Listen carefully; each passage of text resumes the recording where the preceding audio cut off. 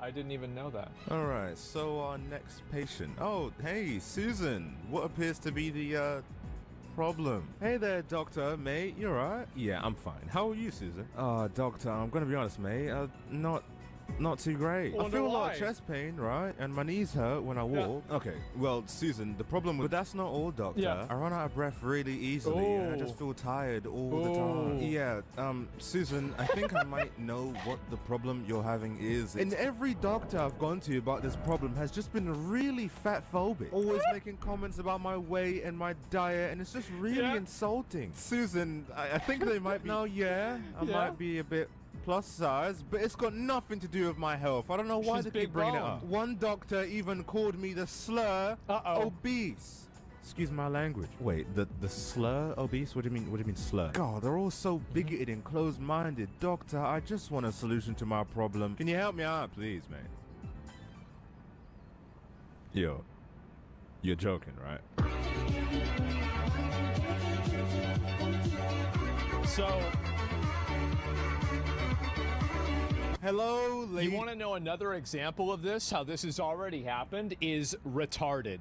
So retarded used to be the word that you would use as the euphemism for a word that was worse. But now we don't use, now retarded is seen as the bad word and people are using neurodivergent instead.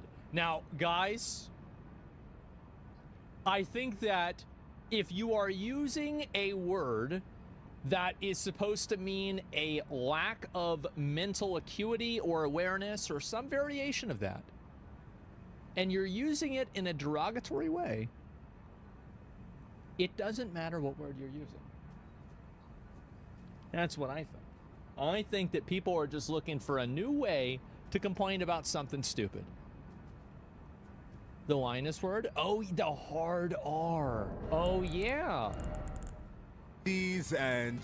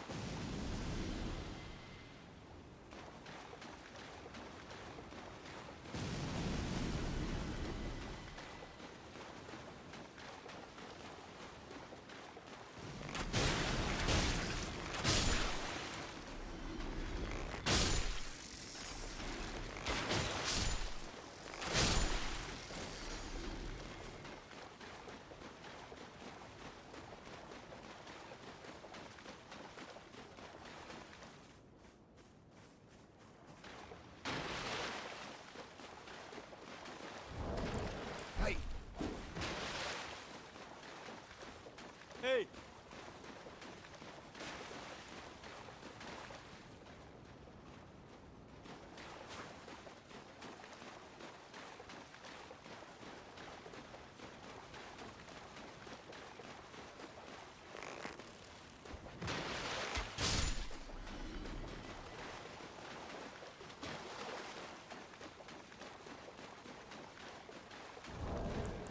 Hey! Hey!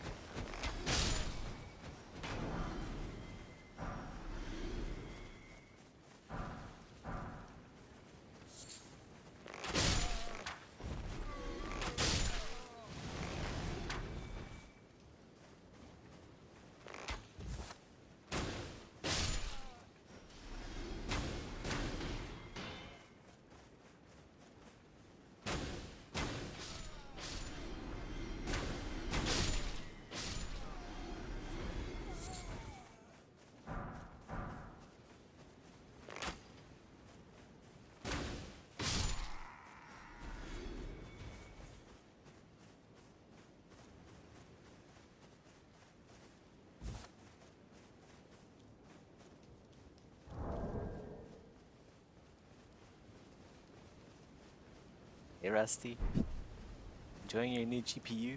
Nice.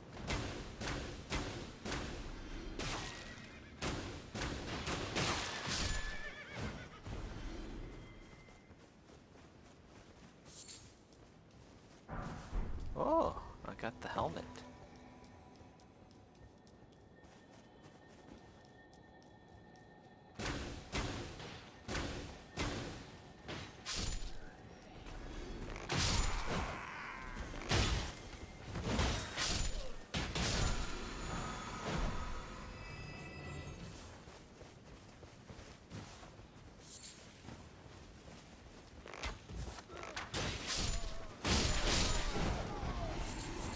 Is your toe better? No response.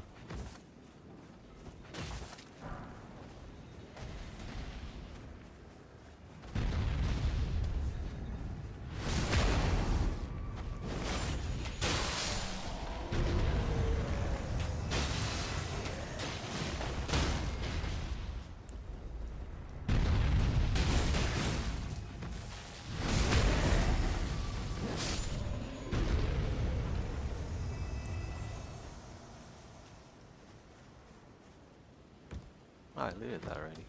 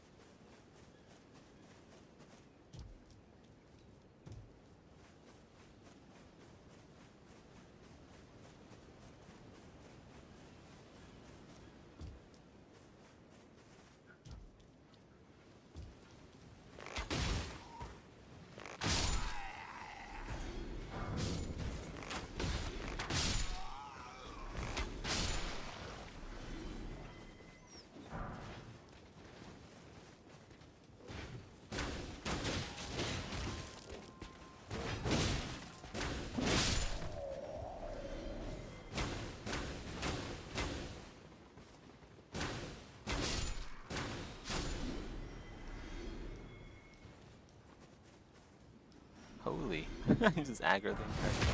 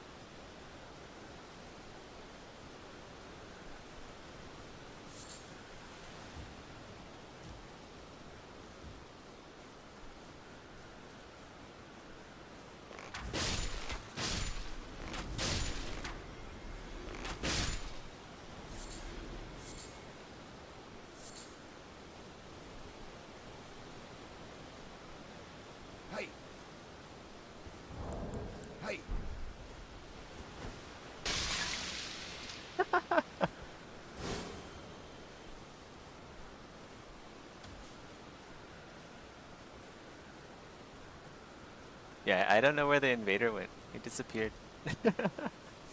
Oh, golden seed.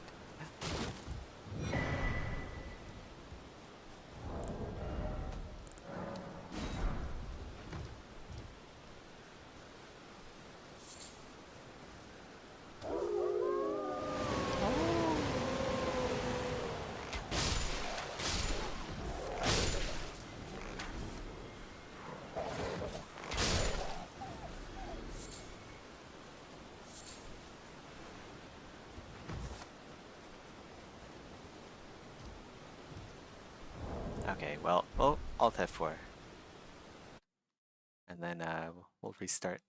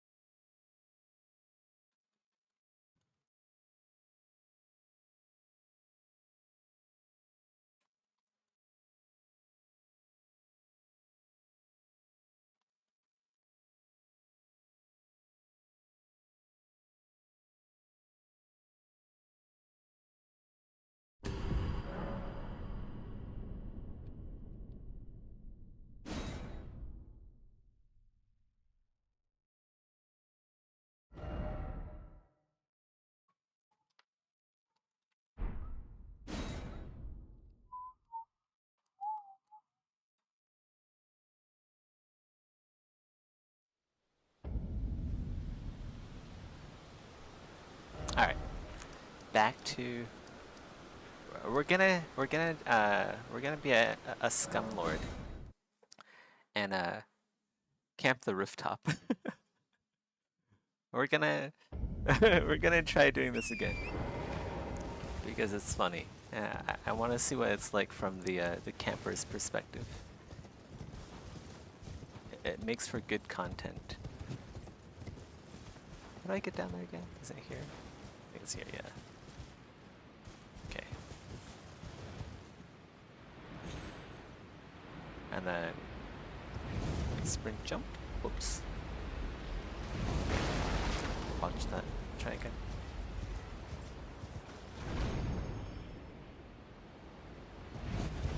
Okay, don't think that goes high enough. We'll try that again.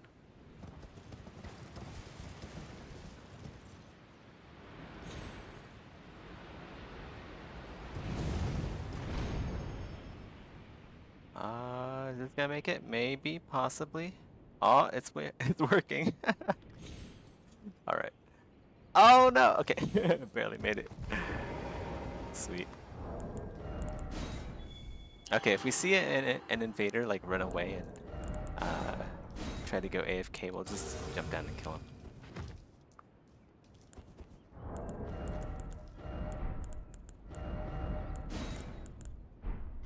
But I really want to like camp out here and then try. I just feel like being an asshole for a bit. Where's the So we'll just like sit up here and have a good laugh at the invaders. Oh, hunter. So just so we don't lure in hunters as well.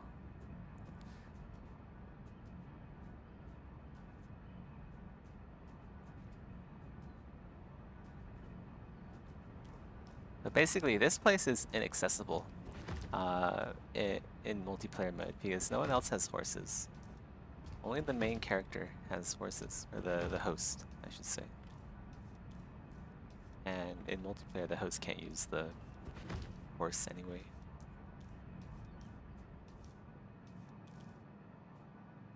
There is a considerable lip to this.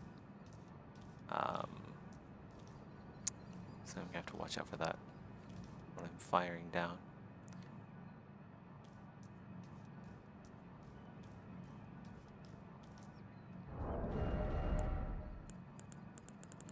Should probably just have these on.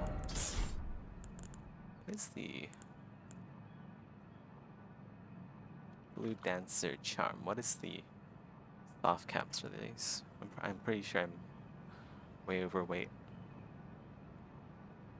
It's still extra damage if equipped. So it is less than 30. It's still extra damage, but it's not. It's not optimal.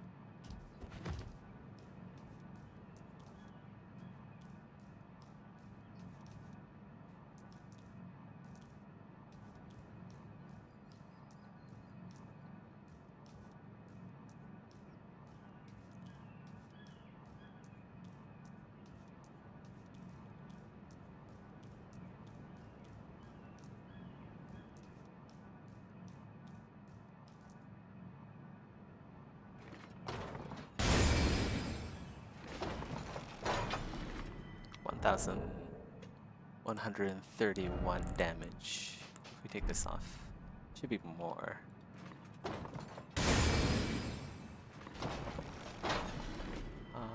It's less, but that's because it's farther away. This basically does nothing once I have Rabbit's Cannon on.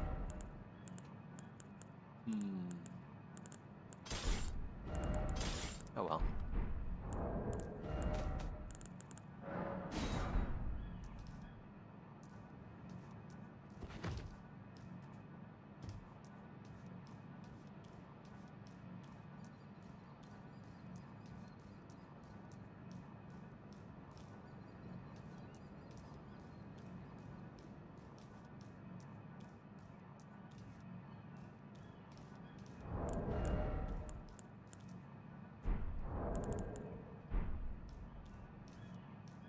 I'll just wait for a bit.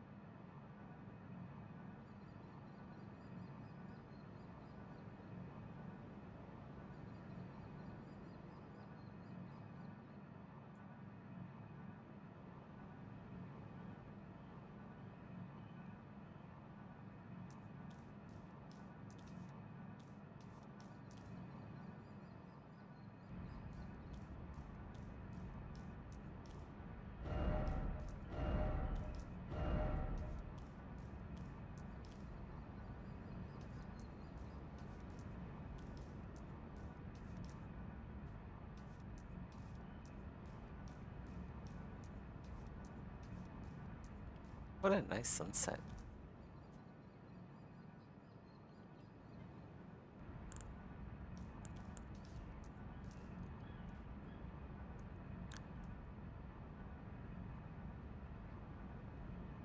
Do you want ice for your toe? Oh, okay.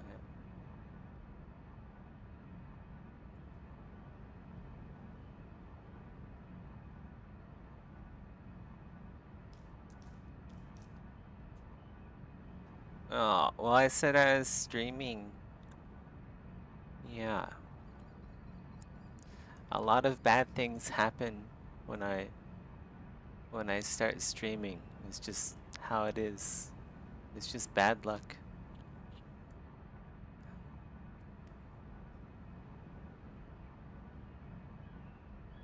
I'm talking to Shirlene.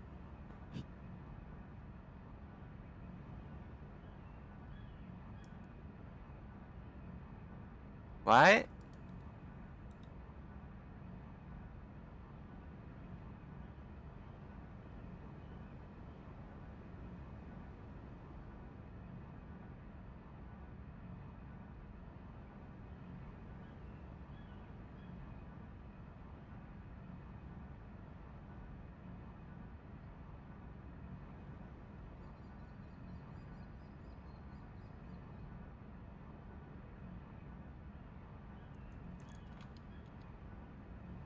No invaders yet.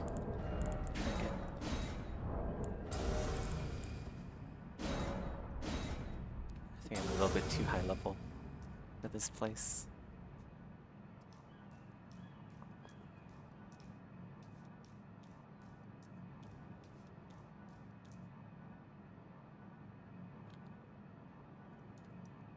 Ugh.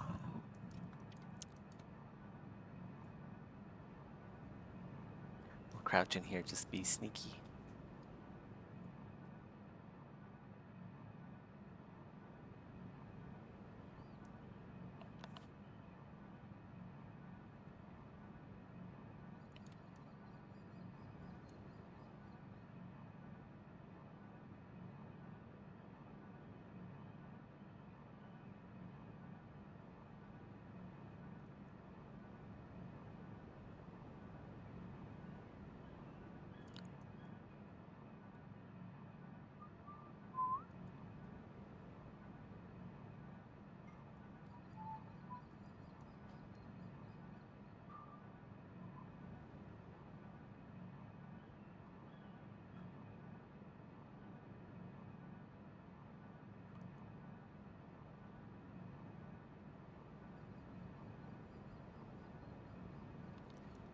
Any invaders? No invaders yet?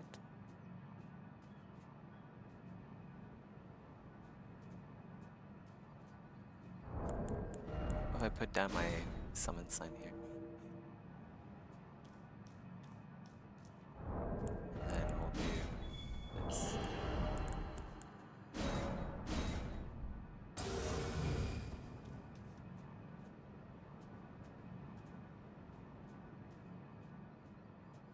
It's not very active right now.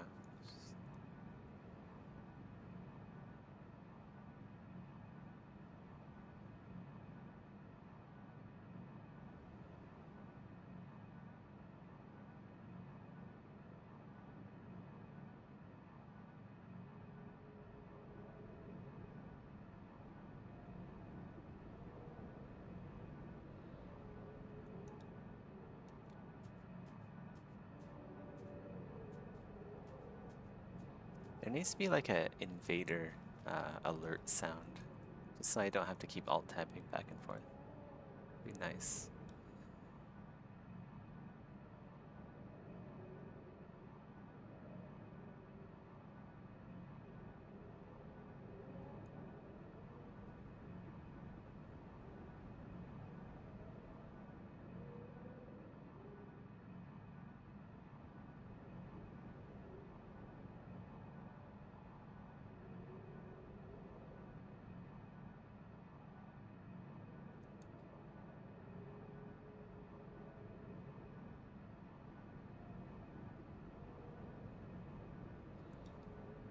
Still no invaders. Might have to kill some stuff.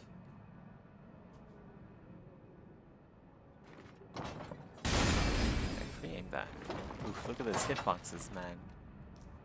Collision, hitbox. It's just that is some rough shit.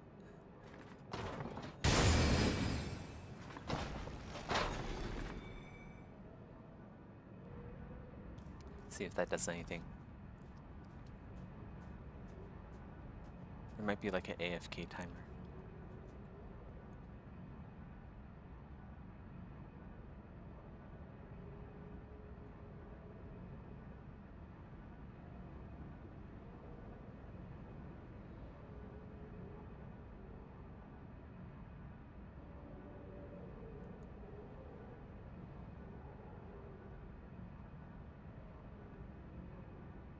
Gentlemen, boys and girls, cats listen and to this in dogs, the background. Starlight, Jesus. and Huey. Welcome back to the channel. Or if this just so happens to be your I'll first watch time. this later, actually. Any invaders? No invaders? Come on, invaders. Let's go. Someone invade me. It'll be funny.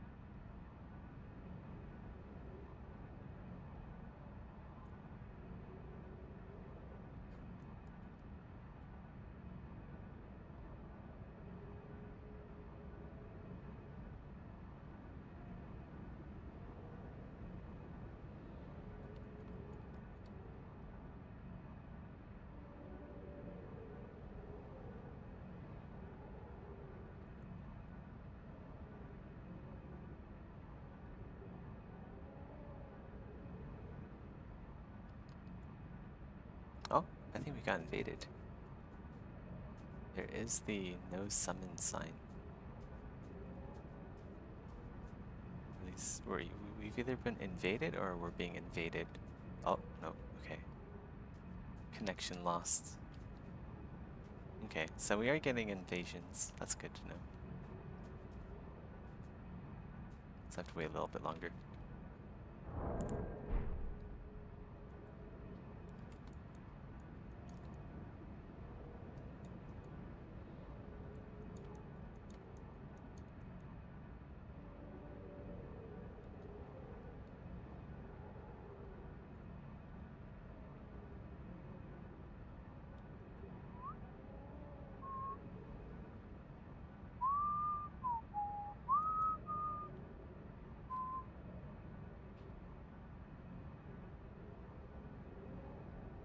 Give me a sec.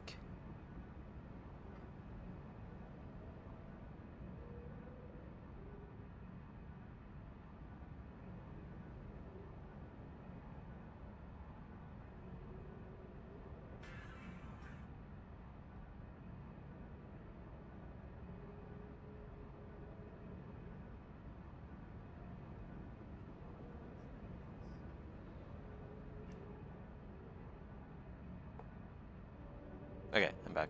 Sorry. Did we get invaded yet? Oh, we're being invaded? Possibly?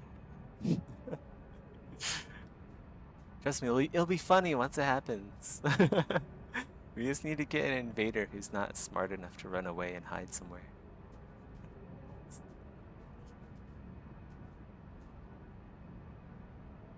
We have to get a stupid invader.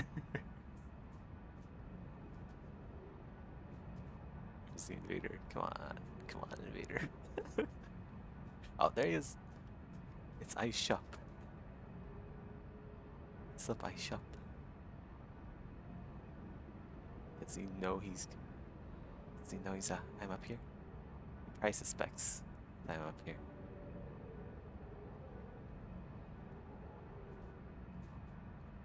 Okay. Ah, oh, sugars.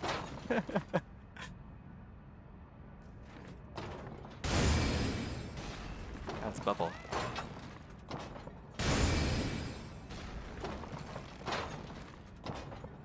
Oh, is that gonna hit the wall? No, I missed. Oh, I didn't miss. Okay. That rolling. Oh, I got him. There's some delay on the damage. Oh my god.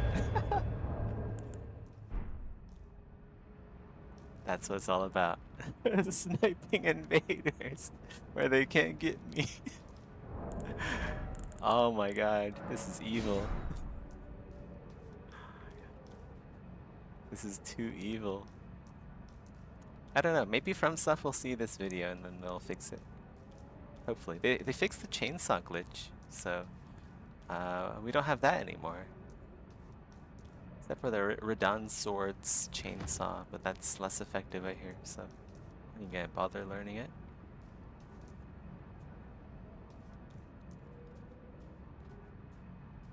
But yeah, this is why you gotta playtest your games. Make sure that they don't have shit like this.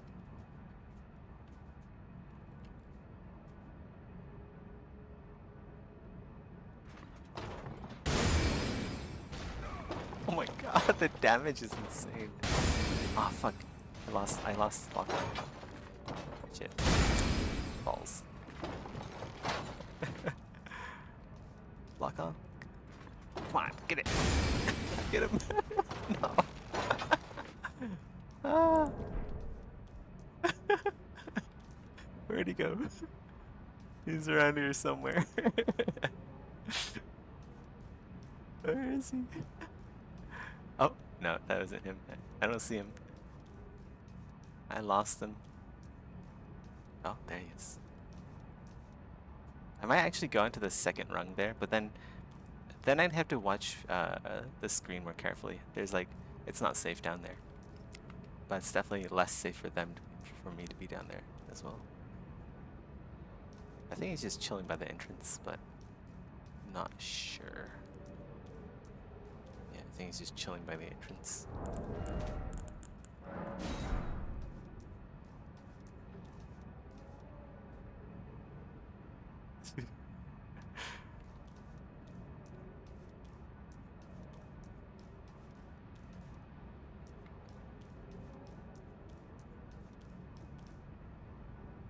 Maybe if I throw some rainbow stones down there. One of these glowstone. We'll give him a glowstone, see if he comes out. Oh, it's too far. Come on. Man.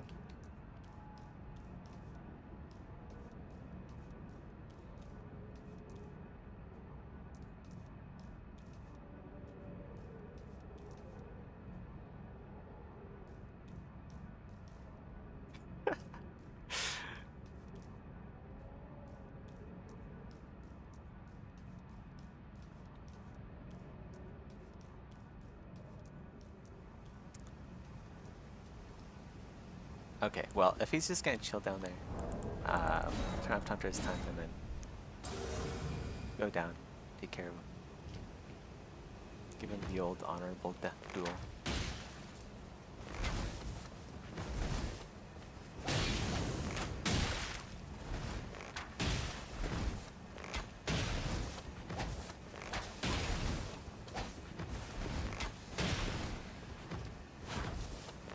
Oh, I've forgotten. Medium rolling. I was wondering why my rolls are so slow.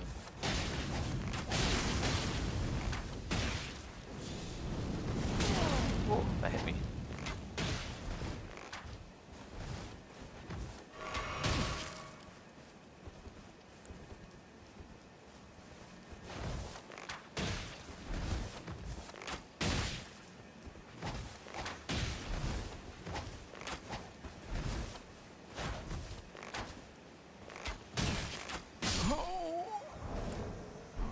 Alright, we'll go back up there again.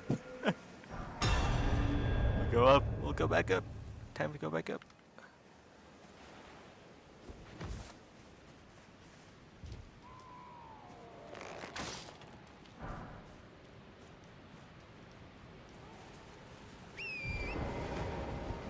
Alright, let's go heal first. There we go.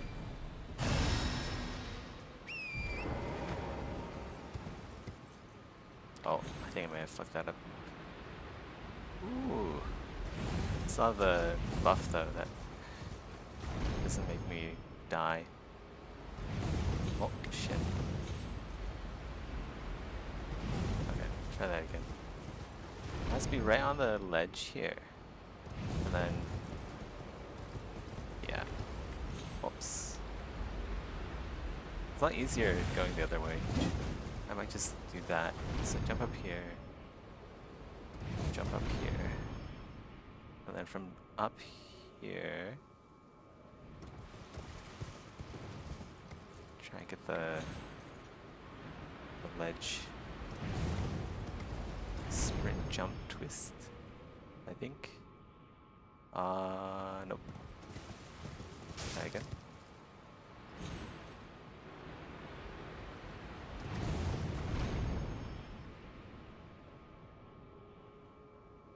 Nope. I need to figure out how to replicate it, like, perfectly. Maybe like that? Maybe, like, torrent has to be tilted sideways or something. I'm not exactly sure what causes the extra boost in momentum. Whoops. Whoa, what the fuck? Whoa, what? Okay. At least it transported me back up here.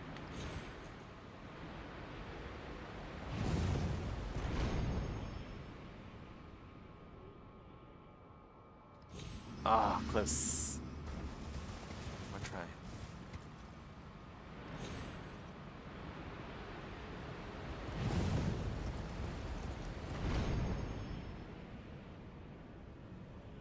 Okay, there we go. Yeah, I don't know what does that. Ah, we only made it to the second rung. That's fine. That's fine. We can learn invaders here.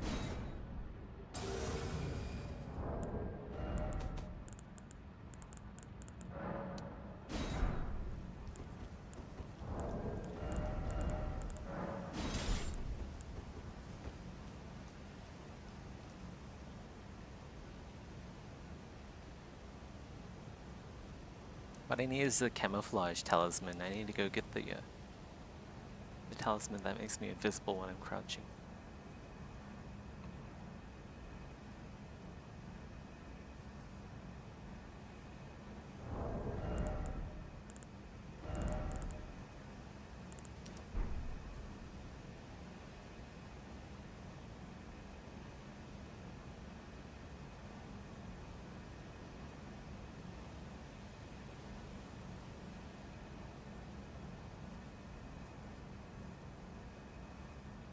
Invaded. Oh, no. They couldn't connect.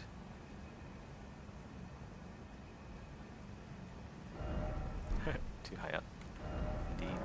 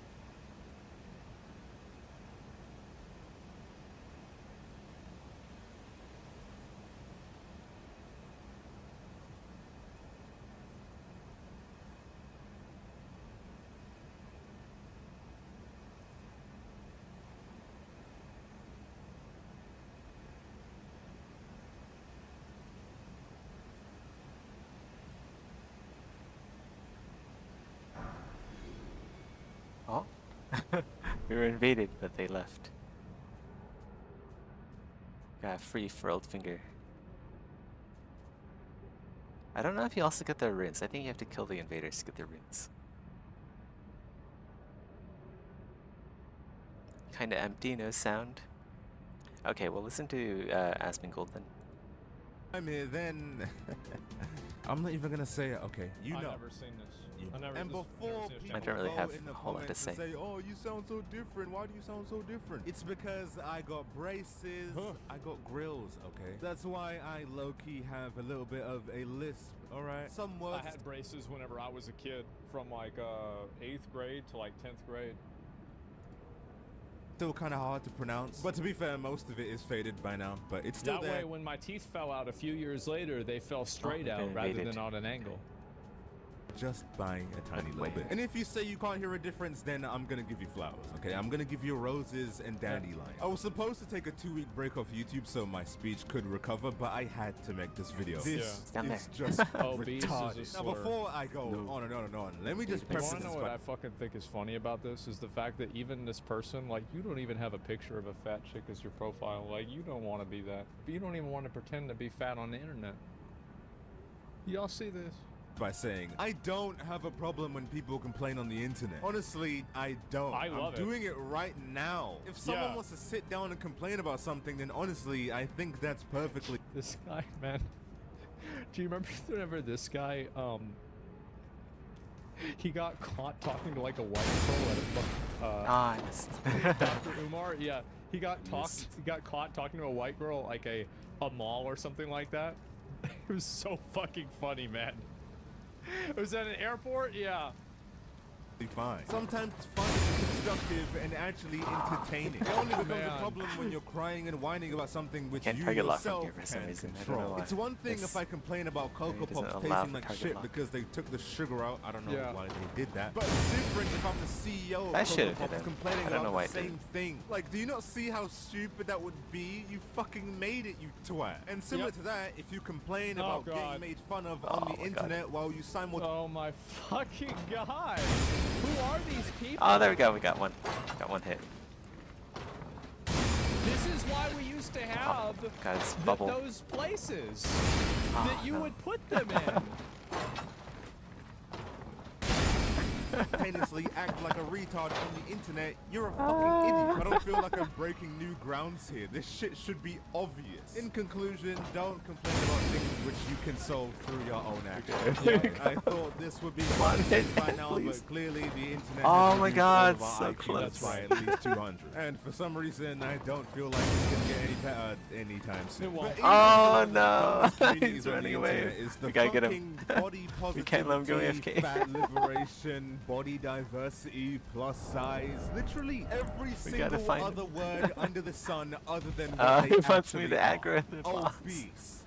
You are obese, okay? You're not body liberated. You're Oh not my plus God. size. A fucking large. Well, they coat. are liberated. They're liberated from being able to fly in an airplane. He's fat rolling. At KFC is plus size. Not a You're just professional fucking invader. obese. You can call it whatever you want. It is not gonna change that fact. We've been over this. Wait, is this the several same guy? I feel like I've been invaded by this guy guy's before. farming them. Like, wasn't there another guy with black? And like I've said in the Black previous fire. Yeah, they're gonna die of old age at 35. Yeah, guys, I've only got a year left.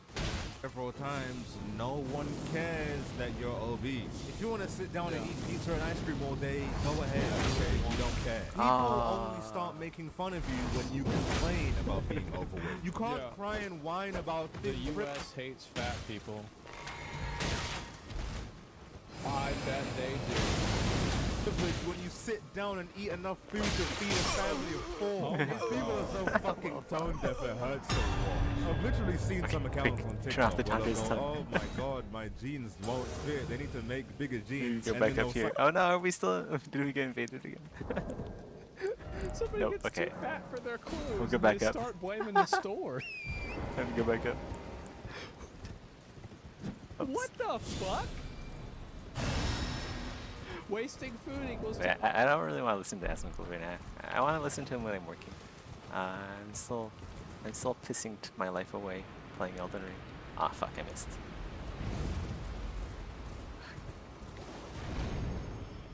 Can we get the ledge there? Oh, you're gonna have to. Okay. Ah. It's so difficult. Okay. Grab that. Jump again. Nope. Okay, well, try that again.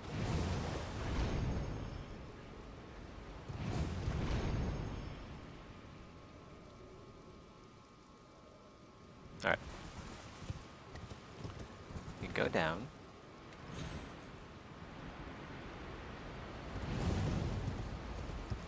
Fuck. I sprinted a bit too far. That is so crazy.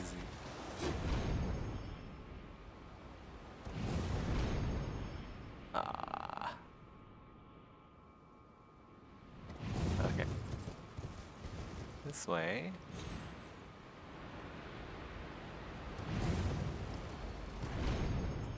Man, I keep going a bit too far. Yeah. Fuck.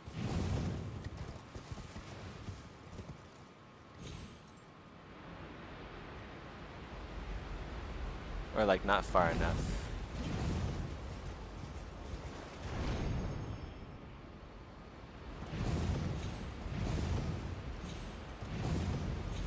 Okay. Is it? Oh, balls. Yeah, like I accidentally sprinted past the ledge.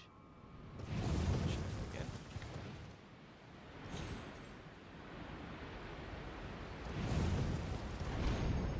This might be it. Nope. Gotta get the hang of it.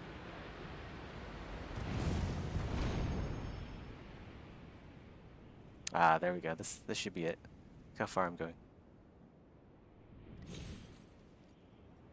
There we go. Alright, Tandra's done.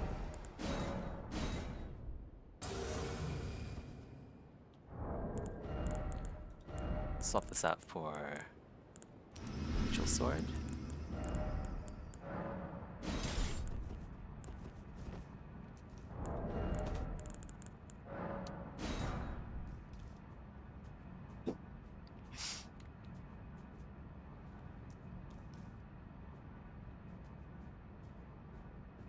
We've been invaded, or at least no one's attempting to invade.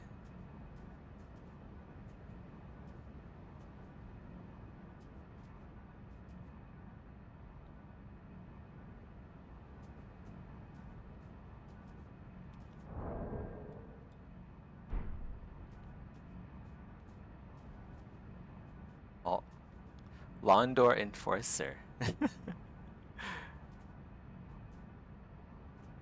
Alright.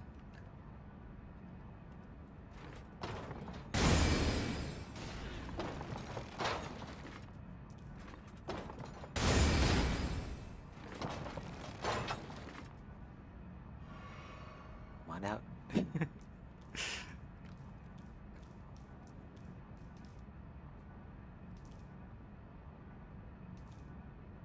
He's back by the tree somewhere. Yeah, he's there.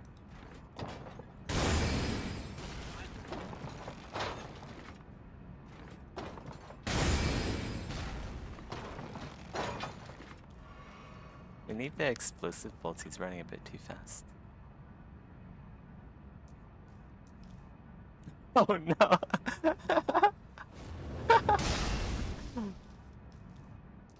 It's gonna be a ballista war.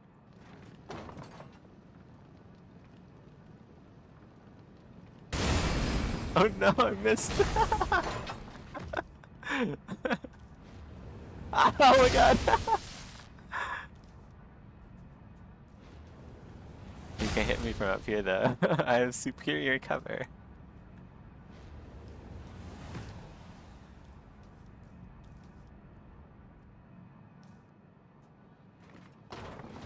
You might hit me there. Oh no! You got me down.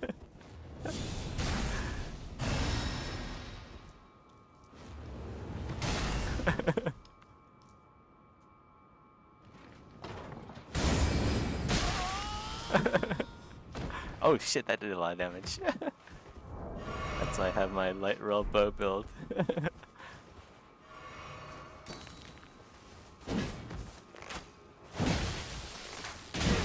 Whoa.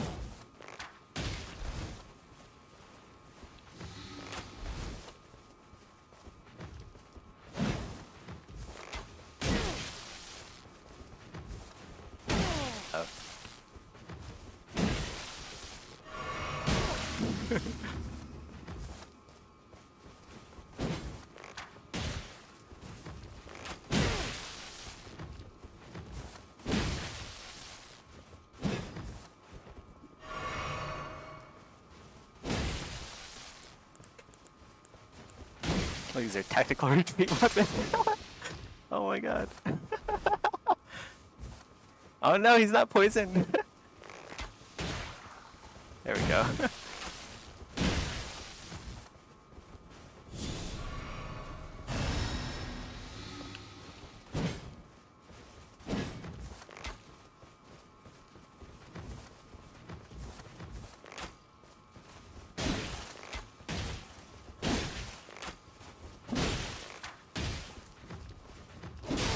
Holy cow!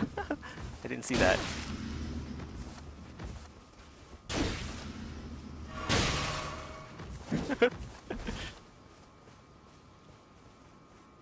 Okay. We need to swap this out for our blue dancer.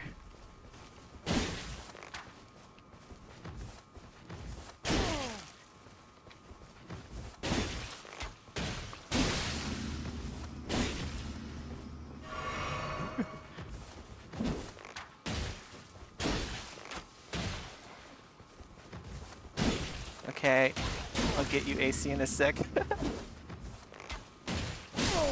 No! Well done. I got distracted. Well deserved point down. We'll go try that again.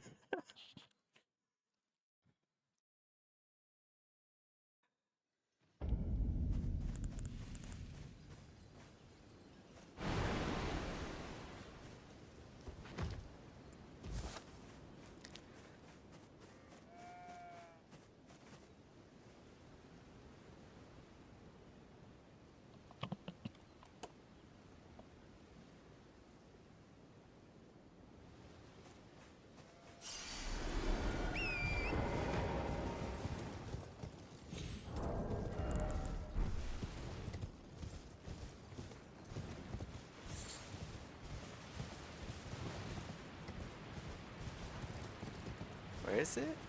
It's here. Okay.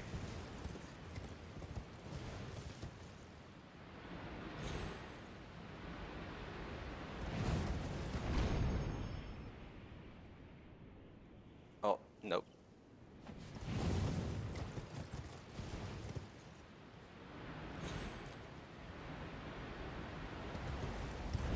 Fuck, I keep like hitting the ledge. Maybe I should just like stop sprinting forward when I hit the ledge. Okay. There we go. That should be it. Nope.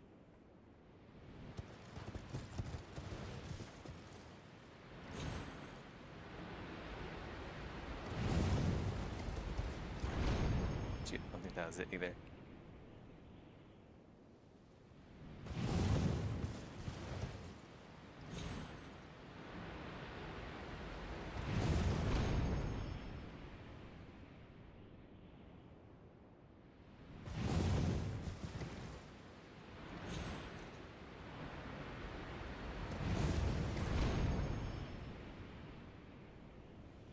Okay, that's it.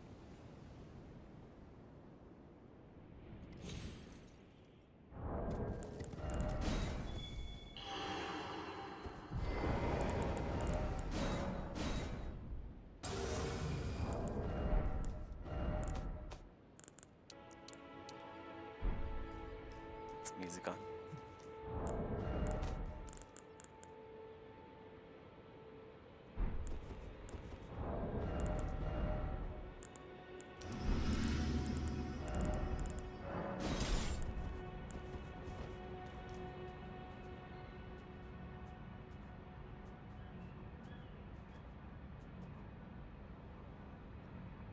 Actually, I wonder if is Rabath's cannon better, or if should I just like use a Rancor shot?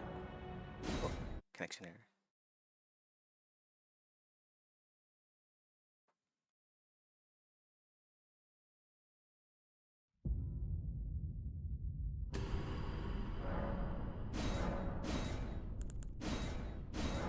Okay, let's go restart.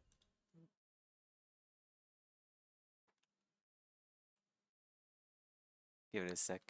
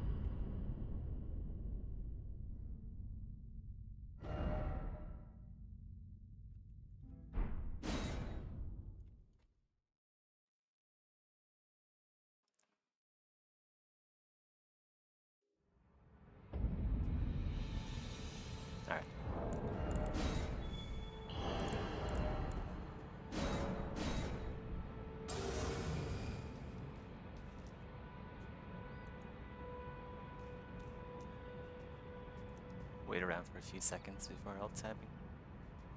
Just in case we get a invader immediately.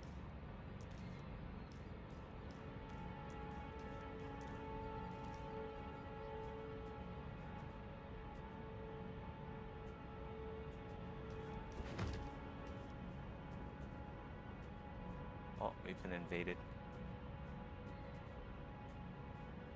Yeah, let's go try something new. Let's go try Blue Dancer and just like use Rancor Shot. It's probably less damage overall, but we'll try.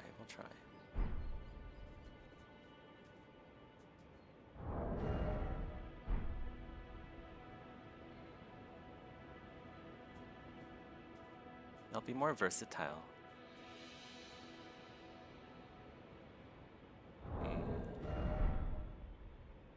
If it doesn't work out, we'll go back to our usual. I like the bone arrows. It's a bit far for just like regular bone arrows though. I might need to be on the second ledge for it to work.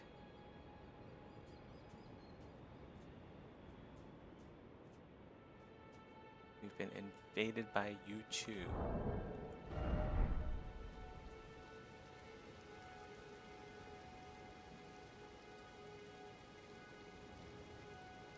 They're just standing there.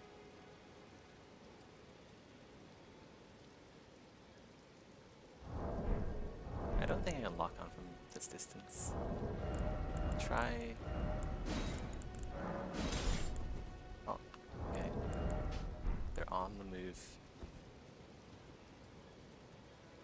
Do they know where the compass is?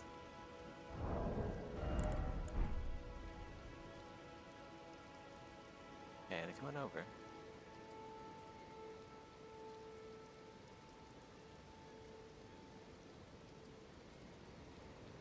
Do they see me?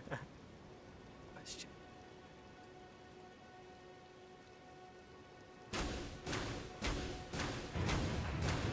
Ah, yeah. Cannon's better. Well, it depends if they like know how to roll.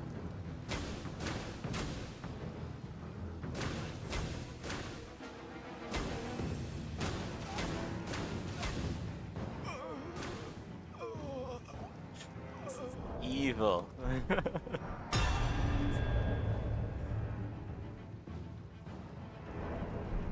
This build's already busted with me on the ground. It's even worse when I'm up here.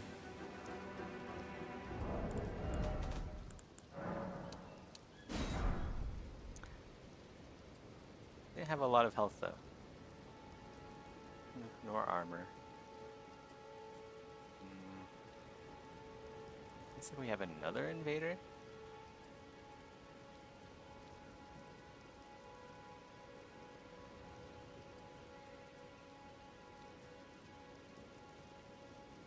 On to get back-to-back invaders. Oh, what's that?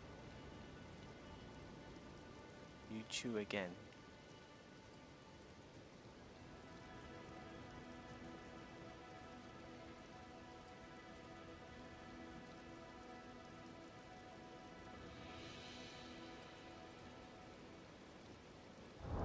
Let's go practice some freeing. Oh, I need to buy more explosive bolts. Don't have enough. What is he doing?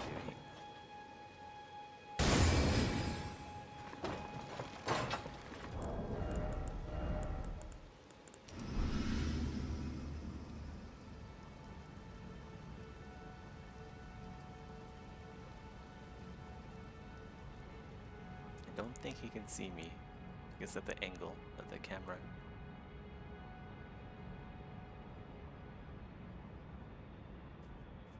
It's just out of range.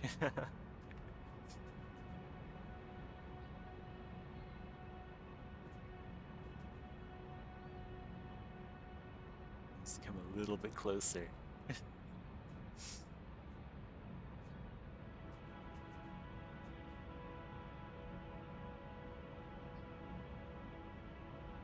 He's like wondering where the heck I am. Where is this guy?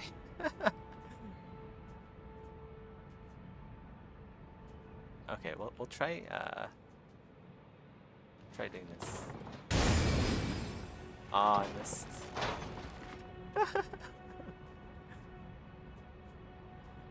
I think he sees me now. He definitely saw me there. What's up? I'm up, that's what.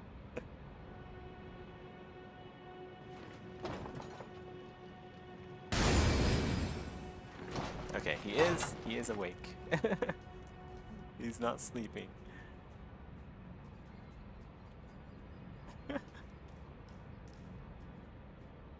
Needs to come closer. Maybe we can lure him with the glowstone. It's a sign of friendship, the glowstone.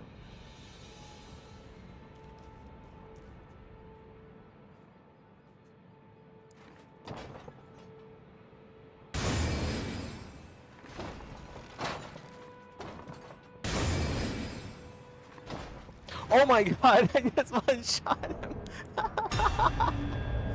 No way! I was not expecting that.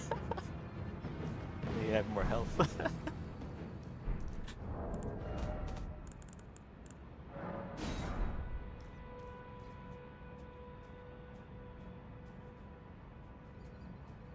Oh my god.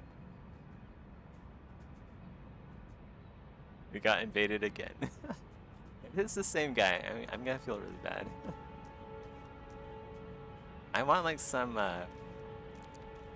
professional diehard Dark Souls invader to invade me. Those are the ones that get pissed off the most about this kind of shit.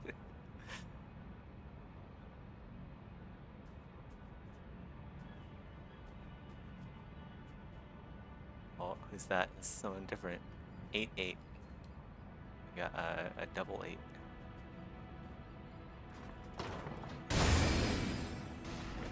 Oh my god, not a lot of health. Shoot. I don't know if that's gonna hit. Probably not. Shit.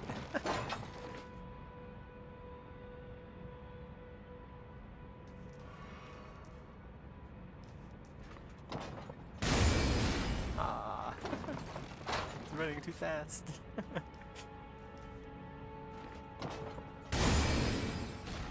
Oh.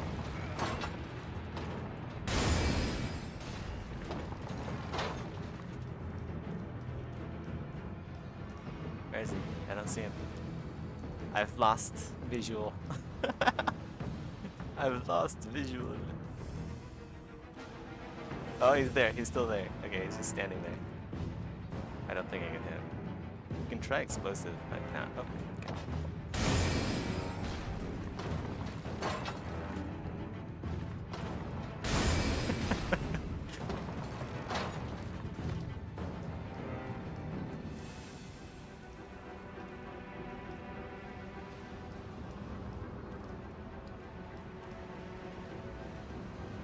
He's baiting. He's baiting out the cannon.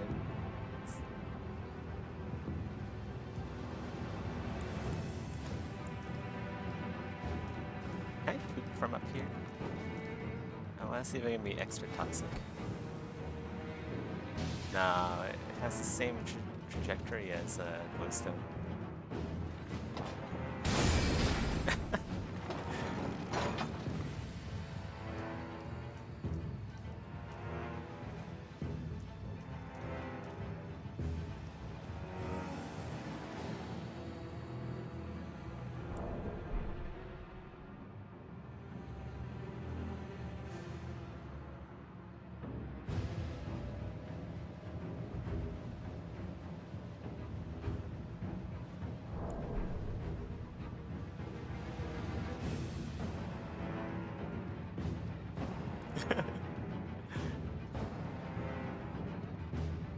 Can he even see me from there? I guess he could, possibly. He'd be able to lock onto me from down there, though. angle. Yeah, he could probably see me from down there.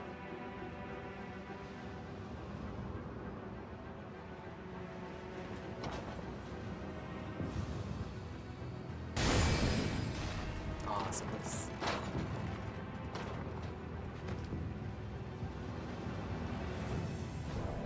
Try something different.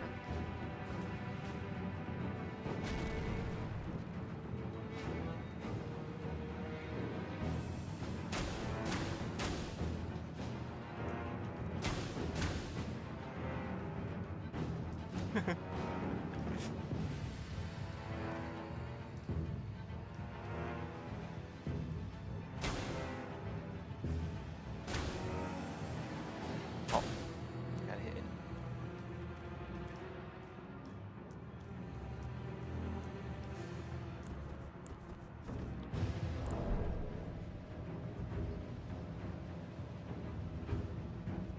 Let's go learn some hunters to get him out of there. Hopefully we can get out of combat so I can craft some more bolts. Nice. Alright. Perfect. We'll craft some more ammo as well.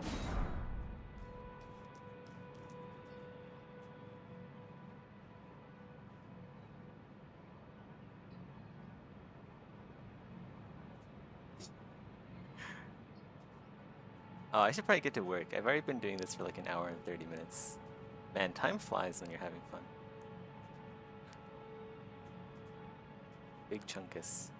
That sounds like someone who doesn't put up with this kind of shit. He's gonna be like pointing down at me from down there. I do the same, honestly. I hate AFK campers like this. I just want to know what it's like. So I get the full Elden Ring experience.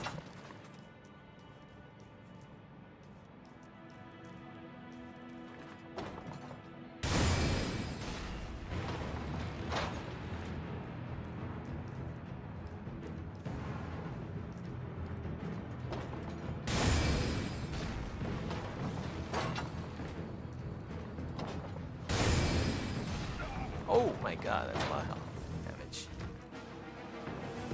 Simon. Come on, Simon, don't be AFK. Oh no.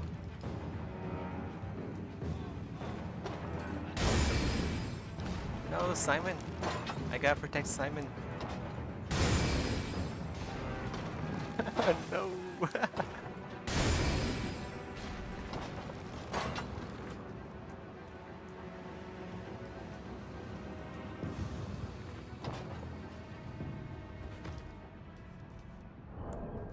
Okay, well, we'll go down there and fight him. I do need to go to work. Get some sculpting done.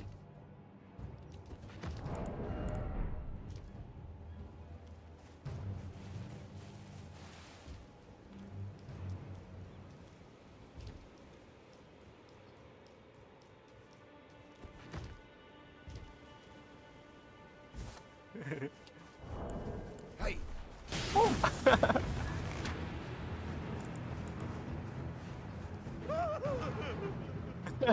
He probably hates me.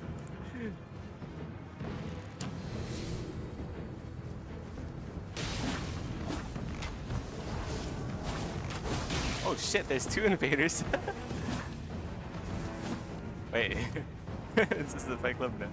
Is he fighting the other invader? Almost looks like it, yeah. I think he's gonna fight the other invader. Or they're both gonna try and gank. Oh, they're gonna try and gank. Market for what? Olin.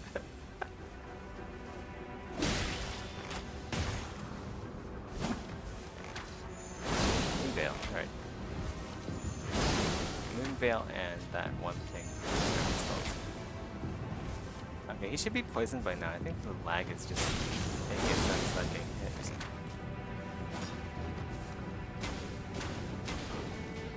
Okay, maybe I was just missing that.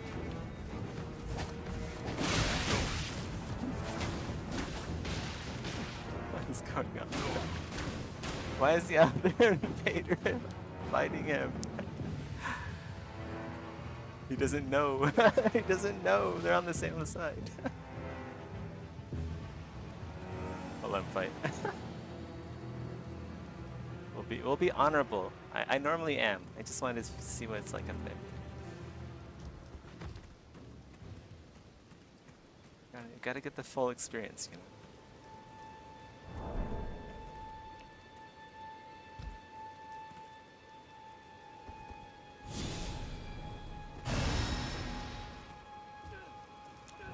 I feel like Margit's gonna die though. Double 8 seems to have better situational awareness. But man, wow, that's pretty close.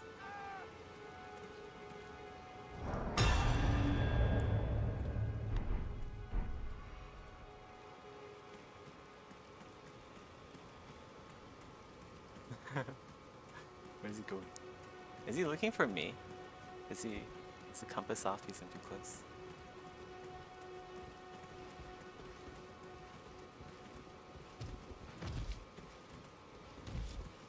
Down here.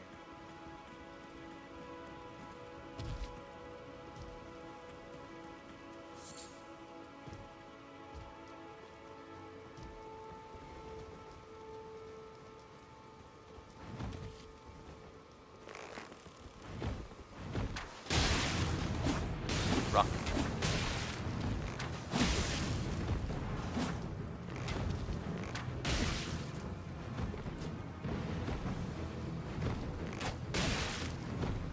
Wow, so many rocks.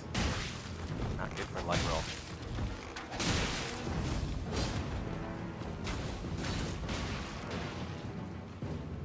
Okay, we'll let him fight the hunter one-on-one. It's a good fight. Sorry that guy stepped in. Okay, that's enough work. That's definitely enough gaming for today.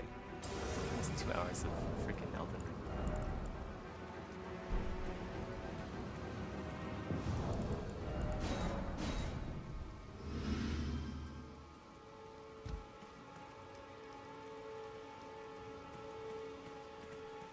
Unless we have one more invader on the way.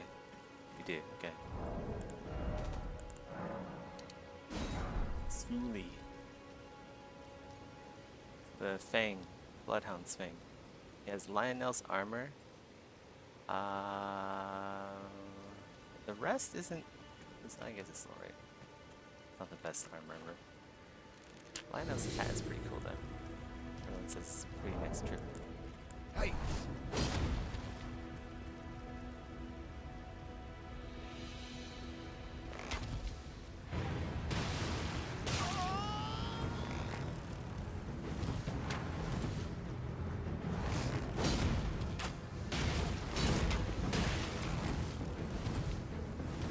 Oh, very poison.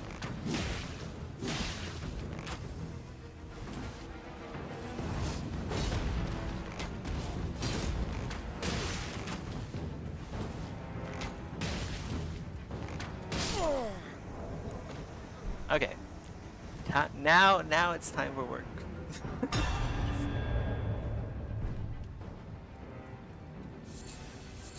Well, now I know what it's like up there. I probably won't do it again. It was fun for a bit, but then it just got kind of boring. It's more fun to like run around killing PvE first, while waiting for PvP.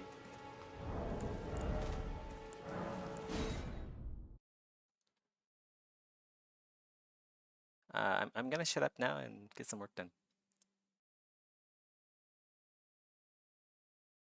Terrorism? I mean, for them, I think they believe it.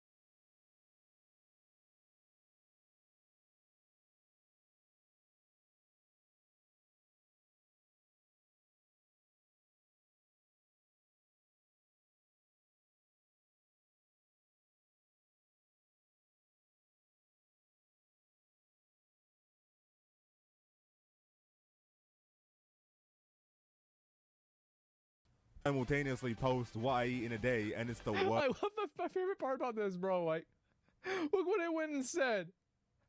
Donut number 1. It's not donut. It's only donut number 1. What? How many? What I eat in a day, and it's the worst food Oh ever. my Like, the God. solution to your problem is right there. French fries and an impossible cheeseburger. It's on your account, you fucking wanker. But the worst thing these people do is that they'll genuinely convince themselves Yeah. that there's nothing wrong with being obese. I don't think this is that big of a problem because I think that this is, I'm an asshole. Everybody knows this. It's natural selection. That's what happens. And if you believe this, it is. And if you think this is what's going to happen, go ahead and believe in it. Delulu, yeah, there it is. Yeah, this problem solves itself. I wish they died younger, wasting resources. You need to stop thinking that. That's a horrible thing for you to think. Because when they die younger, they actually use less resources. So it's actually not a bad thing because so basically the way that a lot of medical expenses are incurred within like the last year or really even the last 3 to 1 month of life. So if somebody lives fast and dies hard at 700 pounds at the ripe old age of 29, we saved a lot of money. We did.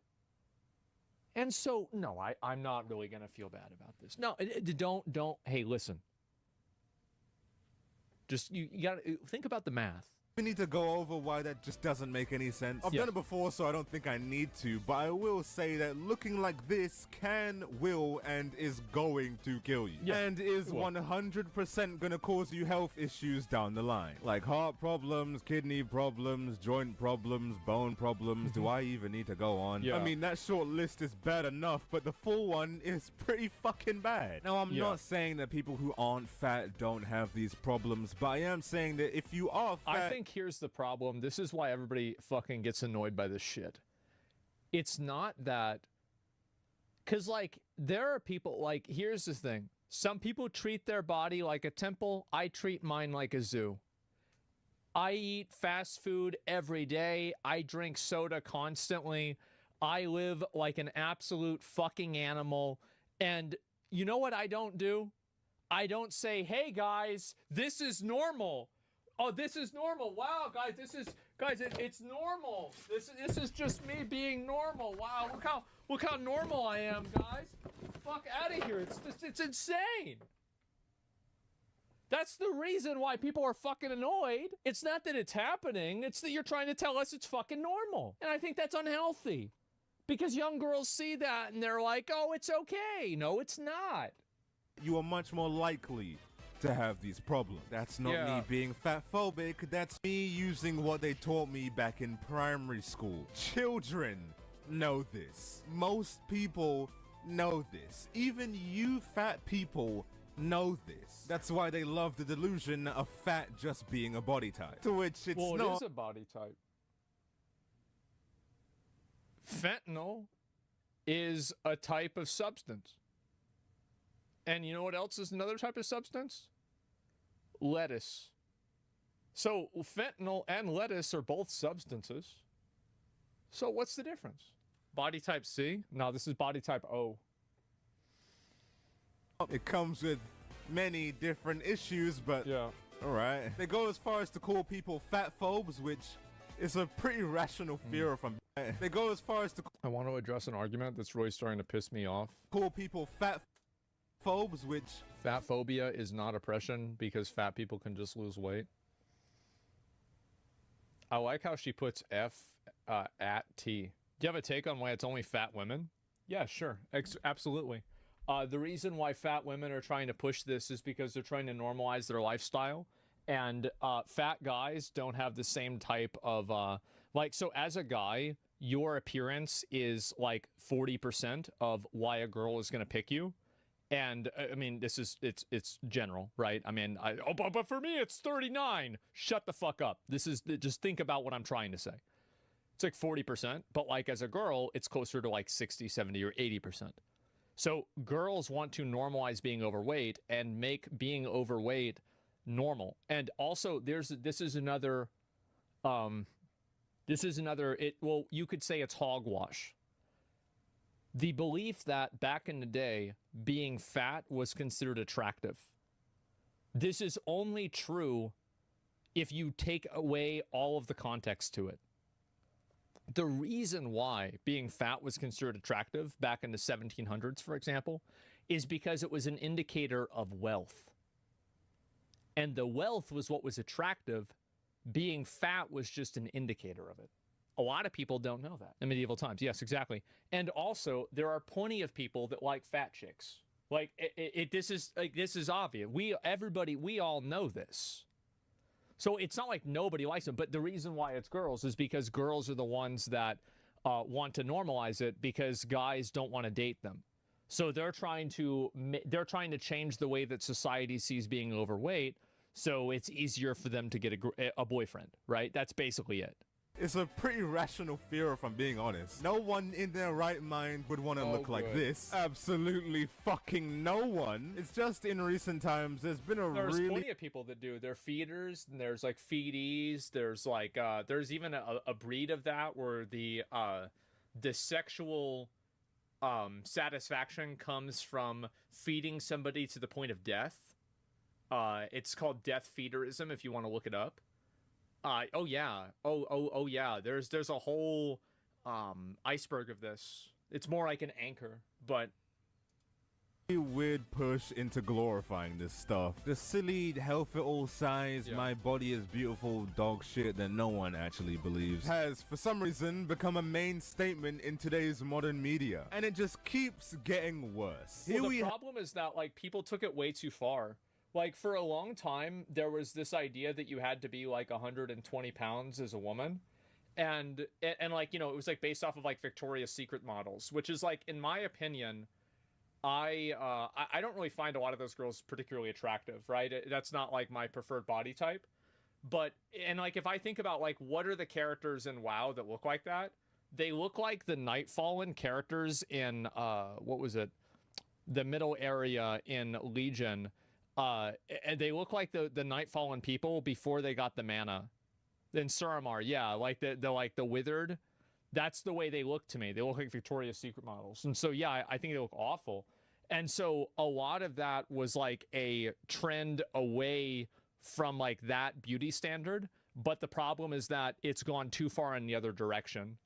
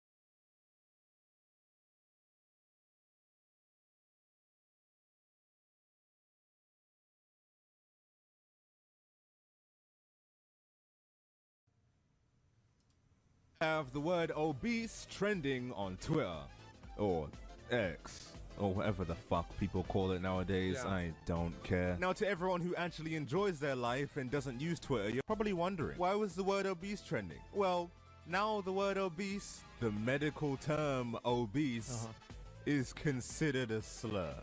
Yes, obese is considered. Oh, she's fat. Yeah, what do you expect? And she's blaming Elon Musk. Where literal slurs are allowed to trend. In Asian countries, the women there are rarely obese. I don't know. I mean, that's what I hear, but I've never been there. Considered a slur. Yes. Yeah. A slur. The word should now be censored and treated I like want to read this. Hold up. Let me read a this. slur. The word. Oh, no.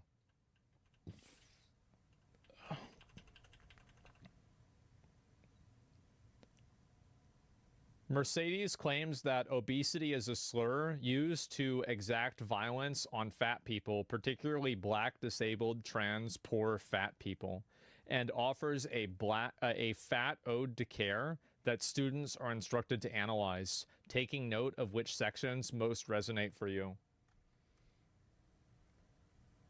How much do you guys want to bet that the person who said that originally has a job at a company that is not it is not crucial for that company to produce its product? They have a non-essential job. Yeah, I think this is 100% chance. Yeah.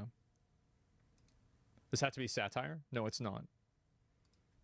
The word should now be censored some of them and probably treated are, like right? the N-word. Honestly, I couldn't make this up even if I tried. Even though I have zero It's pretty much the expectations same of thing. anyone on the internet, Yeah, I'm guys. still somehow disappointed. I can always identify someone who doesn't have a great grasp on history if they see medicalization as a stamp of inherent virtue. This comes up a lot when I talk about how the word obese is a slur. At least one person will always pop their head out of the ground to say, obese is a medical term.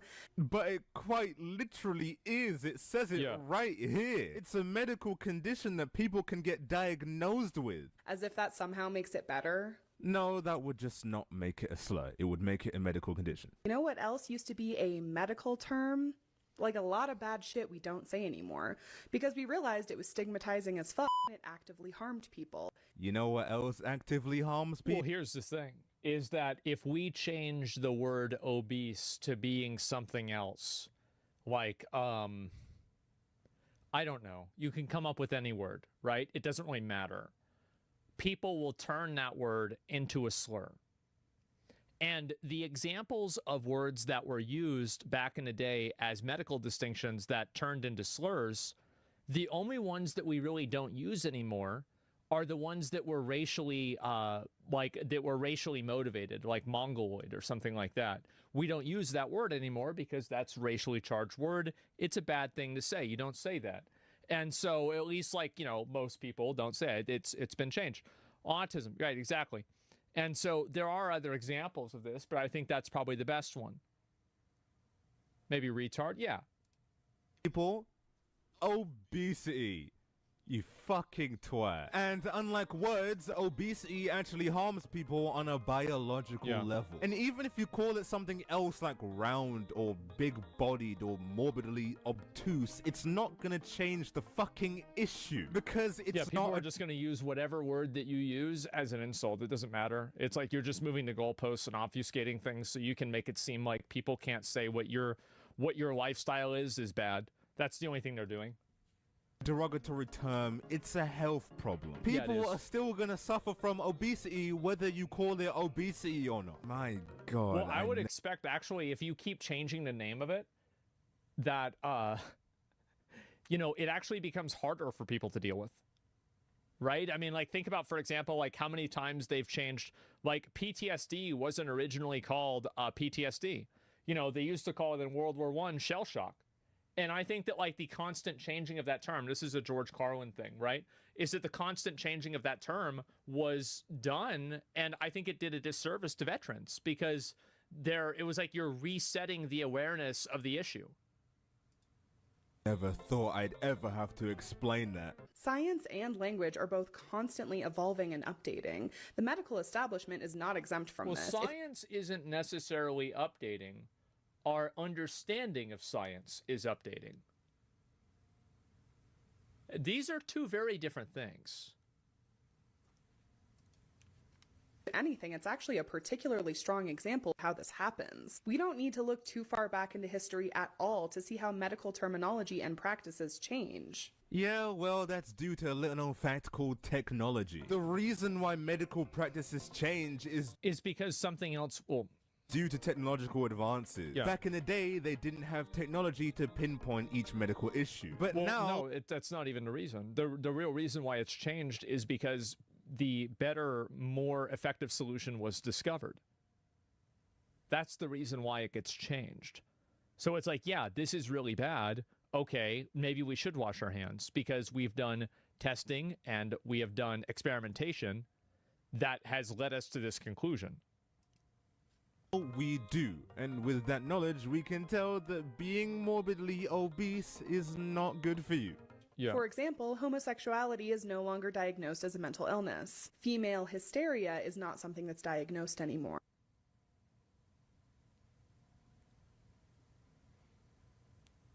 If I speak, I'm in big trouble.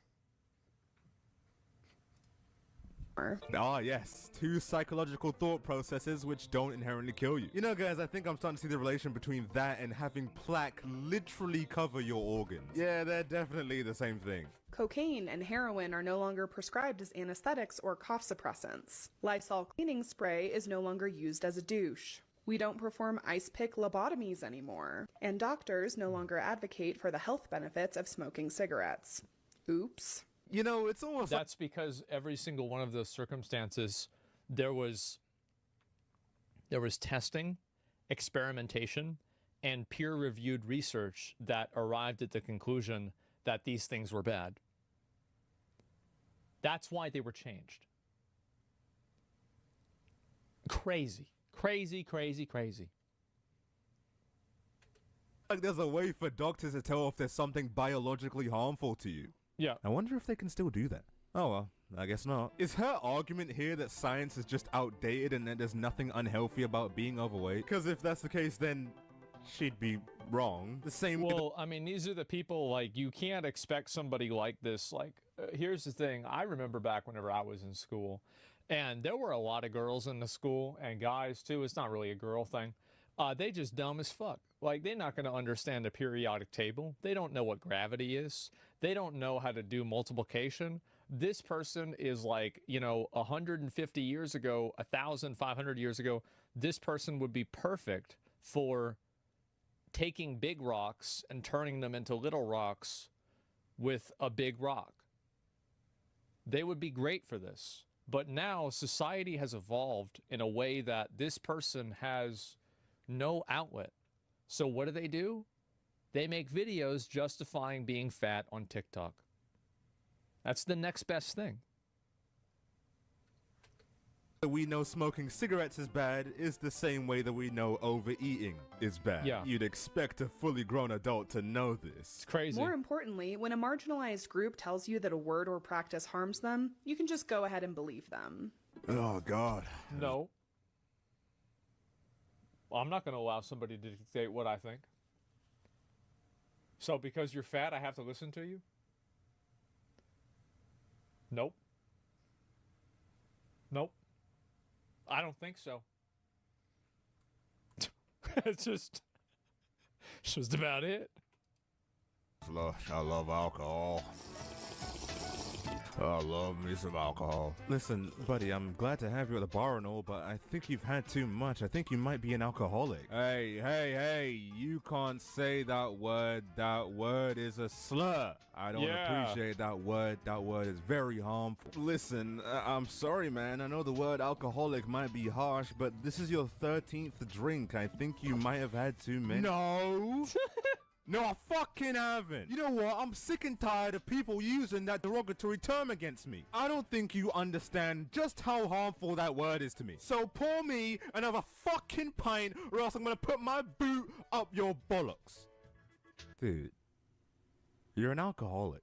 It doesn't matter what word I use here. The problem is this guy drinks too fucking much. I don't understand how people By the way, here's another little fun fact here, is that the Guinness Book of World Records actually no longer takes in records for fat animals because it was creating an encouragement for people to overfeed their pets, which was considered animal abuse. Yeah. too fucking much. I don't understand how people can argue against this. My point here is you can call it whatever you want, it's not gonna change the fact that obesity is an underlying medical condition. And if you view that as offensive, well then that kinda contradicts your entire fat liberation argument. I thought it was okay to be morbidly obese. Why is it now all of a sudden a word that shouldn't be said? Just a reminder that I am very fat and very sexy, and I am 100% glorifying obesity. Go ahead, do whatever you want. Now, I'm sure there's probably some dude out there that thinks that she's hot, and go ahead. Like, I don't care. Yeah, you want to be fat? Go ahead, be fat. Like, yeah. What's the problem with that? Like, I mean, I don't care. Like, now, I don't want to hear about, like, how, like, the thing is, yeah, that's fine. The problem is, like, it's not that you're fat. Like, you be fat all you want. Who cares? But I just don't want to hear about how it's healthy. Oh my god. She just said the O word. Twitter, cancel her. No, they can say that. It's like the N word. They can say it. We can't say it. They can say it. Seriously, Duh. what are the rules It's here? their word, is it yeah. bad? Is it good? Is it a word that no one should ever say? Because if so, then I have a few replacement suggestions. Fat Talk, feel free to contact Burger-bodied. me. But this all just feels like they're just ignoring their health. Like one big everyone close your ears and go la la la la Yeah. la, I don't want to hear the obese word. To which, okay, fine, but that's not gonna change the fact this word. To which, okay, fine, but that's Is this your seat? not Jesus.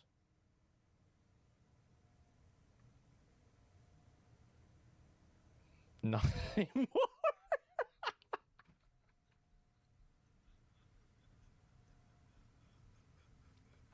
Oh my god. gonna change the fact that you are obese. Oh, sorry. I meant you're plus sized. And so is the plaque in your arteries. Good luck with heart disease. Obesity is a noun, and it doesn't describe how large something is. Well, actually, Obesity is a noun. True. Obesity is actually a defined amount, and that's how bodybuilders are classified as obese. the word obese is an adjective. And is a word used That's how to you have describe morbidly obese, because that's also a definition, which is 100 pounds above the normal weight. a large human being. So, no, you're wrong. Yeah, it's not even true. Yes.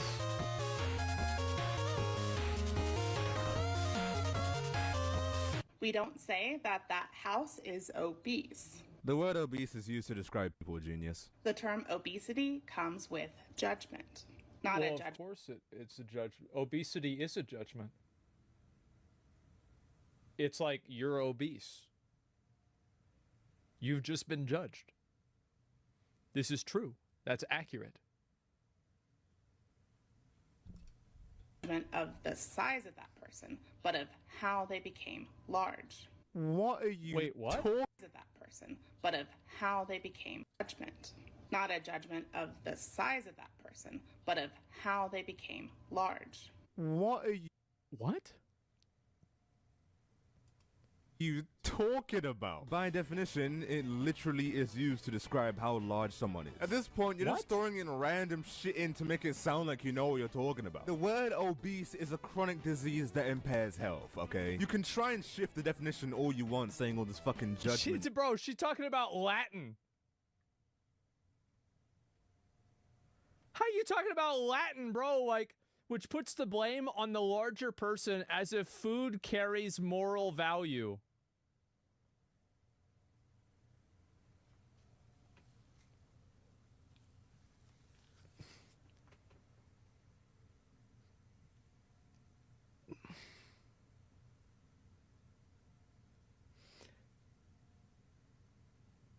I got a new Mr. Beast idea.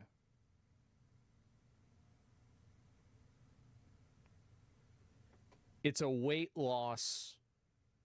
It's gonna be a weight loss area, right?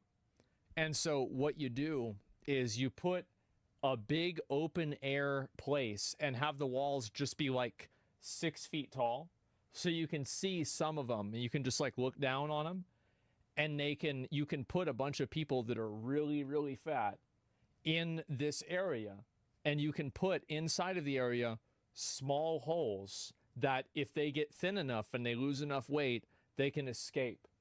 And then the last one to leave gets a free like surgery to have like their like that stomach surgery done. Right? It's like it's a battle royale. Yeah, exactly. And so, cause like, you know, Call Boogie. Yeah, that's cool. I know. I think this is a really good idea. This is how Mr. Beast could rebuild the brand. You could call it the Hunger Games.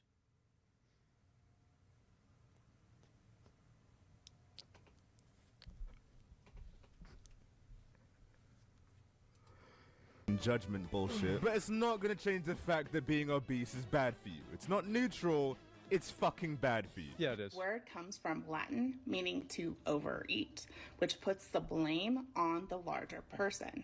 Where else is the blame supposed to go? Well, it's obviously the patriarchy. It's got to be it's Elon Musk, Donald Trump. Let's see what else. There's probably like the school system. I mean, there's got to be a lot of reasons, right? Me? Is it my fault that you can't go outside without... Wait, what is this here? What does it say? Bro, I love reading these. I really do. Accessibility is for everyone. No one feels so ashamed or embarrassed for using the tools and needs to navigate the world. Okay, true. Can't go outside without... Your worth is not determined by your size or ability. You deserve to feel comfortable and confident wherever you go. Well, good for you. A fucking scooter? Or is it your fault because you refuse to eat a salad once in a while? As if food carries moral value. It doesn't, and we should stop using this word. Well, obviously it doesn't hold moral value. It's just food. The food itself isn't the problem here. The problem is when you eat 3,000 to 4,000 calories of it every day. Jesus. You can change the word all you want. The problem is still gonna be there. You fucking idiot. Yeah, these are people, they change the word on it. They think it's gonna convince people it's different. I don't like that word. Can we change it? Mate, the word's not the What you have to understand is that if it wasn't for McDonald's, that... Well, here's what happens, right? Is like McDonald's puts out these advertisements and they say like, if you go to McDonald's, you're going to get good food. And so then they have to go to McDonald's. That's what happens. Yeah. So it's really not even their fault. It's like, well, why don't you get mad at McDonald's for putting out these advertisements, getting everybody to think this? Problem. The problem is that your internal organs probably look like Indian street food. You're the size of 3 people and most of you... Well, the problem is that you want people to ignore it. I don't care how big your fucking organs are. You want to be fat? Go ahead and be fat. You want to be fat as a motherfucker? Go ahead and do it. You want to do that? That sounds great.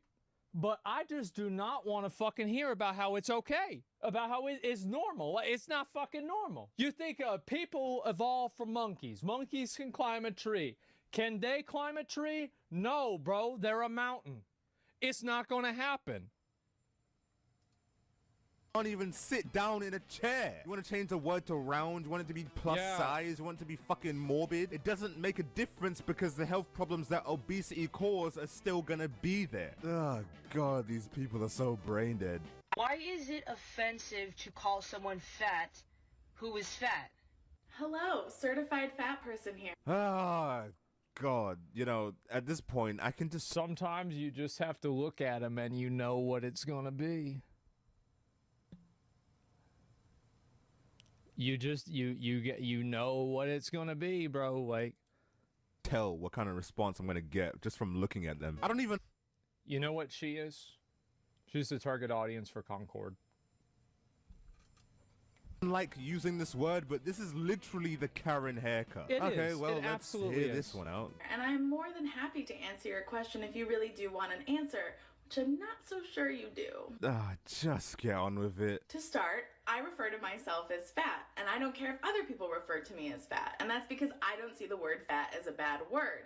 Even if someone tries to insult me by saying you're fat, my response is yes and. I mean, yeah, she's not wrong. right. It's not Yeah, a she's bad right. word. It's Yeah. just pretty bad health condition. And also, if that's the case, then why the fuck does everyone I'm also not a big fan of like, so if somebody is like being mean to somebody for being fat is fundamentally being mean.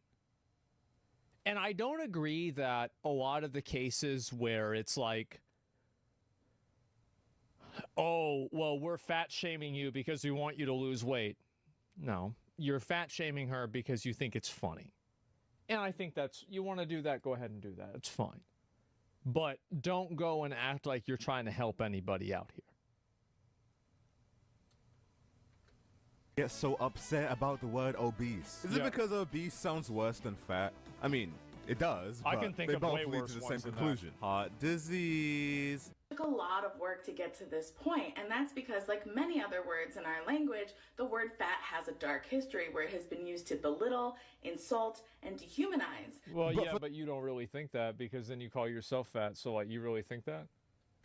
For the most part, to educate, because being fat is not a good thing. It's not a fucking body type like in a video game. No, it actually has consequences in real life. The way you talk about being fat is like it's like being short or having a big nose or having big lips or some shit like that. Those are inherent characteristics which you can't change. You are just literally killing yourself. So for a lot of people, it's very difficult to shake this history when they hear the word fat. Because it's an inherently bad thing. High blood pressure, high cholesterol, bone and joint issues, digestion issues. Do I even need to go on? And if you want the word fat to be used in the same way as skinny, thin, fit, then you need to use See, here's the thing for me is like, this is a bit of a chip on my shoulder. I'm going to be honest, is that growing up, I was always, look at me, I'm still very, very fucking skinny, right? I'm still very skinny. Growing up, I was also very skinny.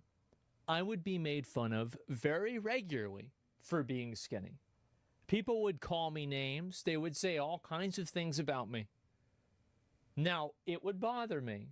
Nowadays, it doesn't, because now they're in their 30s just like I am, and their knees hurt because they're fat, and I'm not, and I don't have that problem. So too bad.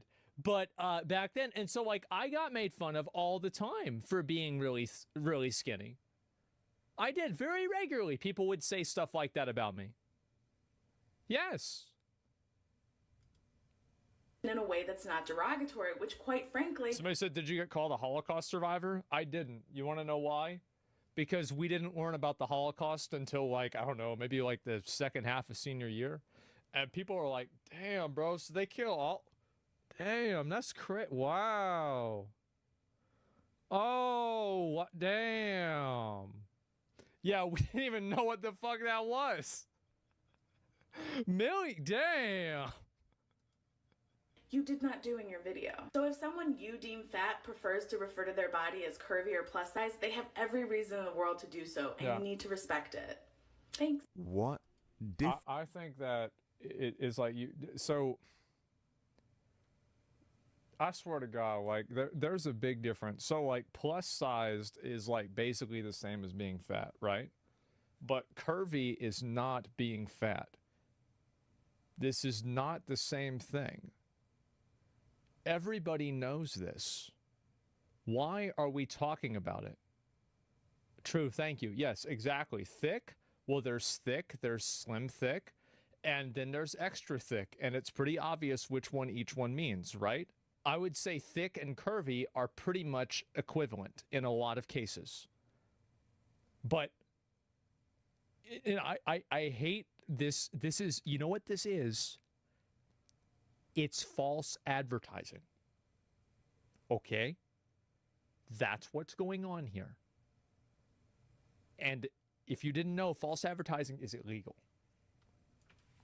Difference does it make? Listen, mate, if you'd rather be called plus size, then yeah, whatever, sure, fine. The problems you get from obesity... Fat people are allowed to live whatever they want without feeling guilty over it. I wonder what she's wearing on her face. are still gonna be there. How many times do I need to say the same thing before it drills into your abnormally large head? Whether you call it obese or not, it's still gonna be not good. But I guess this rational use of logic can't be expected from Fat Talk. I mean, they all collectively thought... Well, they are. The thing is that... Do you remember what Boogie was getting mad at me for earlier about how I said the narcissism thing and the selfishness thing? Remember that?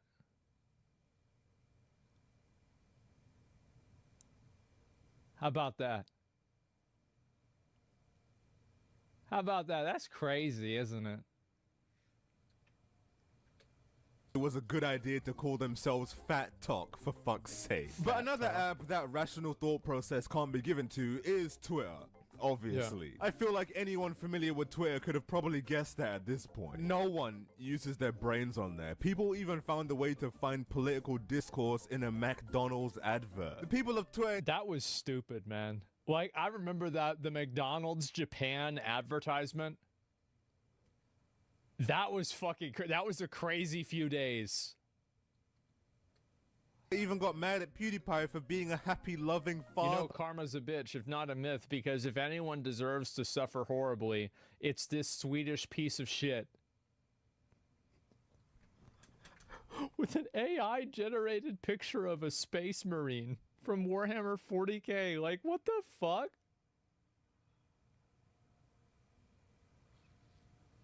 What? This app is actually hell. Like, actually fucking hell. I refuse to believe that anyone who uses this app is happy in real life. But of course, if they can make big issues... Twitter is my strongest argument for making the internet 18 plus. Out of literally nothing, I don't see how... What are these? I want to read this again. There are a lot of ads in the West that depict happy families with small kids, but they are not designed to appeal to online Nazi perverts, so you don't notice them. Right.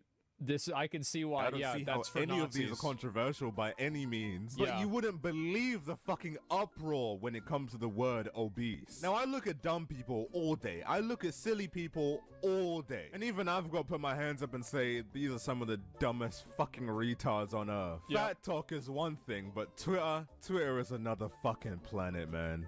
Babe, obesity is a medical slur. Love your body. If you want to exercise and eat healthier, that's great. But don't be scammed and bullied into making yourself smaller. There is nothing wrong with being fat. Well, then why didn't you post a picture of yourself as your profile picture? Why not?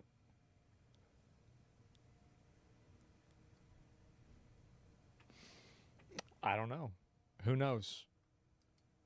I fucking beg to differ. This shit kills people, you know. But I guess my main question here is, how is weight loss a scam? I mean, yeah, sure, there are some... Well, it's simple because you know, well, here's why it's a scam.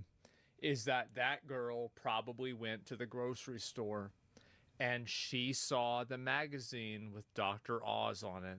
And it said, take this pill and you can eat donuts all day and you're going to lose 120 pounds and you're going to be skinny. And she buys the pill and she takes it and it doesn't work. And she's like, what the fuck? The Great Oz buying hope. That's what happened. I bet, yeah, she got scammed by Dr. Oz. Shady weight loss practices, but for the most part, the weight loss journey itself is always a good thing. It's good for your heart, joints, mobility, overall health. You get to live longer. You actually get to sit down in chairs and you don't have to worry about a weight capacity. And you can actually walk without having to waddle around like a fucking penguin. This isn't bullying, this is just facts. Oh wait, Sorry about that. I forgot I wasn't supposed to use rational thinking when talking to someone who uses Twitter. My apologies. When you see the fatphobic slur obesity, replace the word in your mind with fat people or fat children. And then see how the headline or proposal reads. Better. Here, I'll do one myself. People with morbidly obese fat children should have their kids taken away from them and be charged with child abuse or neglect. How about that? Seems pretty fair to me. Yeah, how about that? Oh, God. Anything you propose to do about the fatphobic slur obesity is something you're proposing to do to fat people. And the reason why the word is a slur is because it makes you forget that fat people are people. Okay. Oh, God. Oh, God. Like, this is amazing. How does this... Where do these people come from? This is amazing. It's how do you do this? Hey, no, mate. No. Whenever someone makes the statement that they want to get rid of obesity, they're talking about the illness obesity. They want to get rid of what so this person thinks they're gonna like, we're gonna round up all the fat people and we're gonna shoot them. Who the fuck said that? What are you talking about? These people have and not the people. Because they will live a lot shorter lives if they don't get rid of it. Obesity isn't a group of people, it's a health condition. Whenever someone says I want to get rid of cancer, they're not saying they want to kill kill every kid with cancer. We're gonna end cancer in children. We're gonna get them all together and we're gonna shoot them. There's gonna be no more kids with cancer. Who the fuck thinks like this? everyone with cancer. They're saying they want to get rid of the illness. This is like, that's like the logic that a fucking anime protagonist has. It's like a dumber version of Thanos. Don't even try and defend the fatphobic slur obesity by saying it's a medical term. It's a medical slur. Is that even a thing? God. Is a medical slur even real? It's either you have the condition or you don't. I don't see how that can be derogatory. It's the word doctors use to deny fat people medical care. Yeah, we know it's used in medicine, causing they're using it to... Yeah, we know it.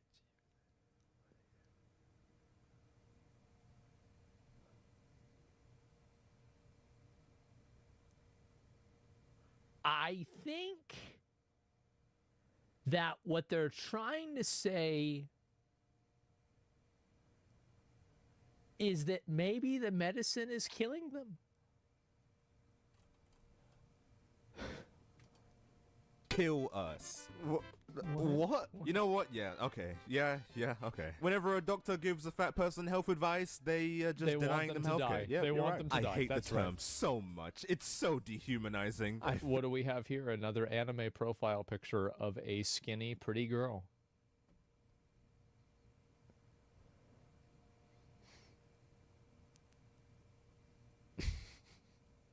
It's crazy how, like, the dissonance can be right in front of you and you can't see it. Felt like a fucking specimen when I read the note my doctor wrote for me in order to get reasonable accommodations at work. You know, just getting a little bit silly here. You can do things in your life. I don't know what they are. I don't know what they could possibly be. There are some things out there which can help you lose weight, okay? I don't know what they could possibly be, but they are out there. Nobody knows. It's an unravelable tapestry of life that nobody can even begin to understand. The human body is full of mysteries, and we've only begun to discover the surface. It's a medical mystery. It's unknowable. There's nothing that you can do. So if you don't like being obese, then you could maybe give it a try. Just an idea. The term obese is a slur, violent, dehumanizing. It's anti-black. Well, it's anti-black. The only implication that you could make with that is racist. That's crazy. Wow. As a colored crayon myself, I don't see how. How can a biological health condition be racist? I am losing. Well, it's simple. It's because that's a bad word, and the bad people have all the bad words, and so they're bad. Faith in our simple. species. Hey skinnies, the word obesity is a fat-phobic slur. Stop interacting with posts that use it as a way to combat fatness. I fucking hate y'all for that shit. Look at this. Another cute, in-shape anime girl. I wonder if she's fat. I bet she's not. If you're not fat, stay out of fat people's business. And if you disagree, literally block me. I love how, like, the idea is that, like, fat people are, like, another... It's like an interest group, right? You have, like, Asian Americans, white people, black people, and then you have fat people. It's like a protected class. Yeah, exactly. It's another species. I guess it's crazy. It's a race? Yeah. Well, it's not, but you know. Okay, well, you're gonna fucking die. See you later, bro. Calm down, calm down, calm down. It's a joke. It's a joke. Kind of. The term obese is a slur because it is used to dehumanize and harass us. It's not because our feelings are hurt by an accurate description. Well, it is, because I don't see how it could be anything else. It is an outdated term that does more harm than good. And as such, it should be eradicated. That's it. I've said it many times before and I'll say it again. Just because you get rid of the word doesn't mean you get rid of what it actually is. The causes and effects of obesity are still gonna be a thing whether you call it— but like if you think about it from their perspective, that if you stop calling people fat, maybe being fat will go away and it will become normal. Cause like that's the way they're thinking of it. That's what it is. Why are we acting like these insane opinions to less than 0.01% population are worth talking about? So the reason why it's problematic is that these people put themselves in positions of authority, and then they use this thinking to dictate what other people can and can't say. These are the people that work at your HR office who are constantly trying to call you in, that are mad at you for making some harmless joke. These are the people who are unreasonable and they want everybody else in the world to accommodate their unreasonable behavior. So I think that's the reason why I don't want to be told what to think by these people. They're fucking annoying.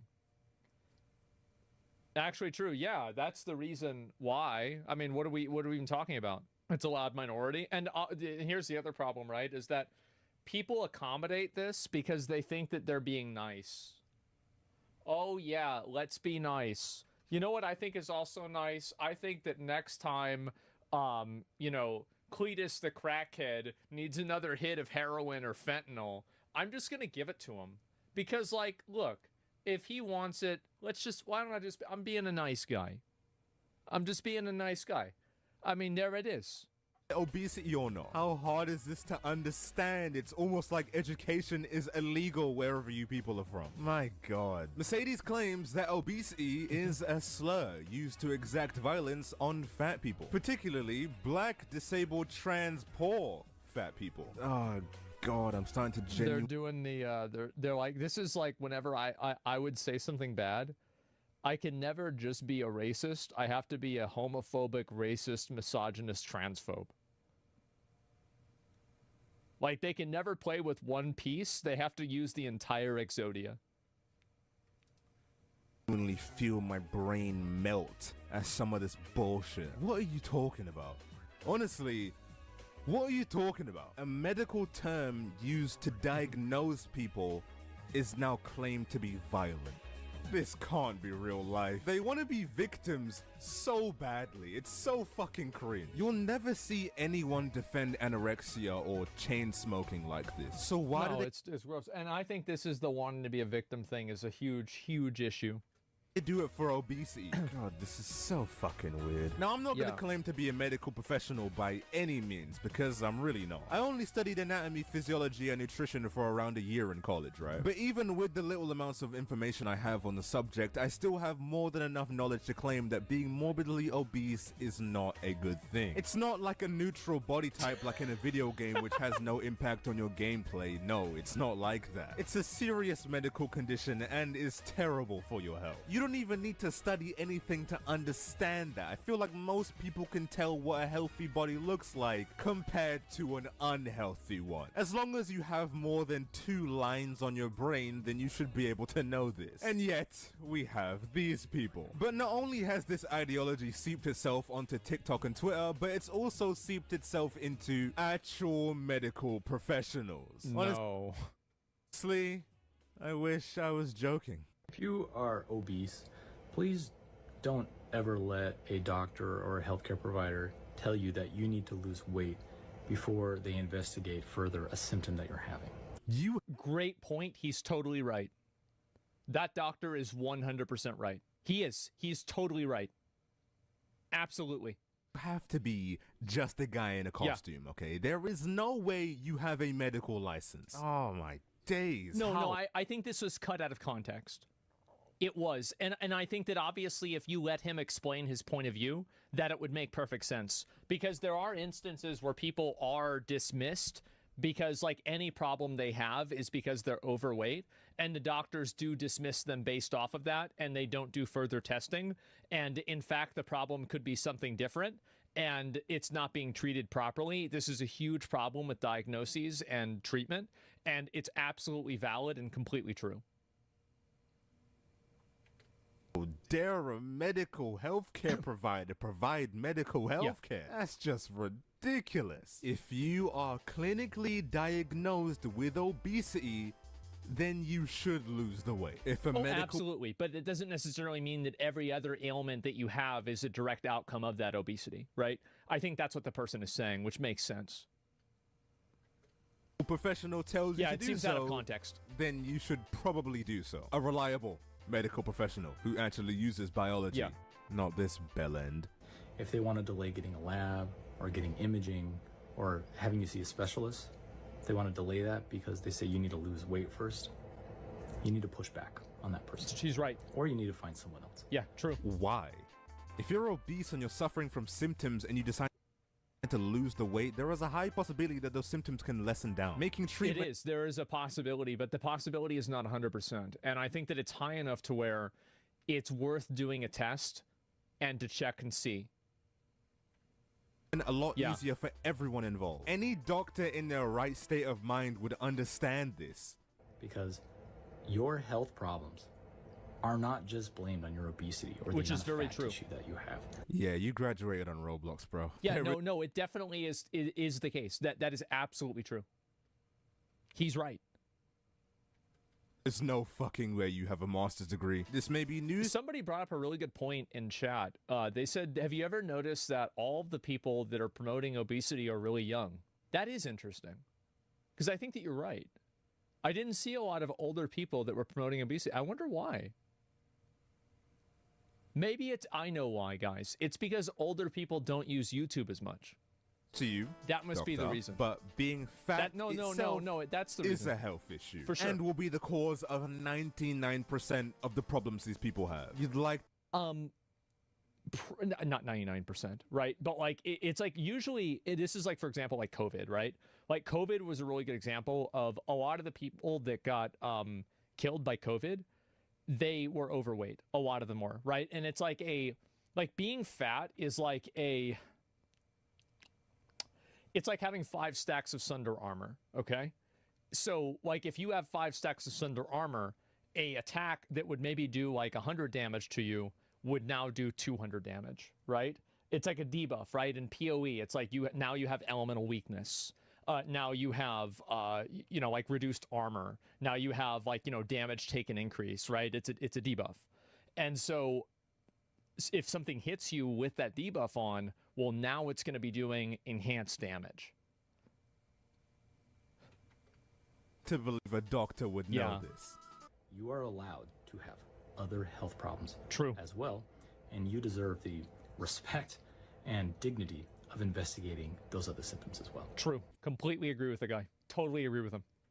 Yeah, but what about the main symptom that is visible? Are you serious? If this person walks they're not into mutually exclusive. your office and says, "Oh, doc, my joints hurt," are you gonna say, "Oh, let me go investigate that further"? No. idiot. The problem is pretty obvious. It doesn't need much investigation. You'd like to... Bro, they push her? Are you kidding me?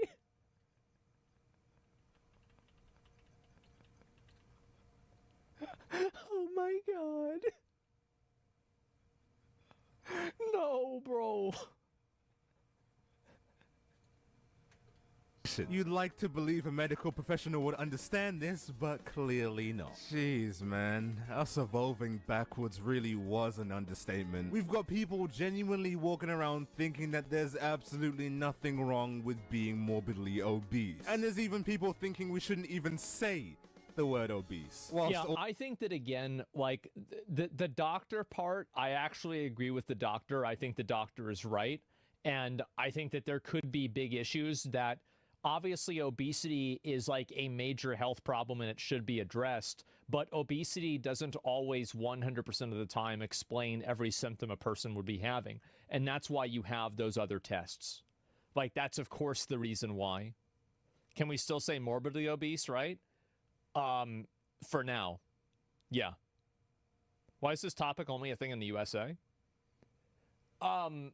Because in the USA, there's a lot of...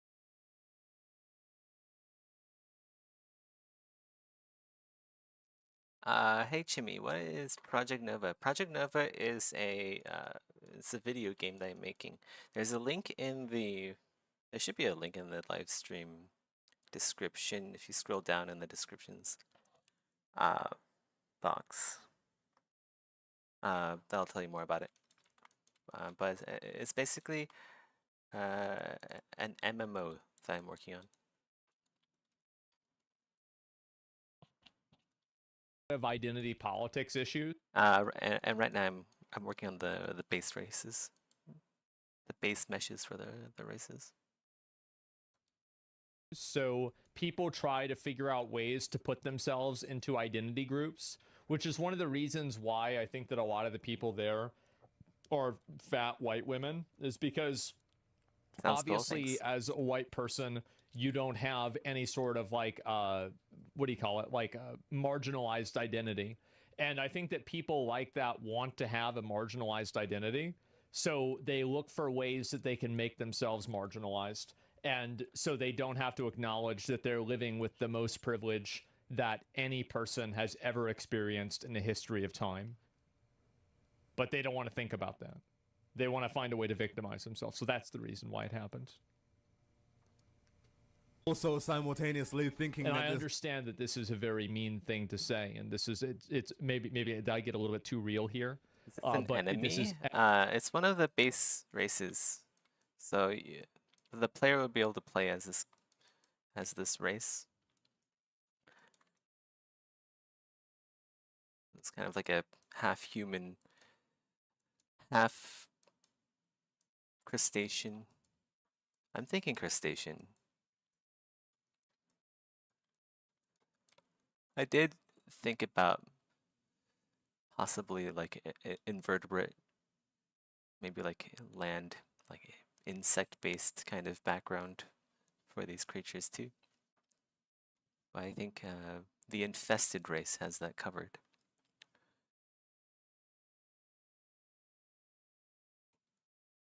Absolutely what's happening, and everybody knows it.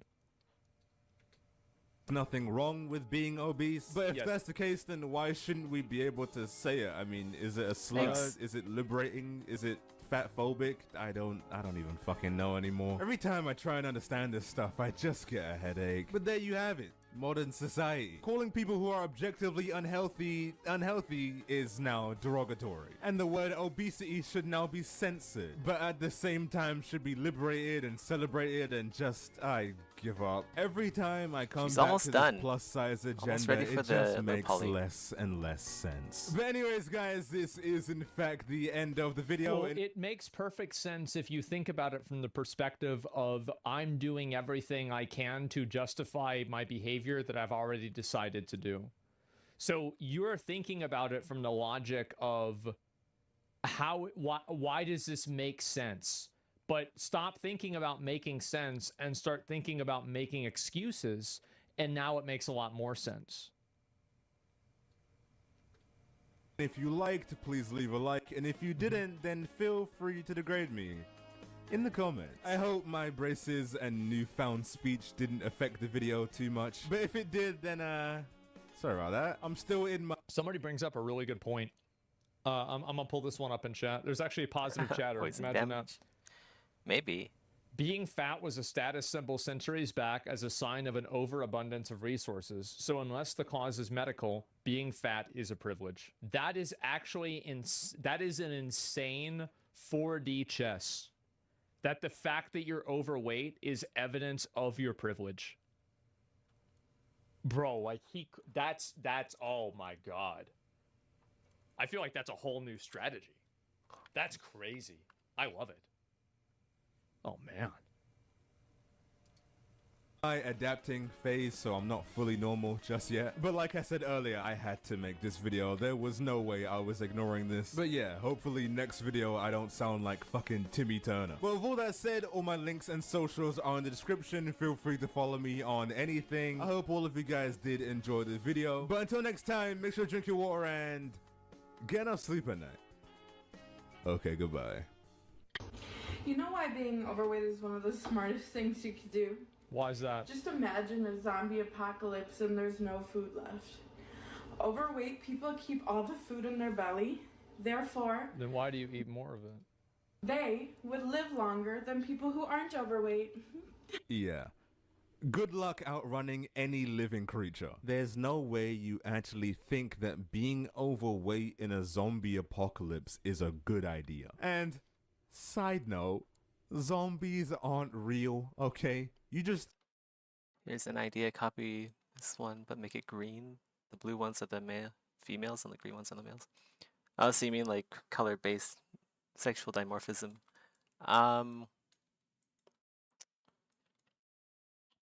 Yeah, but like what if you want to be like a blue-colored male lobster? And then you wouldn't be able to have the same kind of customizable freedom. So no. threw your health in the garbage for a fictional story. It doesn't get any dumber than that.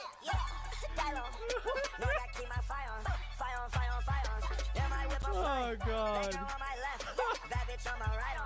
Ain't that something? There are instances of That's that crazy. in nature. So I like, just, why are you thinking about take for instance zombies, ducks, bro? right? Like, The male duck, the drake, thinking about zombies. has different coloration on the Rule feathers. number one of Zombieland cardio. I remember that. I watched this in movie. I watched that in movie theaters.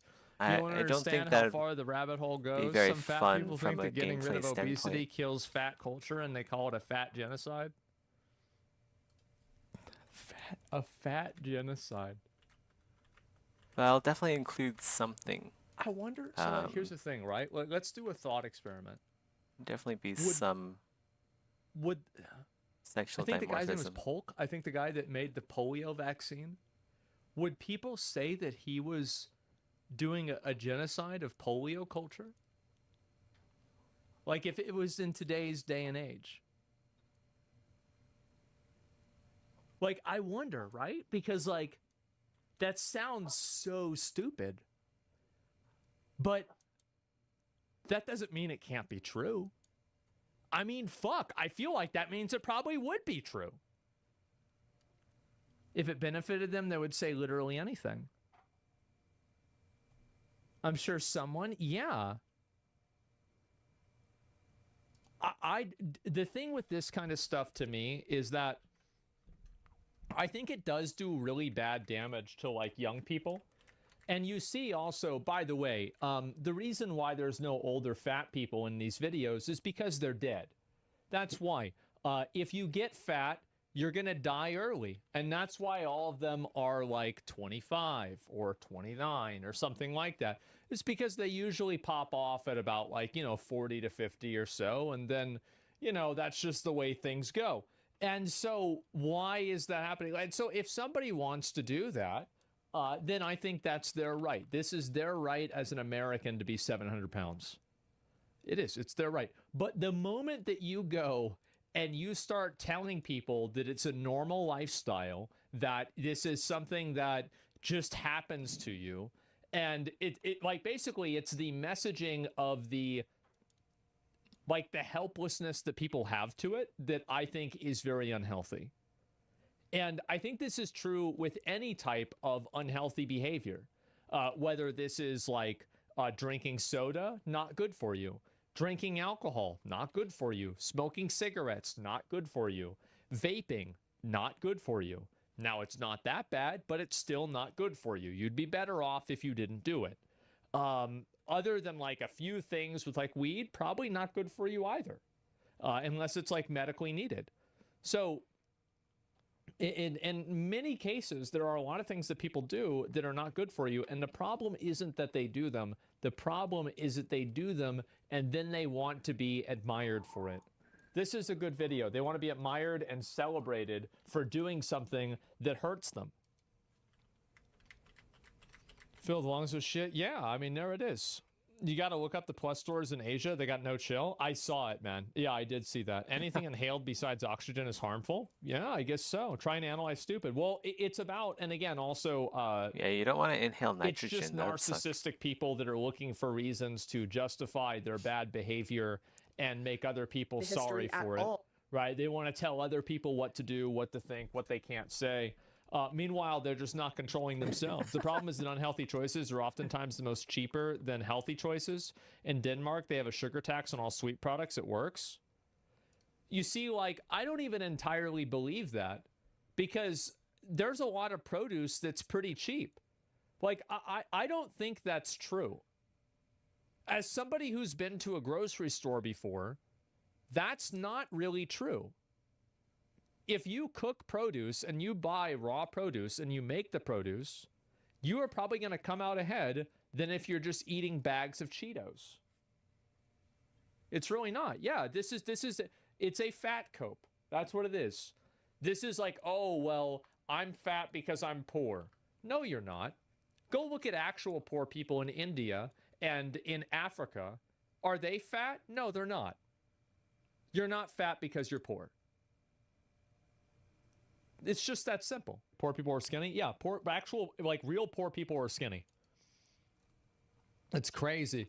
Getting to the produce, though, urban areas do not have grocery stores. Is the cost of quality of food, poverty, and obesity are correlated? Yeah, of course they are. But you know what else is correlated? Education and obesity, I bet. I bet there's a lot of dumb people because they're not educating themselves. They're dumb as fuck, and they don't know what the hell's going on. It is, yeah. I mean, what the fuck are you talking about? Poverty and obesity, yeah. Of fucking course, but just because it's correlated, like, have you ever thought that maybe these same bad decision-making pattern that caused somebody to get fat would also cause them to be poor? Like, I don't know. I feel like that kind of makes a lot of sense. Also, again, a lot of times being overweight is probably it's people that are willing to do things that are self-indulgent. And guess what? You do that if you're trying to make money, and it's not too good. That's what I think.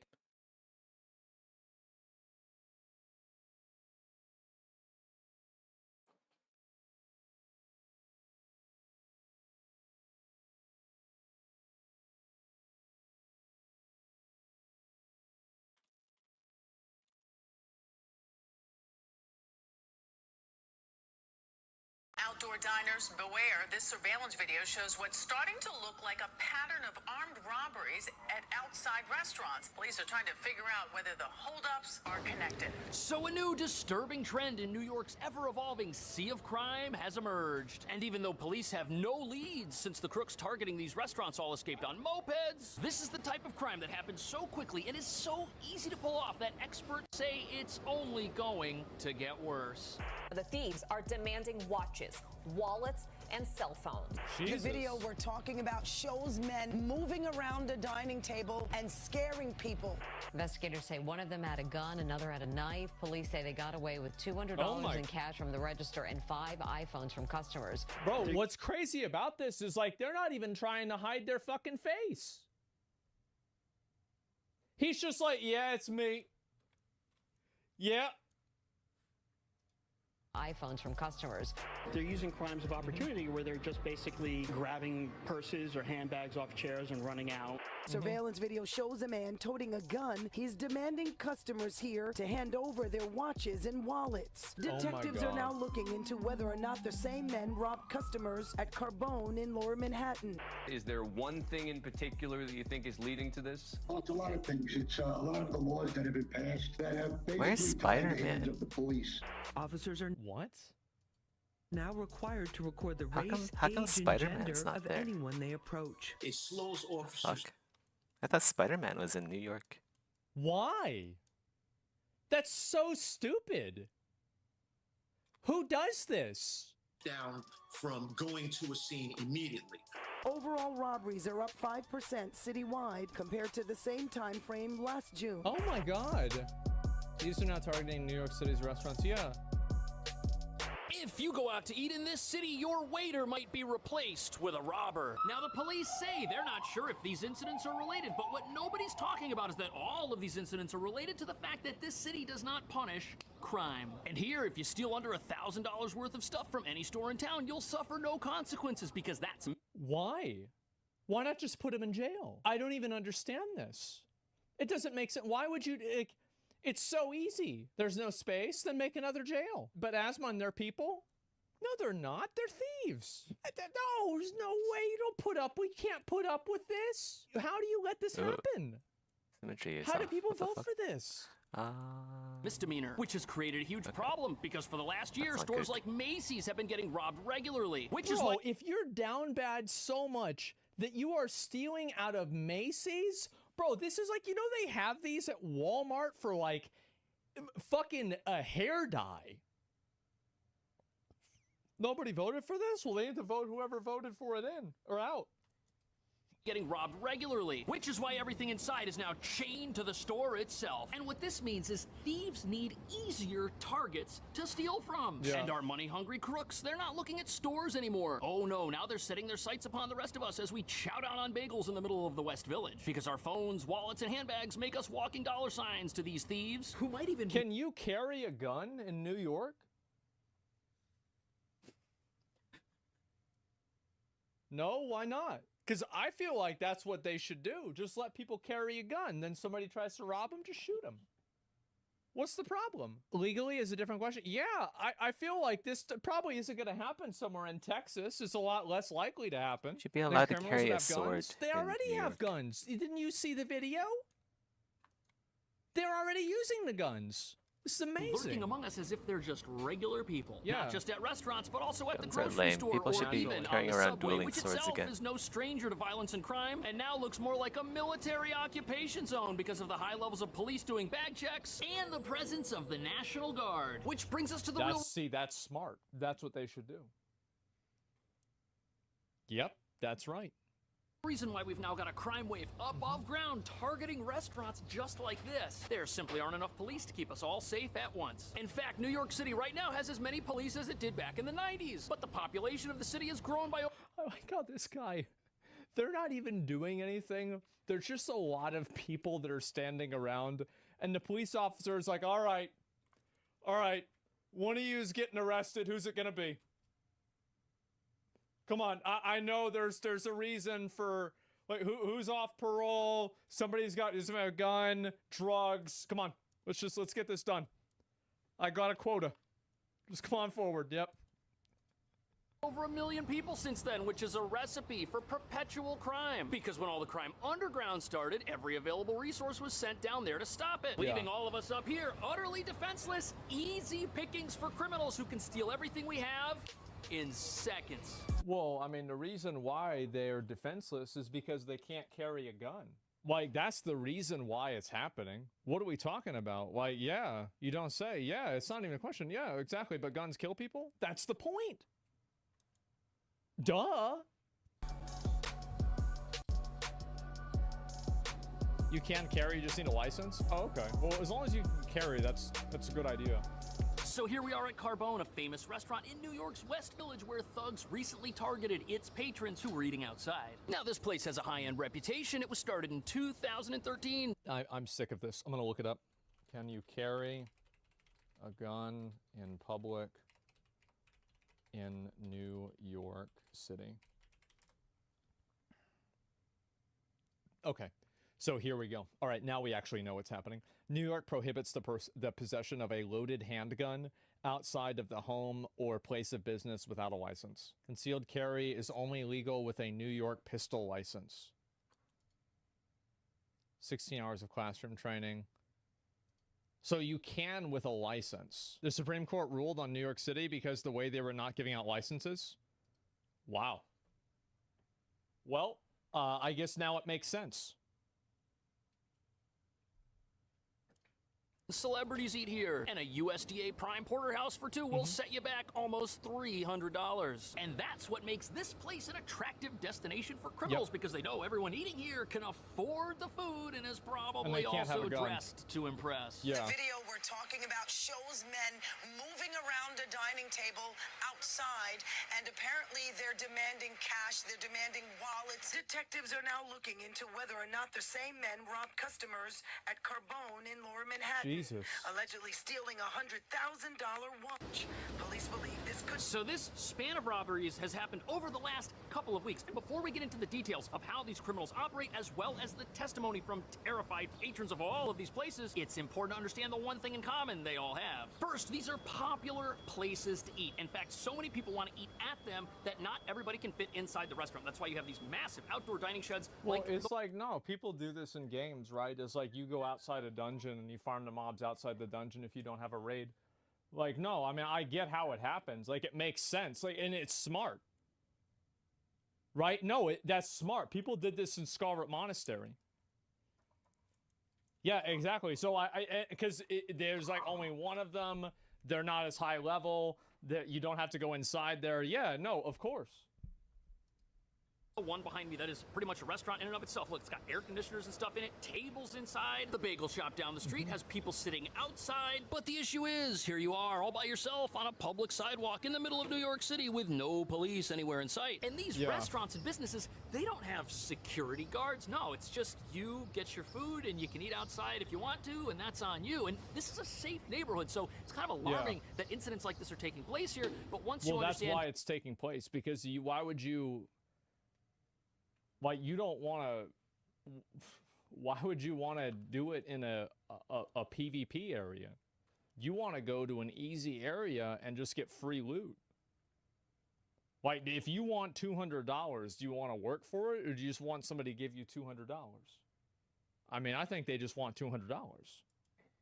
Why these criminals are picking these places out specifically, it'll all make sense. Especially when you realize that people eating out in New York City as a big group are utterly distracted and not really thinking about personal safety. But there's a much more frightening reason why criminals are looking to target people specifically on the streets. Robbery is not on the menu here at It's easy to get away, yeah. Sons in Williamsburg, but that's exactly what some outdoor diners got. You can see the customers give up their belongings before the gunman takes off on a scooter.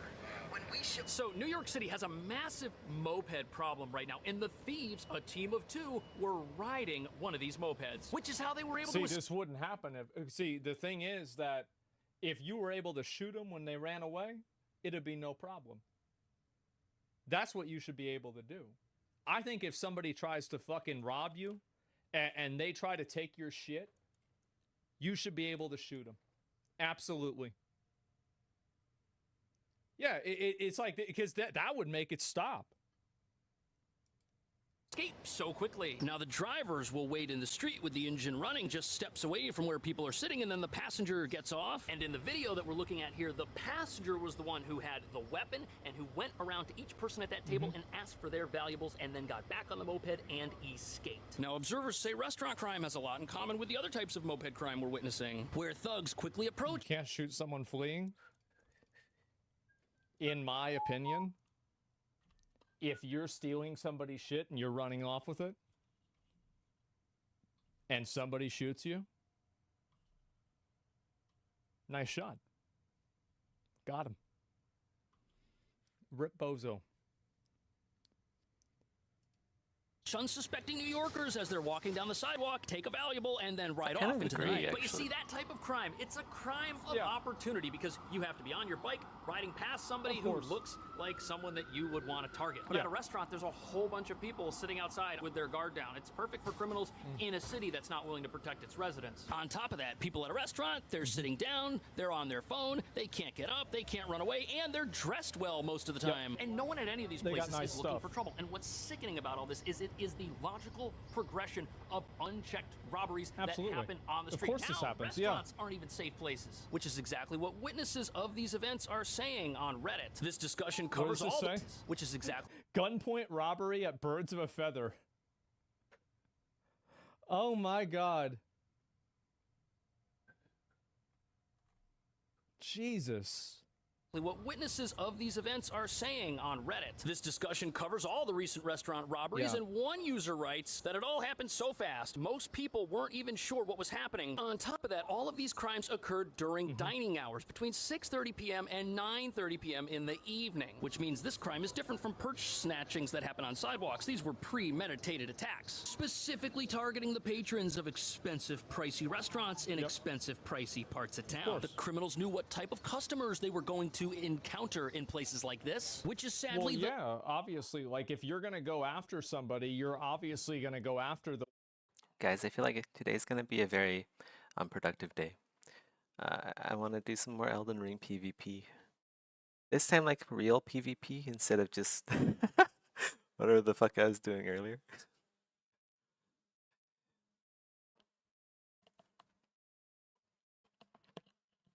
I want to roam around the DLC, shooting things with my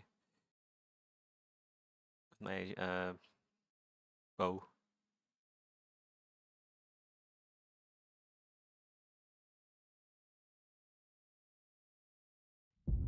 Okay, we're at 3 hours, 13 minutes. Probably get back to sculpting in less than an hour. 2 a.m. right now, so there's still a fair amount of time before I have to go to sleep.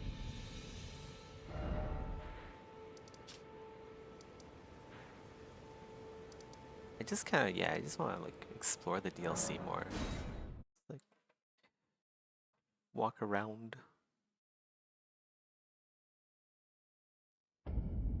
Let's go.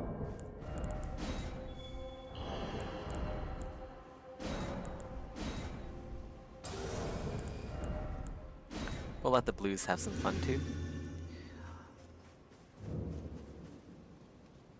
Let's go south. I haven't explored that way.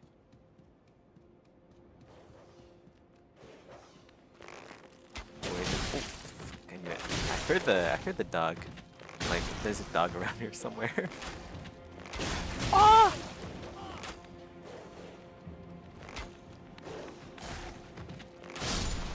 Okay.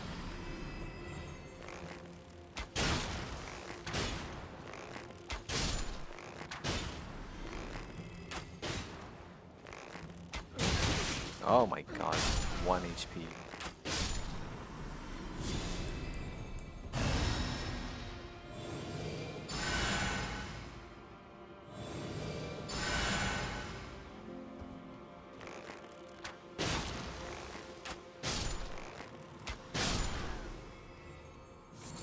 It's a bit loud.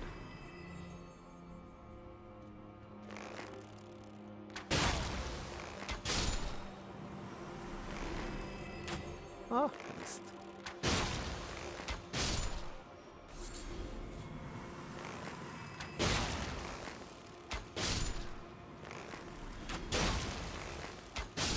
I'm role-playing New York City right now.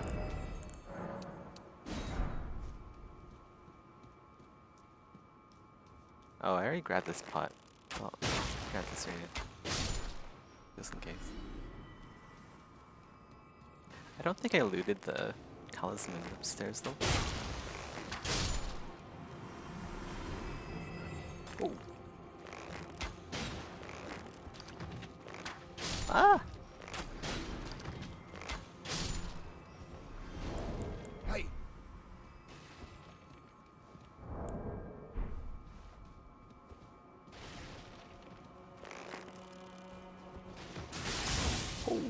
Lightning dash, okay.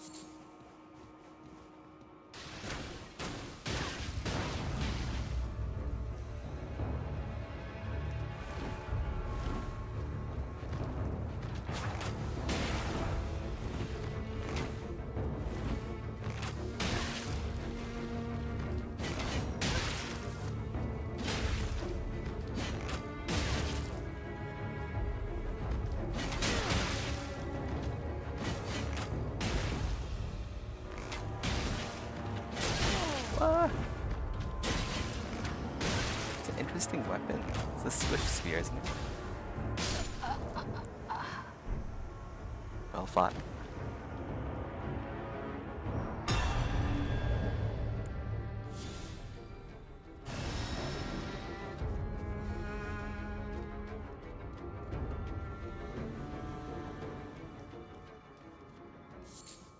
I've heard it's okay. Like, it's not like an amazing weapon, the Swift Sphere. Even though on paper it's supposed to be really good, but in practice it's not the greatest.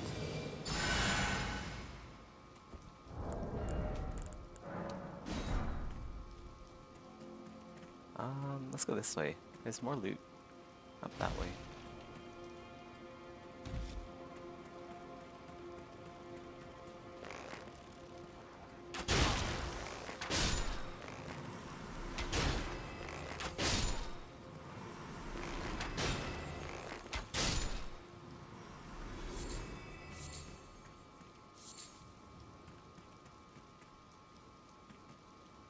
How do I go up again? This way? Yeah.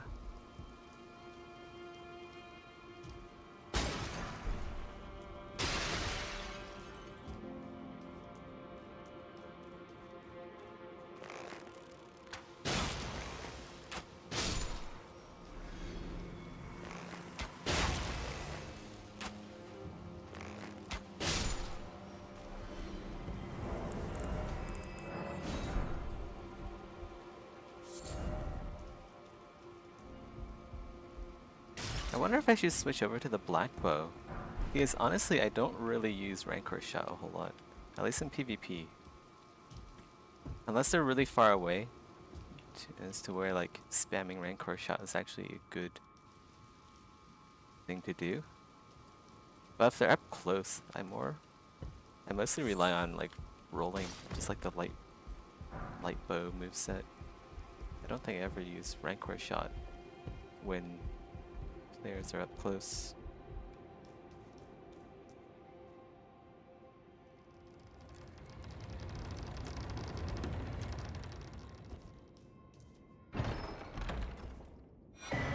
The Blade of Mercy.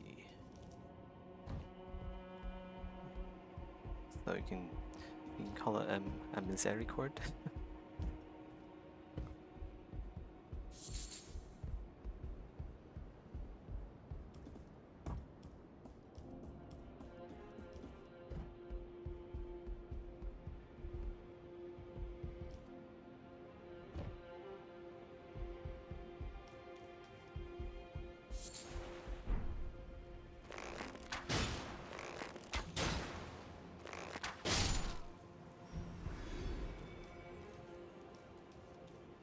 I think that's everything up here.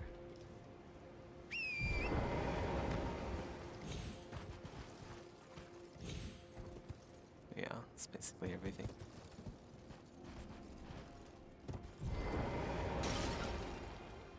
Oh.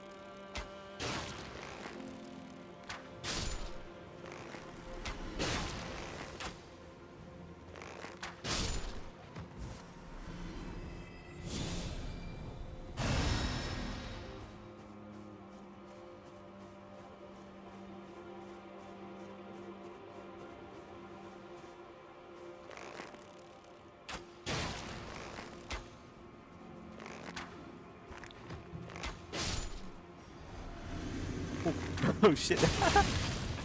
Where did he come from? Wow, that thing has so much travel. What is with that ability? Holy cow! Those swords are like light roll hell.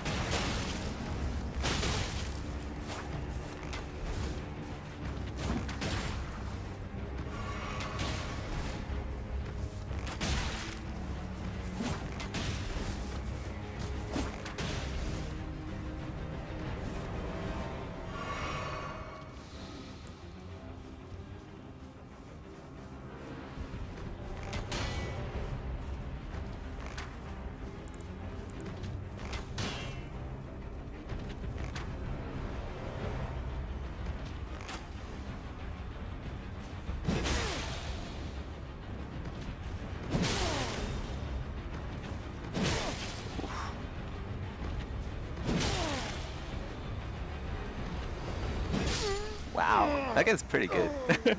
That guy knows how to roll catch.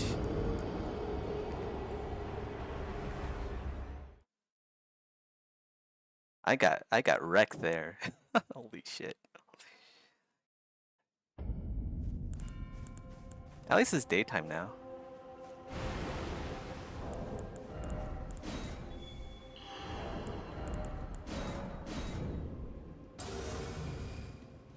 Let's see. How to not get roll caught. This has gotta be. Because my melee attacks aren't very good. Well, they are, but I need like. I actually need armor for melee.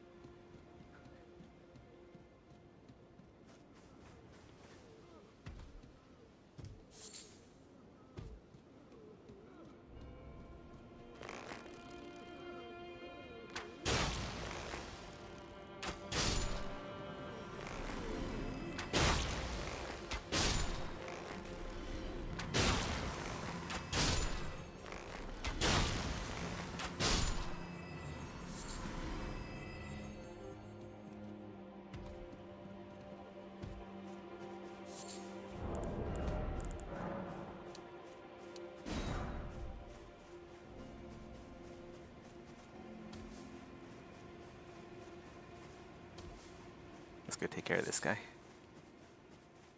Might need bleed for this. Or we'll just use rolling arrows. Oops.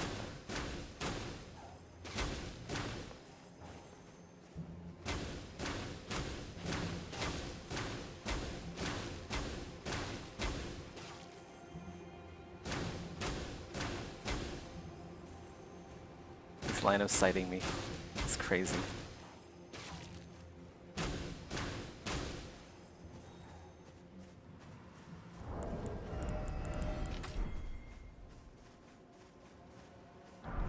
Oh, I got the mask. Nice.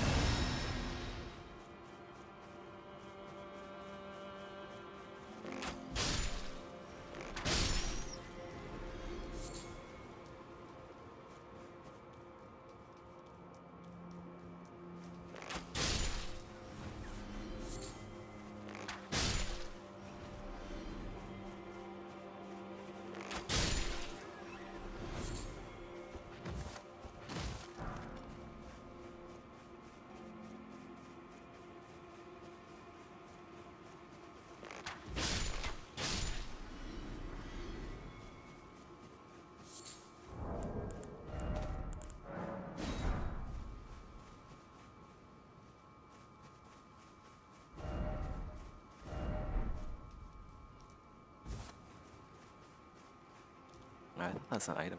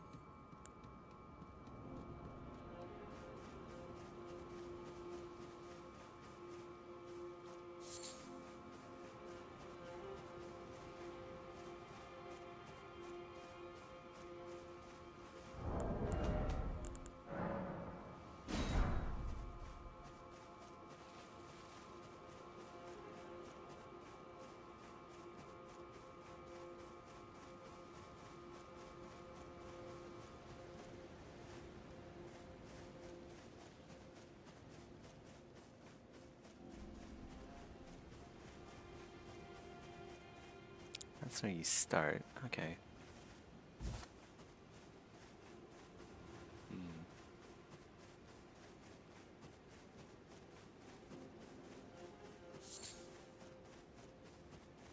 Let's go level up a bit. I still feel like I'm not getting a whole lot of activity here just because, like, we're level 82.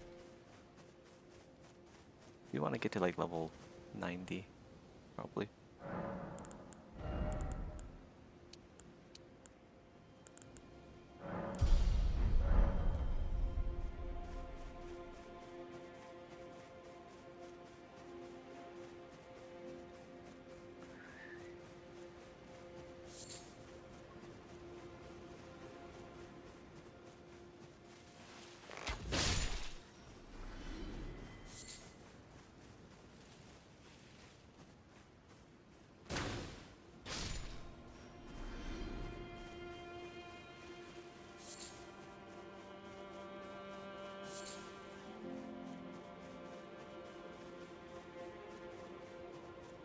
Logre the Beast Claw should be around here somewhere. I think further on, down below.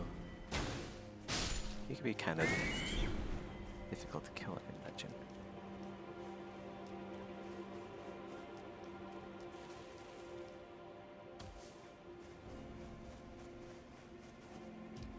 Oh, I think I see him. He's right there.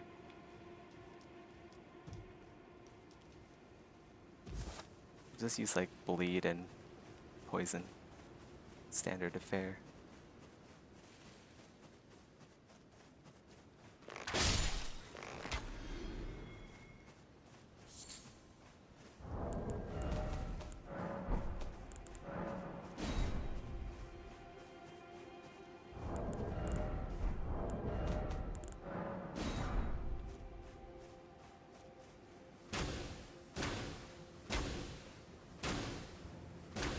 Okay, he's poisoned.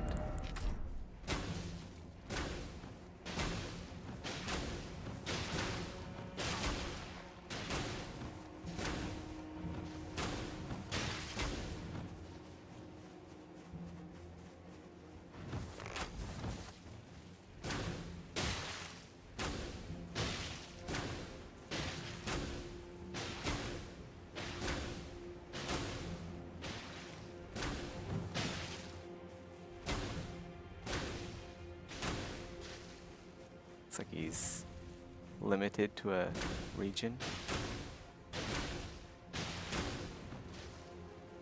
Not poisoned anymore though. Wow, he has an insane bleed resist. I think that's a bleed proc just there.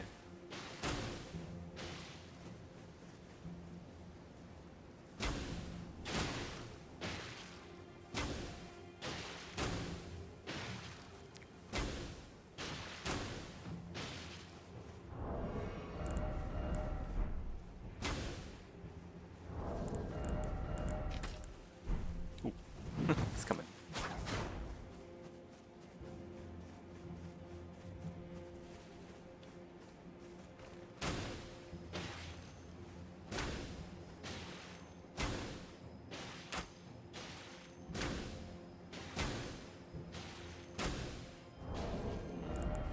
Let's read again.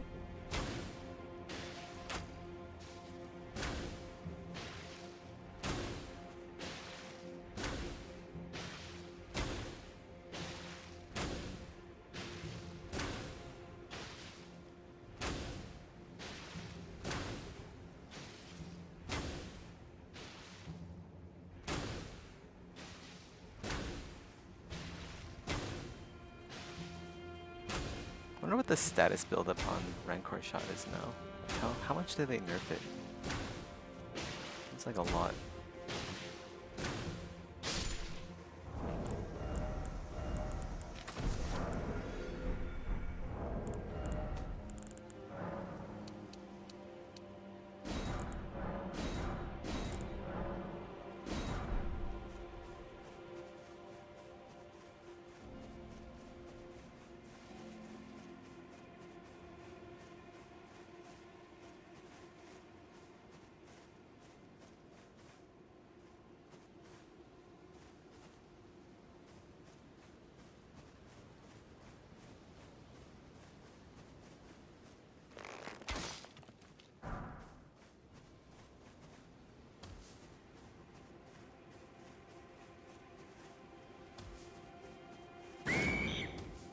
Scared the shit out of me.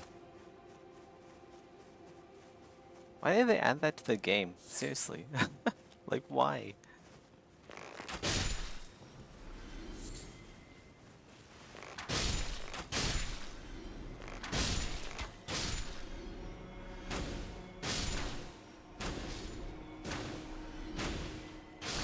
Wildlife killing spree now.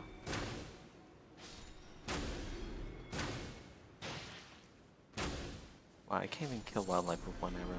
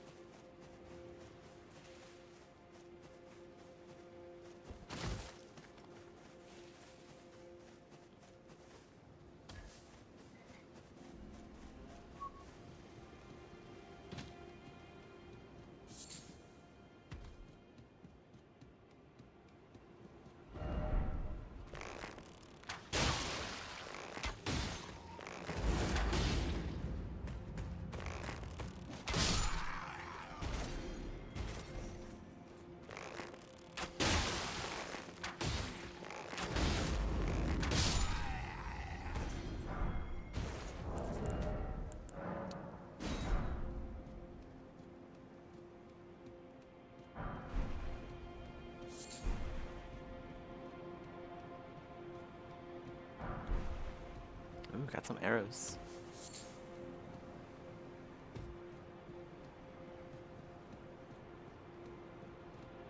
They should be using arrows more often, just in case I do pick some up.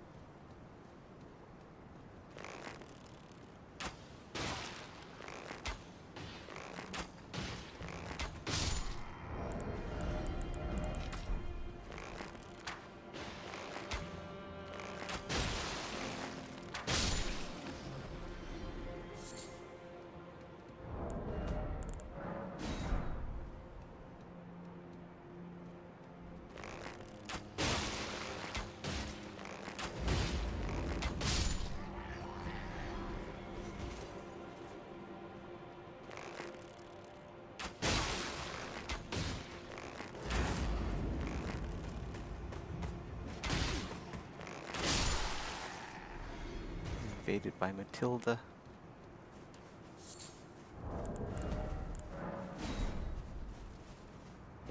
Oh, oh God! It's this. Ah! Backhand blades.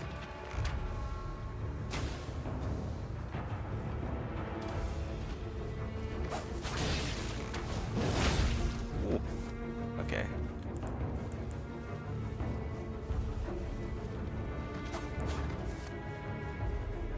Regen.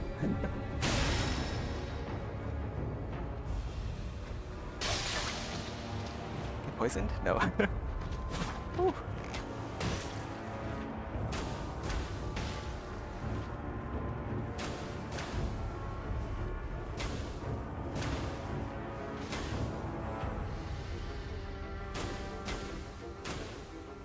Where are you running? I'm here. You don't need to run away. Your prey is here. Oh my god.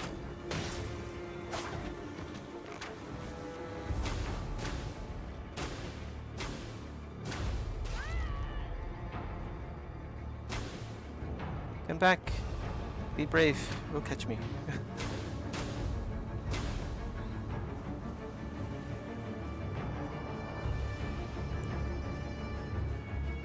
It's like, how do I get rid of the poison? Oh, you teleported. Where? Oh, over there, okay. Got some more arrows.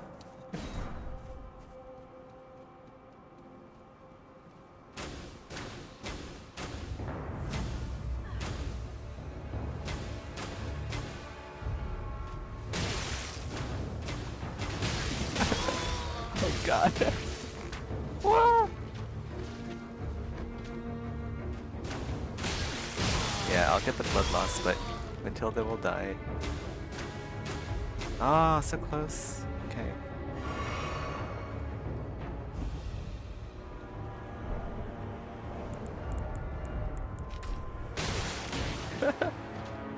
Why though?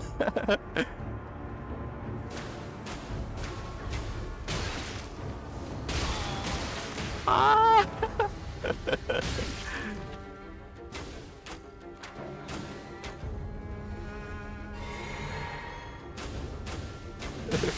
Oh no. Oh my god.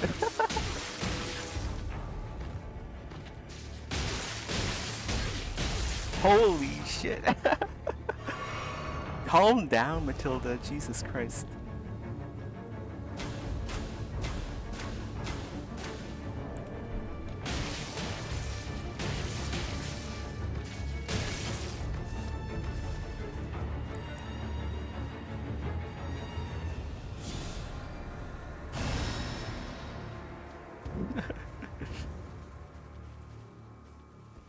Oh, I forgot I have a... She returned to her public. Alright.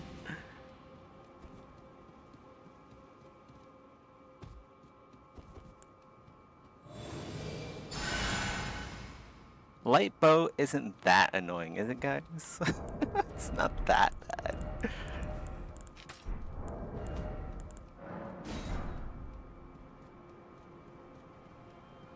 Could have been like swift slash spam instead. That would have been worse.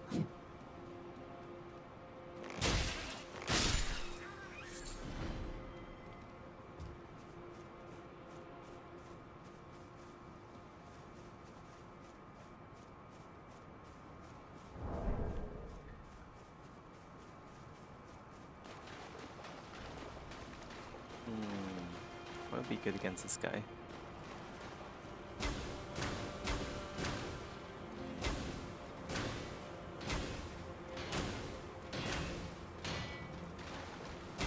I think this guy's immune to poison.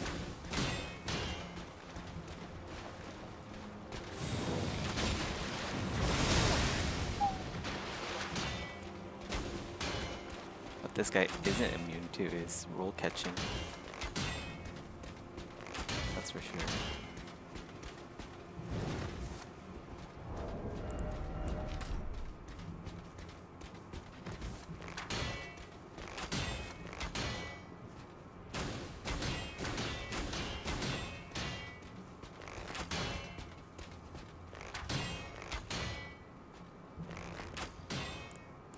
You know what? Let's go throw some rot. It's about time for some rot.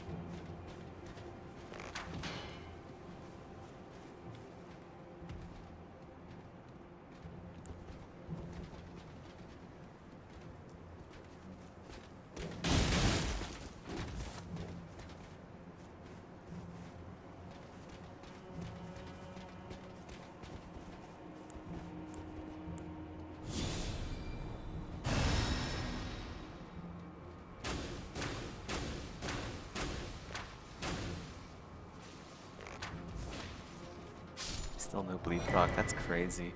These are immune to status.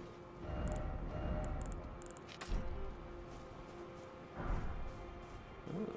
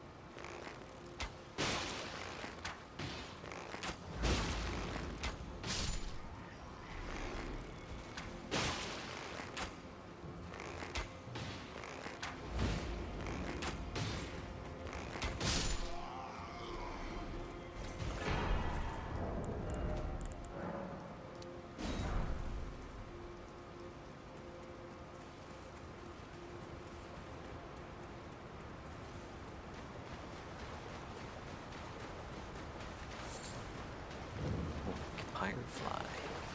Oh, there's enemies in here.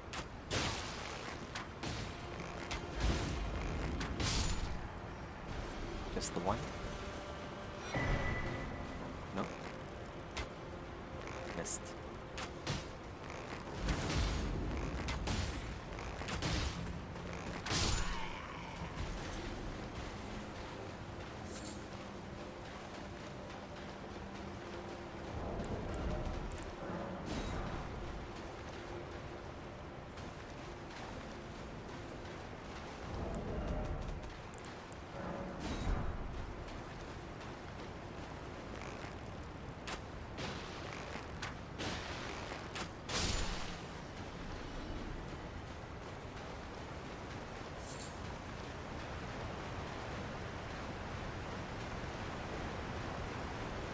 There's like a little nook in there. Is that a cave?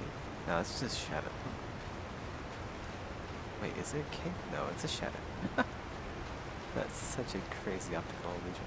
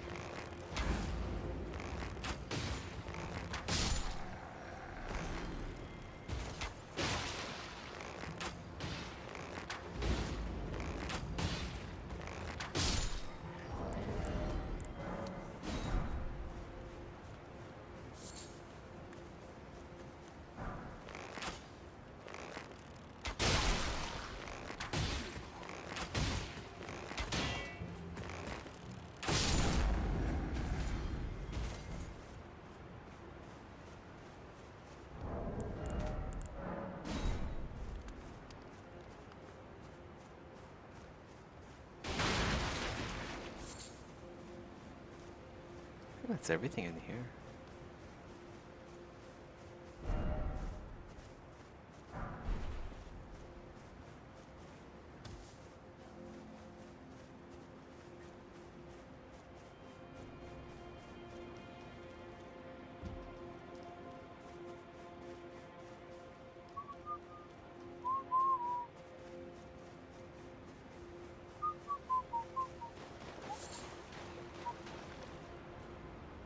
I thought that was a dude. His skull on the wall there.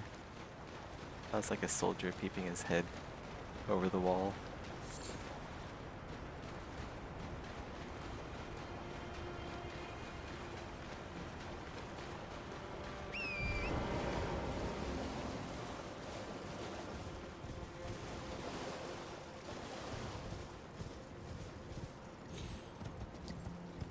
over here.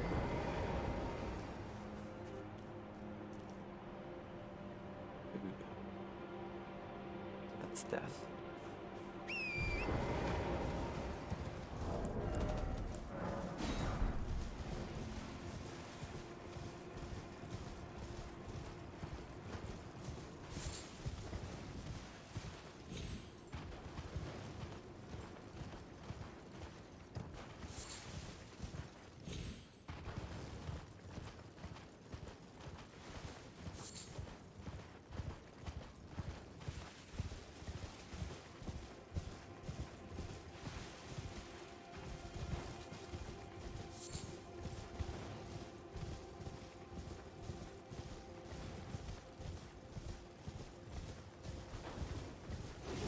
Oh, jeez. Scared the shit out of me. I killed you already. Go away. Kill him again. We'll get his armor. Oh my god. His daggers go so far. What the hell? They have like infinite range daggers or something.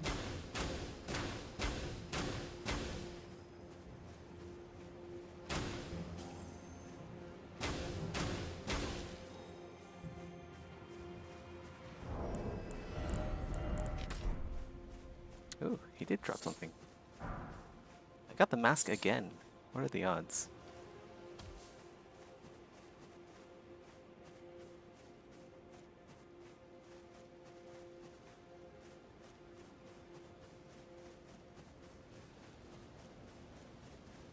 Not a lot of invaders here.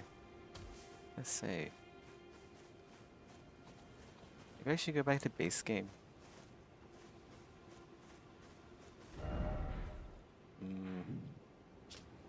What is there in base game that's like my level? It's like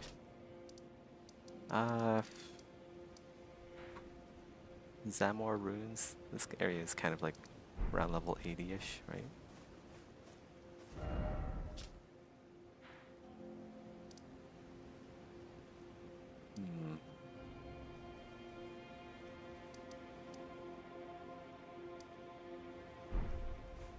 Already done base game.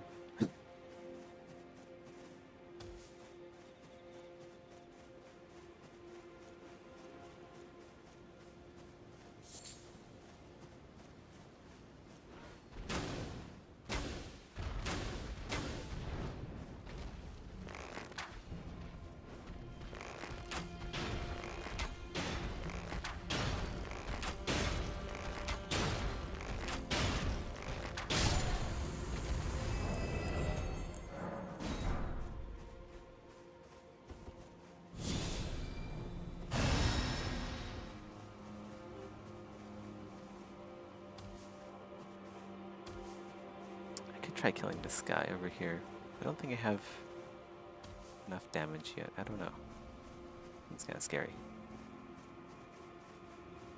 He kicked my ass.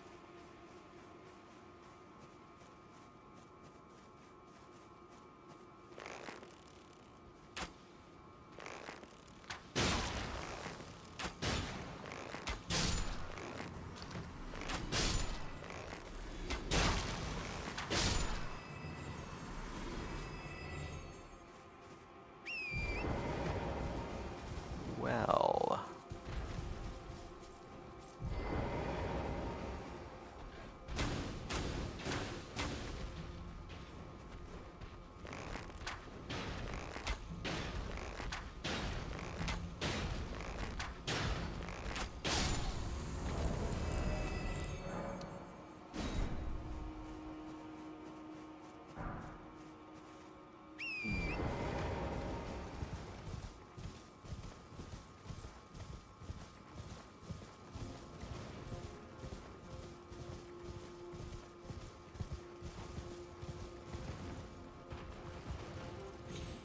yeah, there's like no activity here.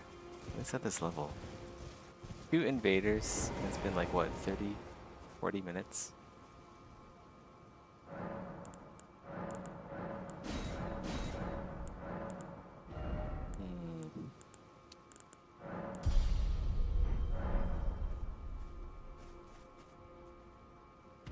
We'll head back to base game, I guess.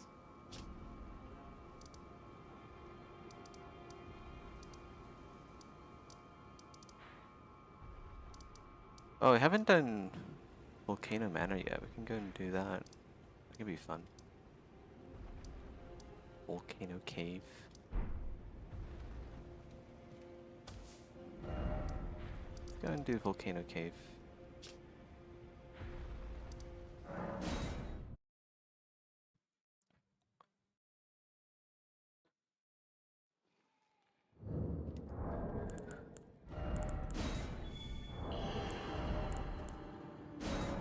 I feel like I'm just not at the right level for the DLC, for at least for like invaders and stuff.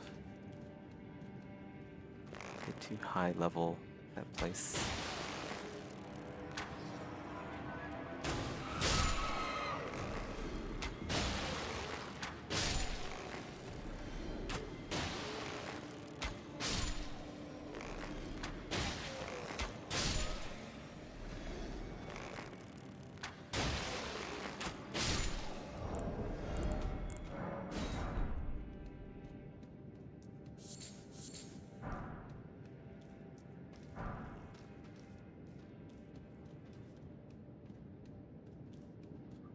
I do want to get the coil shield. That could be nice.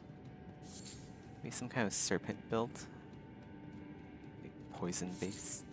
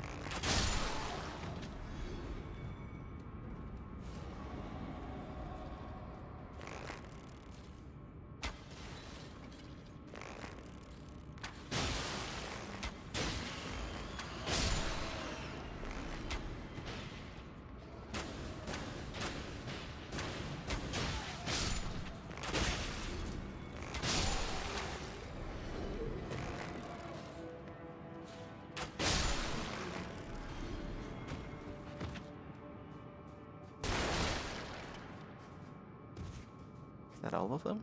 Yes, so.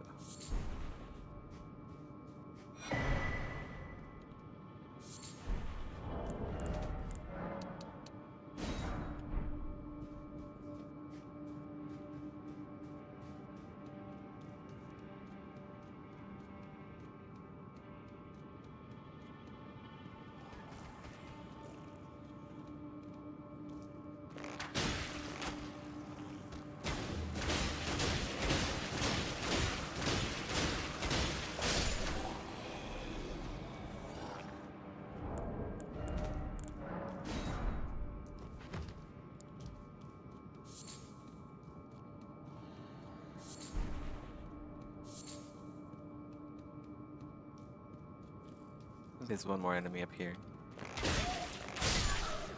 Okay.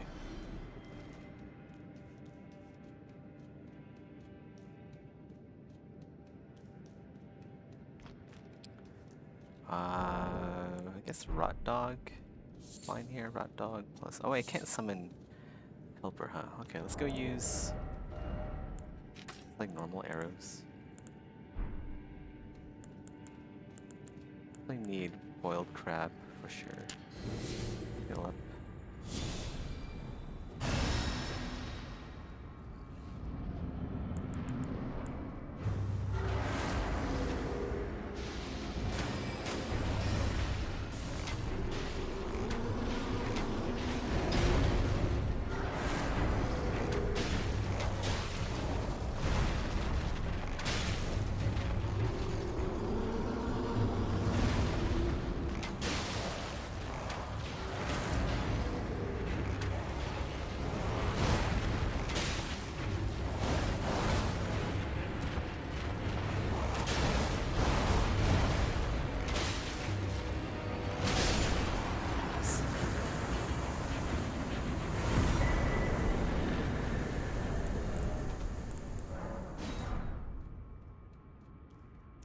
jar cannon.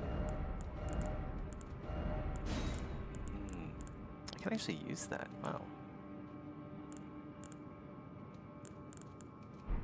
Okay.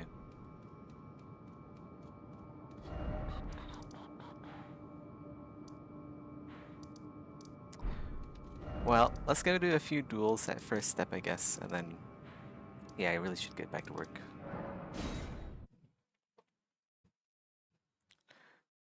Doesn't seem to be a lot of activity right now.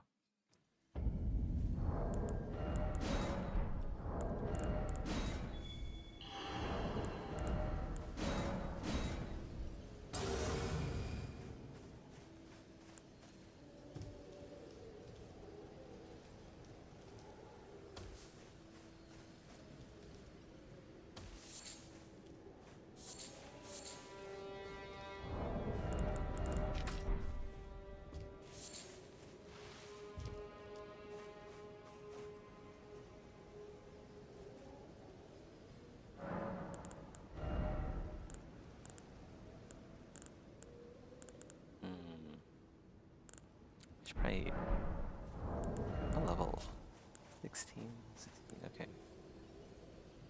Probably get this plus 17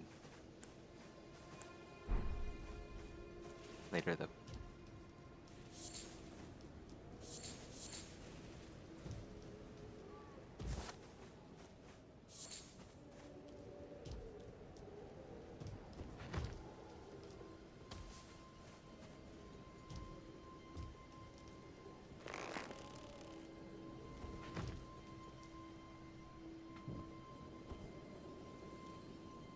Maybe Liurnia of the Lakes has more activity.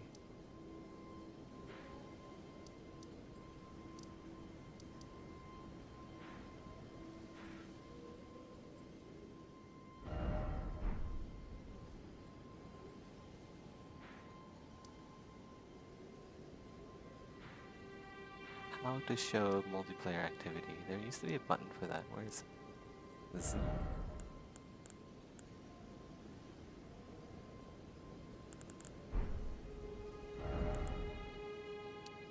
Ah, okay. Oh, looks like we're being invaded. We have a duelist.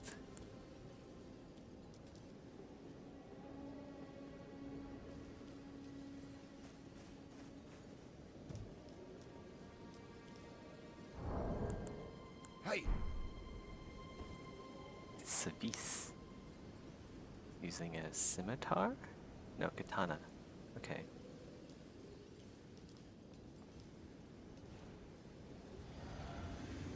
Buffing up. Guessing that's Moonveil? Yeah. Does have a white sheath.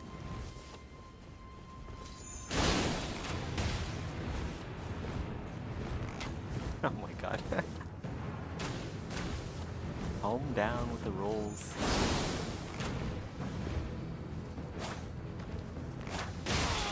Oh my god.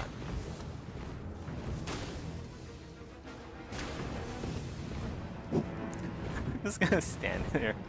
What's he doing? Oh my god. He's better not be mocking me. He's like, oh look, light roll archer. I'm gonna throw him off my scent.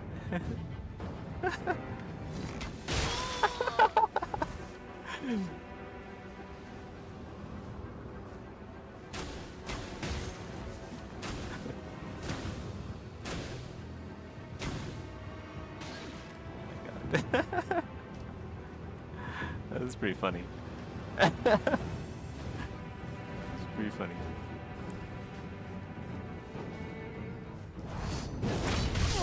Well done. Well done, Sabis. I'm sorry, I had to do it. It's too much rolling.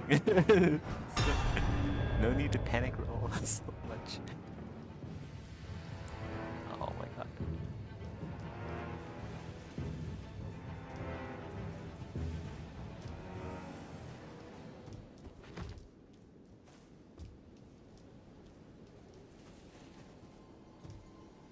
Maybe I leveled up too much, or maybe it's just not the right time of day. I used to get a shit ton of invasions. Maybe like level 60 was better. Oh, here we go. We got invaded. Okay, never mind. I got like a ton of invasions at level 60. Lots of feathers.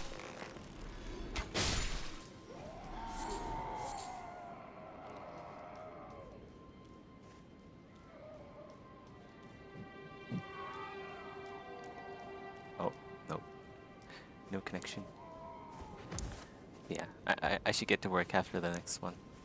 I thought there'd be more activity here. At least at the first step, there usually is. If it's taking this long, I really should just start sculpting instead.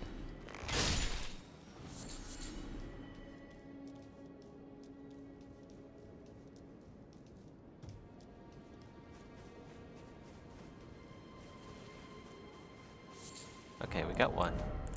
Possibly.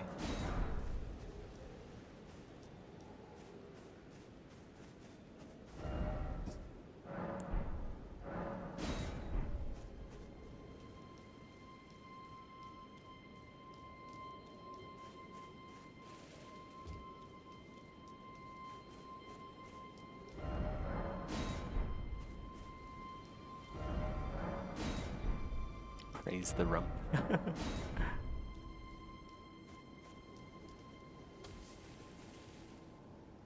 Where did they spawn? Oh, it's behind me. Let me solo her. So let me solo her cosplay.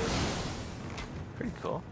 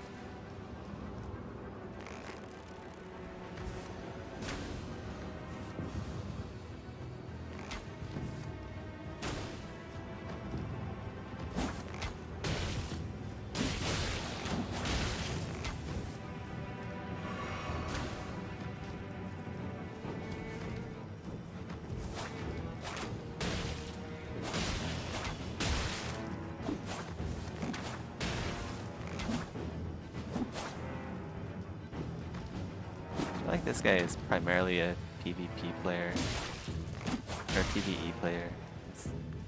He's swinging, but like he's swinging out of range a lot. Like he's expecting me to be in range of.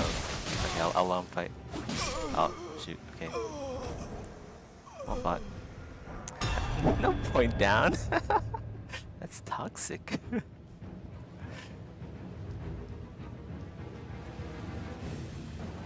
Don't be toxic. Alright, I gotta go. Back to work. That's enough. It's weird.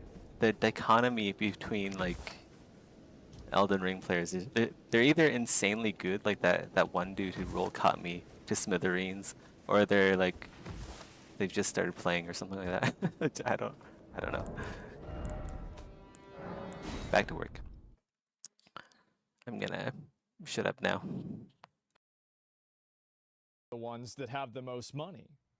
Like, if you're one of the robbers, do you want to rob a Gucci store or do you want to rob a thrift store? Fucking duh. Like, of course they're gonna do that.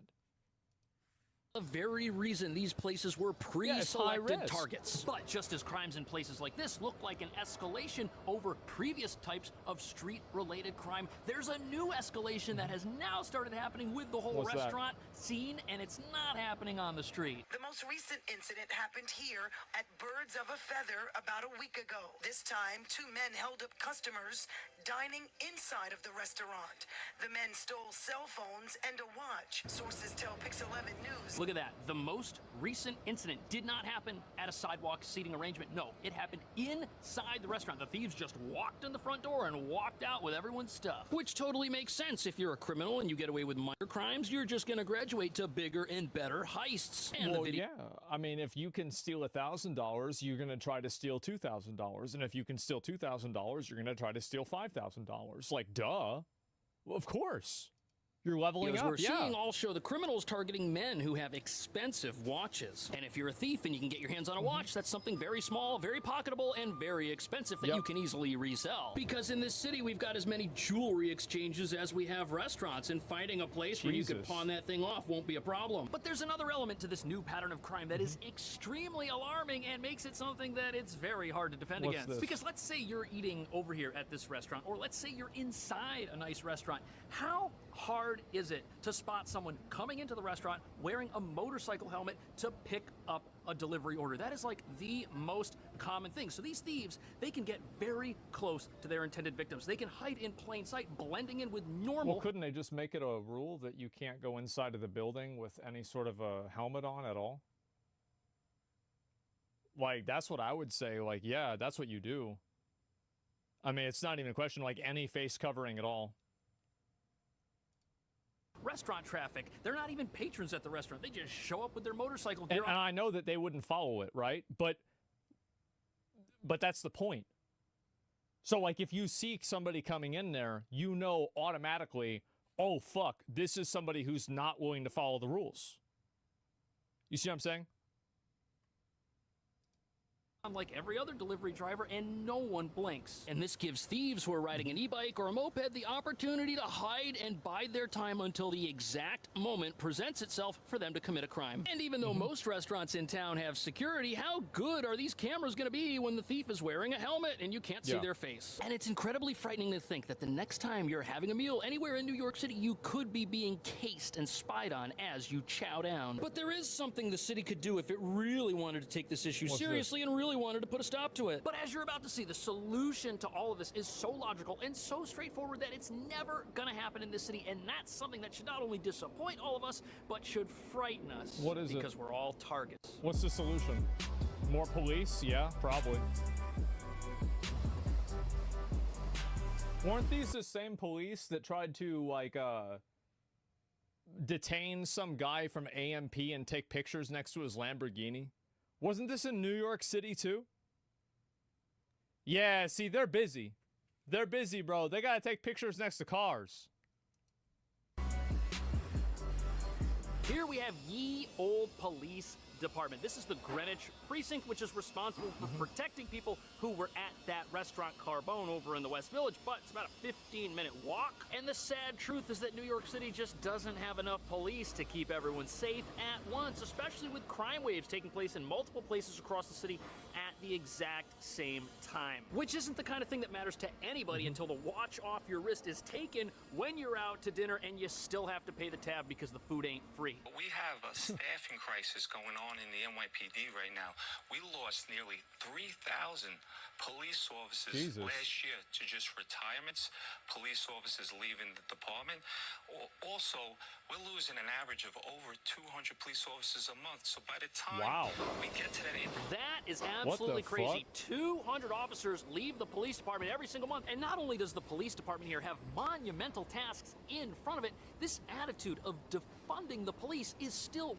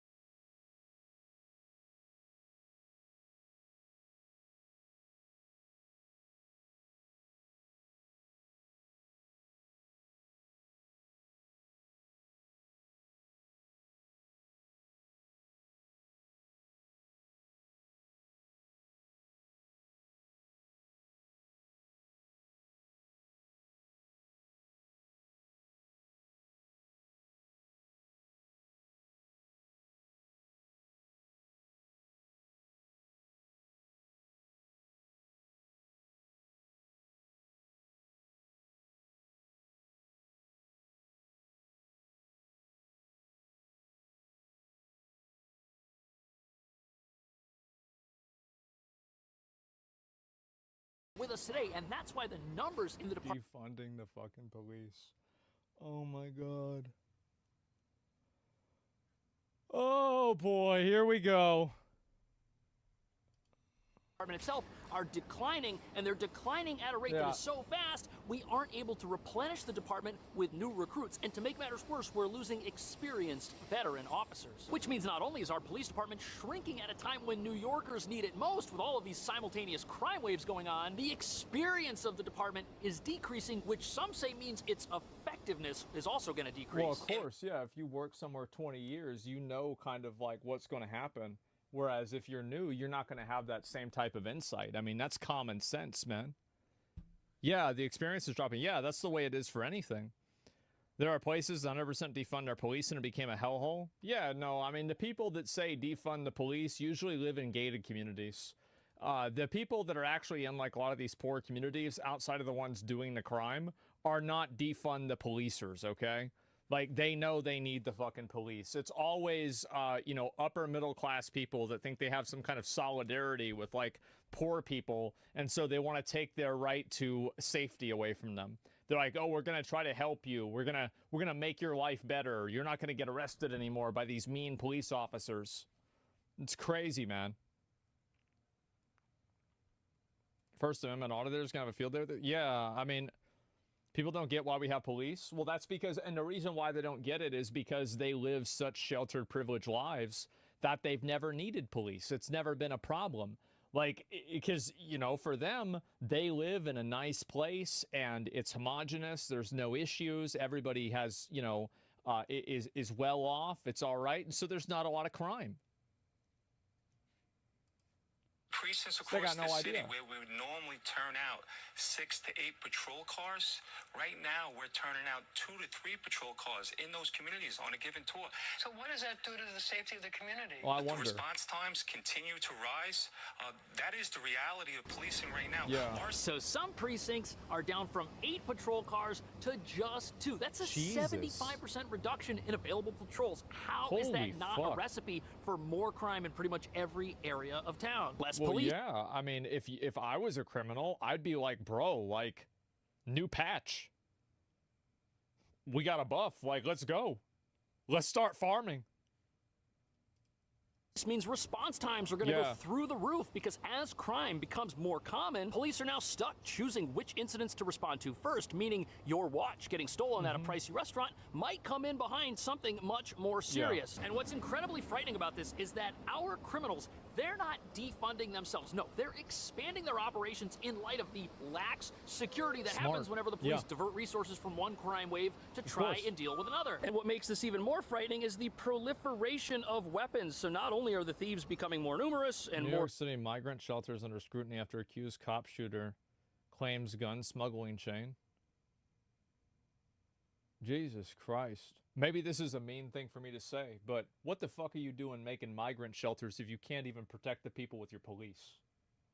Like, what kind of a priority is that? You've got shelters for migrants and you can't even afford police? How the fuck do you do that? What kind of priorities is that? It's insane.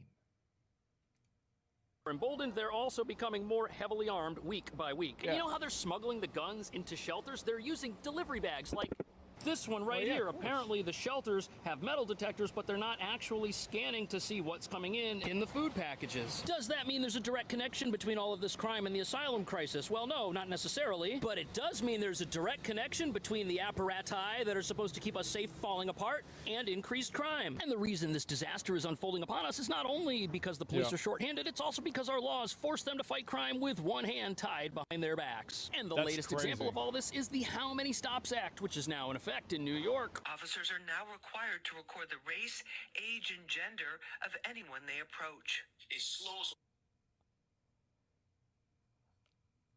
This is really something special, man. This is amazing. Wow. officers down from going to a scene immediately. But the other side of it is... Okay, now critics say that this is essentially a paperwork requirement that slows down law enforcement when we need more law enforcement faster, not less law enforcement slower. But proponents say having police record this information is important to make sure that law enforcement is happening in a fair manner for everyone. Now, whether or not you think... can't you just do that with a body cam? Like, I mean, I feel like, yeah, it's important to know that, but, like, if somebody's committing a fucking crime, it doesn't matter what they are. Like, yeah, don't you have a body cam? What the fuck? This policy is a good idea. Body cam doesn't capture age? Yeah, but neither can a person. You can't capture somebody's age one-to-one. Like, there's no way. Besides the point, because in a city with a short-handed police department, you've got to pick and choose what things you have your limited resources do. And the more time police spend using apps on their phones, the less time they have to stop crime. And as we just heard, many departments are short-handed right now, and if they've only got 2 patrol cars on the street and one of those patrol cars is busy filling out apps on their phone, there won't be enough cops to keep people safe. Former NYPD Lieutenant Darren Porcher is concerned about delayed response time and the data itself. We reached out to the NYPD for a response. A spokesperson says the department has put in place policies, training, and technology to comply with the law. Officers will be using forms on... Now, of course, this is just here's the thing, though, right? Is like the people in New York probably voted for this, or they voted for the person who voted for this. So, like, at a certain point, I don't really feel that bad for them. Because, like, you wanted this. This is what you get. That's right. It's their fault. Yeah. That's right. I'll do it again. Yeah, you chose this.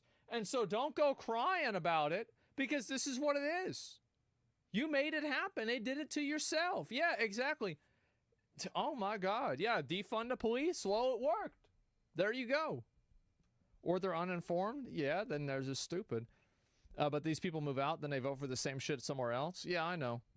One example of a law that might hamstring police in the event of an emergency. But the thing that's crazy about this is all information, all of this demographic information, it would all be available in the event of an arrest. This applies to people who the police stop in a normal interaction. For example, if the police come out of the bomb squad department over here and they want to talk to me and it's an official stop, they're going to have to put my information to the best of their ability into this new system, which will be publicly available, apparently. But then the question becomes, if I'm not arrested for anything and there's no suspicion of guilt and I haven't committed a crime, what is the ultimate value of that? And there are fears that activists will use that information. Well, the implication is that the reason why they have it is that there's basically a assumption that people that are minorities and part of others, like protected groups, get stopped more often. So I assume that this practice is supposed to like quantify whether that's happening or not. That's clearly why it's happening. I'm not saying it's good or bad, but I think that's the reasoning. To further scrutinize our short-staffed NYPD, which could lead to more investigations that lead to nowhere and more oversight that is unwarranted in a time of increasing crime. I also worry that there's just a general mentality, a lack of appreciation for police officers. Well, I think the communities really support the police.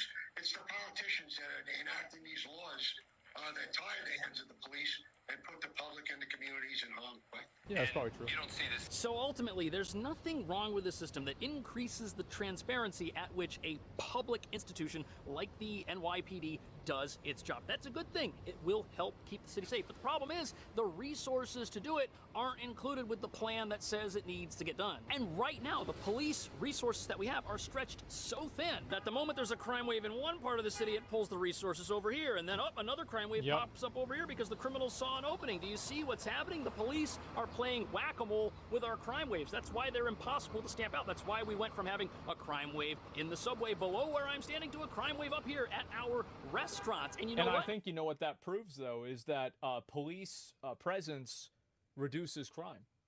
Because I bet now in the subways, there's a lot less bad shit that's happening.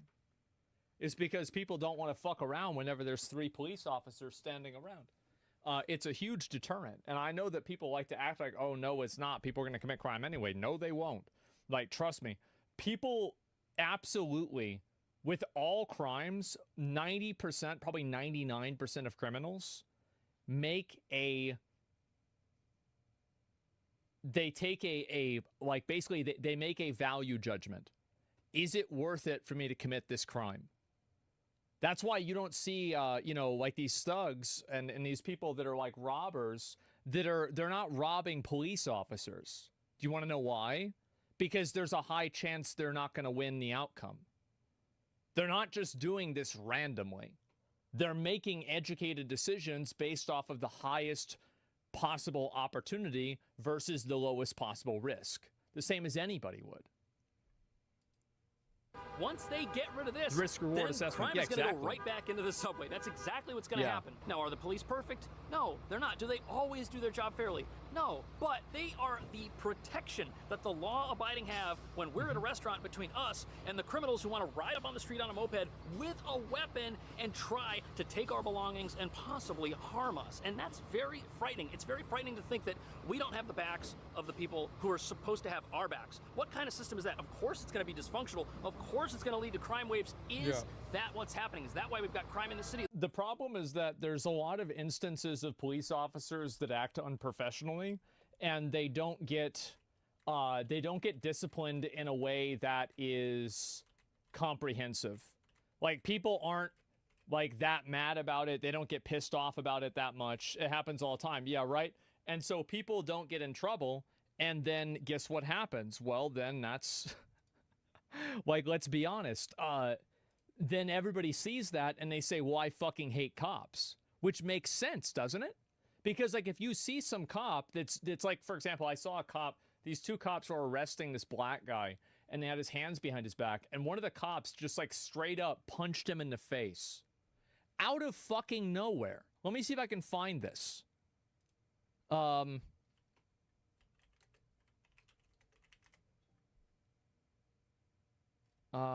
Fuck. No, I just tried to search it on YouTube. It seems like it's probably not going to happen. Not YouTube, on Twitter.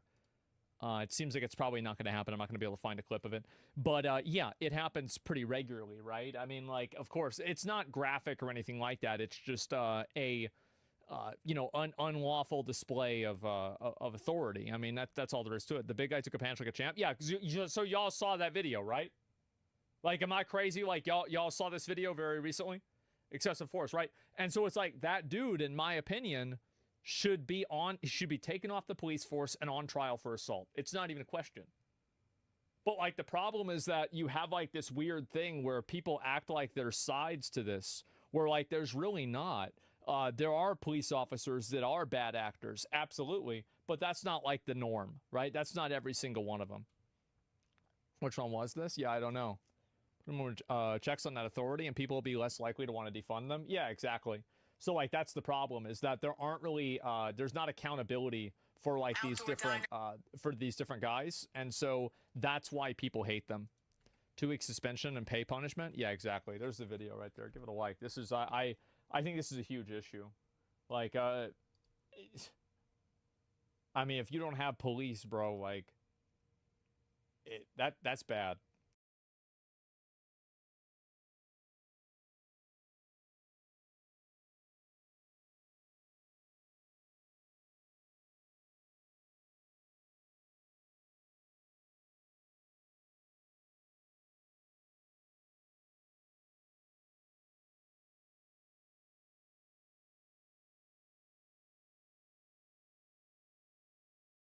So most critical goes on an indefinite hiatus. So here's the thing, right? Is like, I don't know if he's taking a break. So this is what he said, right? Do you believe that somebody can go through hormone therapy? Can they change their gender if they're a child? I think that's totally fine as long as everyone is consenting, as you agree with. Effective immediately, Charlie's made the decision to leave both the official podcast and Red Thread. He wants to go on an indefinite hiatus to scale back his time spent on the internet. We obviously wish him the best, for everyone to respect his decision, and for all to know that the show will always be open for him to drop by and talk shop should he wish to return. So the podcast isn't going anywhere, etc. He's only taking a break. Yeah, that's what I said, right? He's still uploading videos and streaming like usual. Yeah. Now, I think that probably he probably left this podcast because like there was that one dude that was on his podcast that said a bunch of crazy shit. Like, I don't really know. I don't watch the podcast. I'm not really sure. But, like, I heard that, yeah, Kaya, something like that. Like, isn't that the name of Hassan's dog? But anyway, yeah, this is another one. And, yeah, the guy from Turkey, I don't really know who it is. That's what I thought. And so this dude apparently caused trouble. And I'm sure Charlie probably just doesn't want to have, like, at this point, right? You have all these people that are mad about, like, that fucking, about that shit he said with Sneeko, right? About, like, the gender assignment surgery.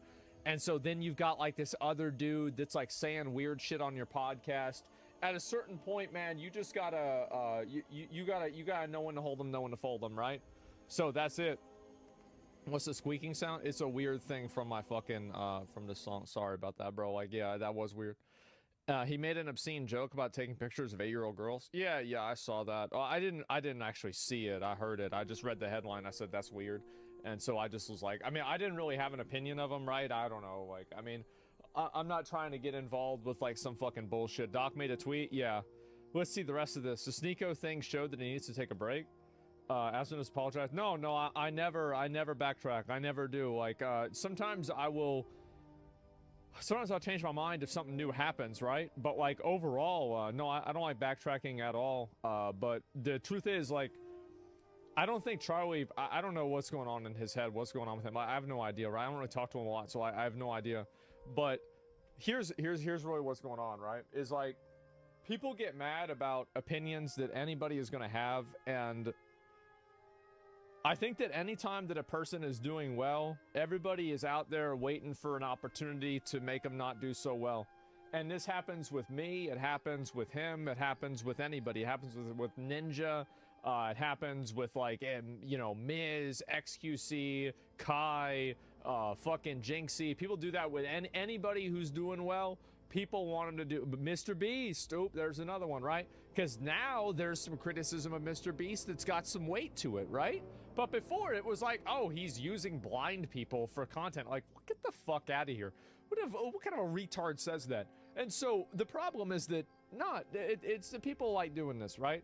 And so the only way you can do this, is that if you just go and you can't give a fuck, man. That's why being a streamer sucks mental health wise. Oh, being a streamer is awful for people's mental health, man. It is. It's real bad. Because, like, you got all kinds of shit going on, like, and I'm not saying this is what's going on with Charlie. Like, as I said, I don't know. Like, I have no idea. But, for both the viewer and a streamer, yeah. And so, like, that's bad. Yeah, probably, yeah. Talking to yourself for hours. Well, it's that, here's the way I see it, right? It's that streaming, you put a lot of yourself out there. And, like, you also have to deal with people that try to try to type mean shit to you. People that try to, like, harm you in one way or another. People that try to do bad shit to you. All this stuff. And so you put all that together and guess what happens? Well, it's exhausting, especially, like, you got focus on, like, you know, streaming and YouTube, being a content creator. There's, like, a focus on numbers. Whenever you have quantitative variables that define a human being's self-worth, that's never healthy, right? Whether it's money, viewer count, subscribers, or, you know, height. You think about it, right? There's never a case where that's a good thing. And so credit rating, I mean, you just go down the list. So maintaining your quality of work, yeah, exactly. And like, so your views get more scrutiny too, yeah, exactly. So can't imagine having millions watch every move you make. Yeah, I mean, that's just what it is. That's called life, people messing with you. Sneeko people were harassing Charlie so much he had to end his stream. Yeah, I don't know. I don't think it's necessarily Sneeko. I think that, like, you're just seeing, the truth is, like, you're seeing a massive backlash against a lot of, like, LGBT stuff. And I think that the primary backlash isn't against the LG or B, it's against the T. A lot of people are pushing back super hard on trans stuff, especially with kids and especially with, like, athletes, right? And so this has happened. And the reason why it's happened, I'll tell y'all why it's happened, is because for 5 years, 10 years, you were not able to say a single fucking thing that was not in that direction. And now that you can, everybody is making up for lost time. Because this is the truth is, you actually ask the amount of people that legitimately think about this shit, No, the majority of people do not support it. They do not. And you look at any opinion poll, and that's the fact. And so, whenever you make people live with their mind in a cage, that's only going to last for so long. And it doesn't matter if it's a dictatorship. It doesn't matter if it's a mental, like you look at McCarthyism, and then what happened after McCarthyism? Well, you had the 60s with the hippies and everything. And you have things go back and forth. So you got to think about, like, Adolf was a reaction, because like in the 1930s and, you know, a bit before then, after World War I, Berlin and Germany and everything, like, it was like Berlin, bro, like that shit was like that was like one of the most progressive capitals in the whole world. Like, they had the first transgender assignment surgery in between World War I and World War II inside of Germany. This was like a crazy, crazy thing. And so again, and the book burnings, right? They said that's whenever the Nazis burned all the fucking books. Now, did they burn the books because of what they said, or because they associated them with Jewishness and they didn't like that and they wanted all the books to be written in German instead? There's a bit of history to this. It's a little bit complicated. So both, right? But it was both, right? It was a cultural and also a, it was multiple things at the same time, right? And so, both probably. And so you can see how shit goes back and forth. And you see it now with what Moist Critical said. If he had said that 3 years ago, everybody would have been totally okay with it. Everybody would have been like, you know, there would have been like a bunch of tweets, you know, celebrating it. And now there's a bunch of tweets hating on him for it. Because that's just the way it is. Because people, you got to understand, like 80% of people, like, they just go with the flow, right? Like, they just say what's popular. They say what people want to hear. And the 20% or so that don't, you know, basically fight over that market share of the 80% of people that kind of just like, or whatever. Okay, who you are, leave the kids out of it. That's what a lot of people say. And the reality is, like, that's what Nick Merckx said. Remember? People got really mad at Nick Merckx for that.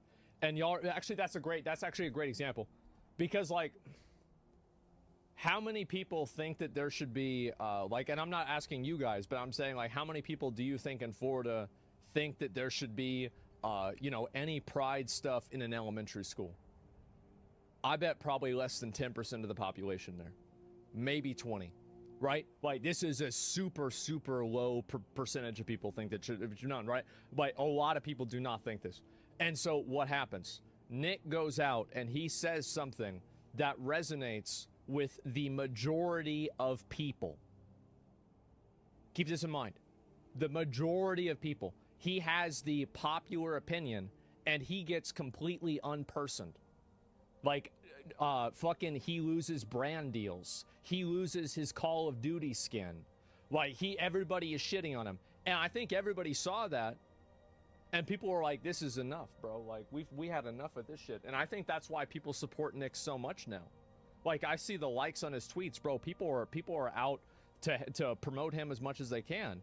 Yeah, he was right, though. It doesn't matter whether you think he was right or not. The point is that whenever you try to suppress a popular opinion, the only thing you have to do is wait for it to come back and bite you in the ass.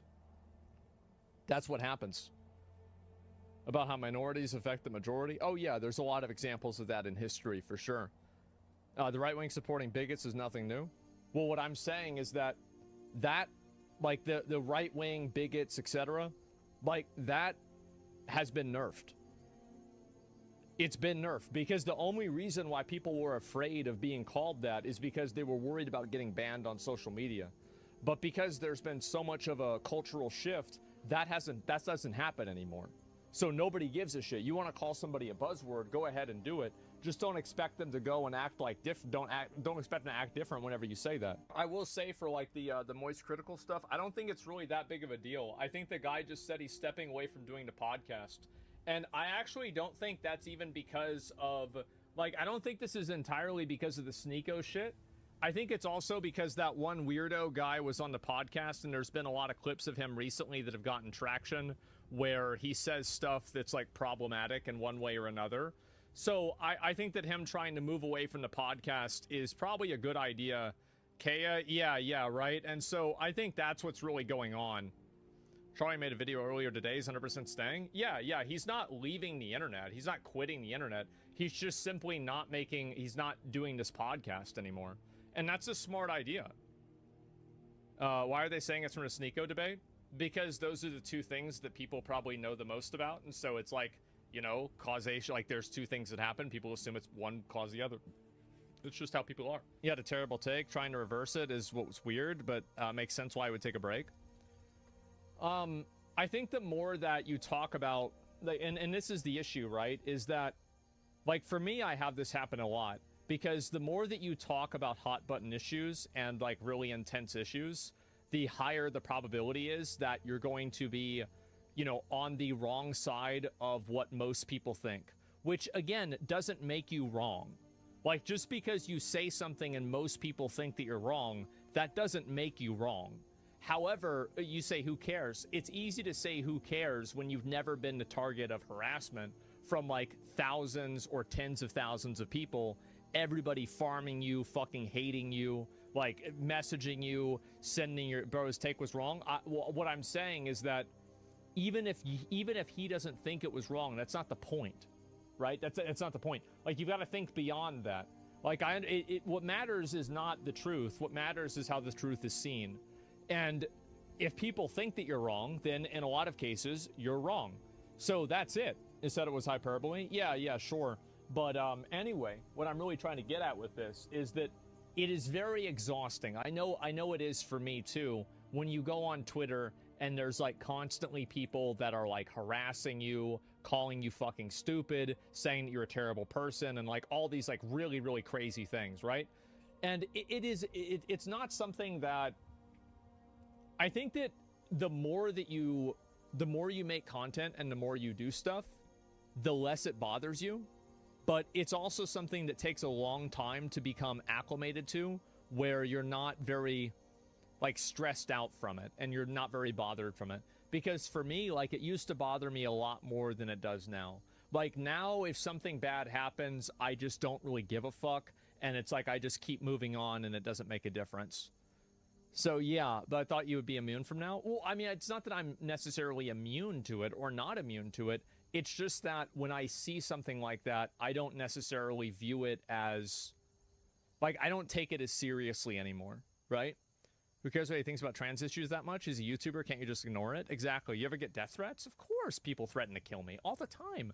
Like, this isn't some kind of a surprise. Yeah, if you don't like somebody, you're going to want to kill them. Like, I mean, really? If there's a million people that don't like you, one of them is going to say they're going to kill you, of course. Yeah, it's not a surprise all the time. Yeah.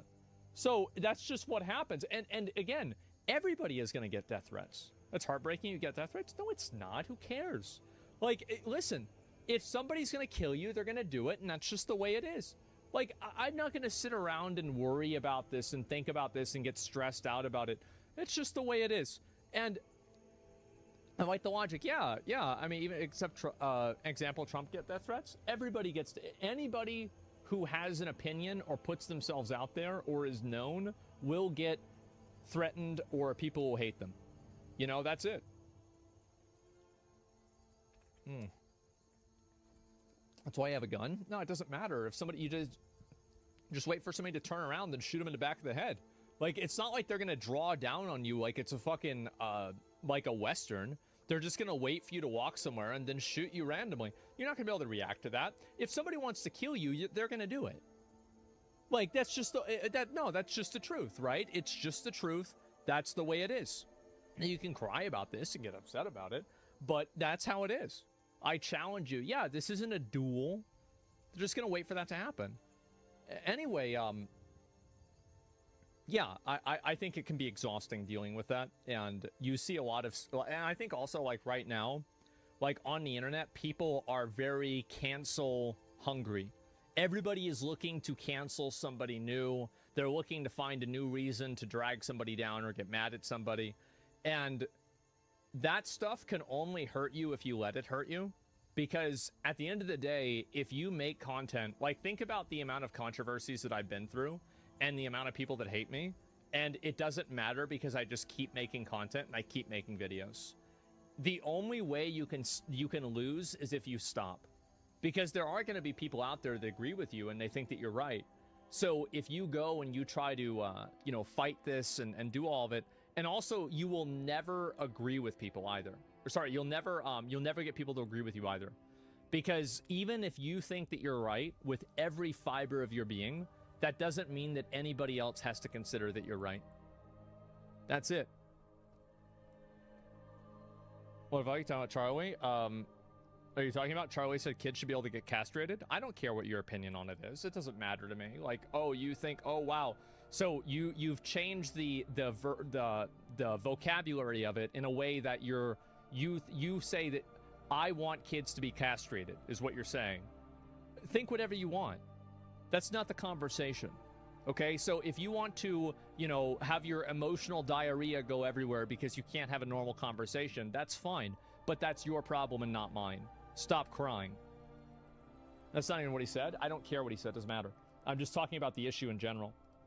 So yeah, I'm strawmanning Charlie's steak. I don't care what it. I don't care. It doesn't matter.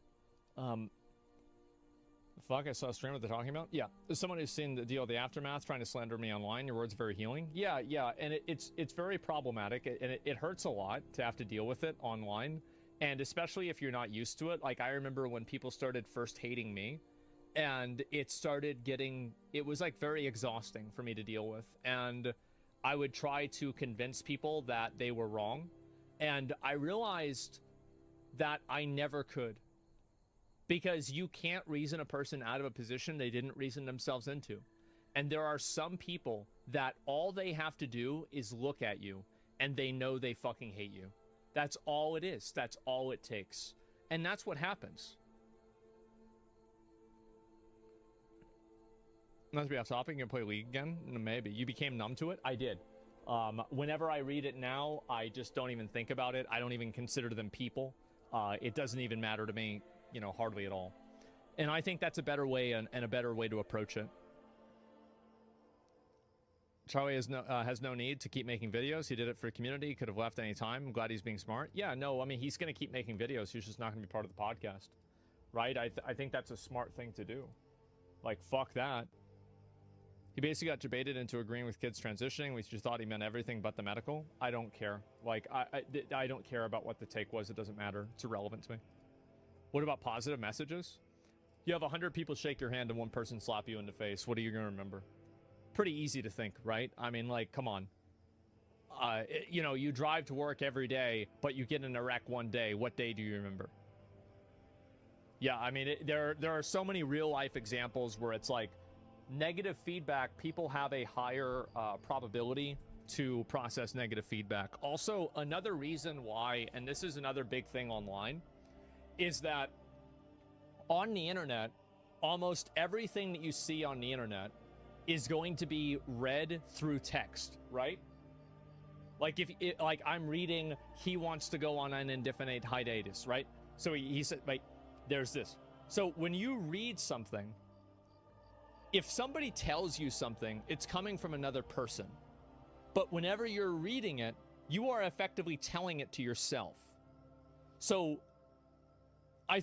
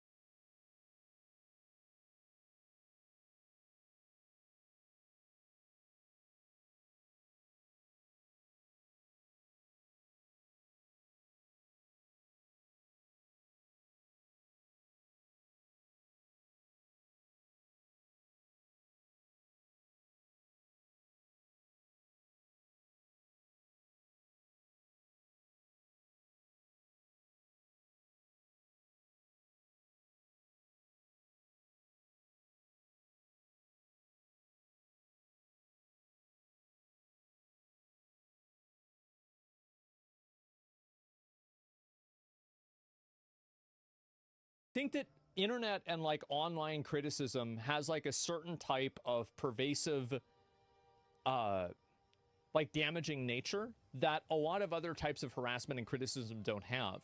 because on the internet, you're reading these negative types of criticism in your own voice, in your own mind, to yourself.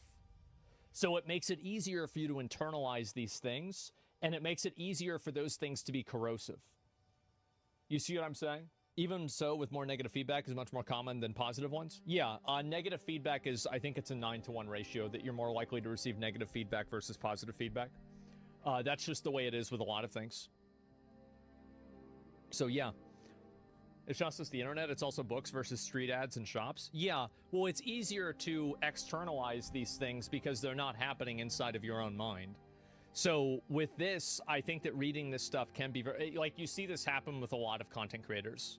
Like, it's no secret that content creation is like a hotbed for breeding mental illness.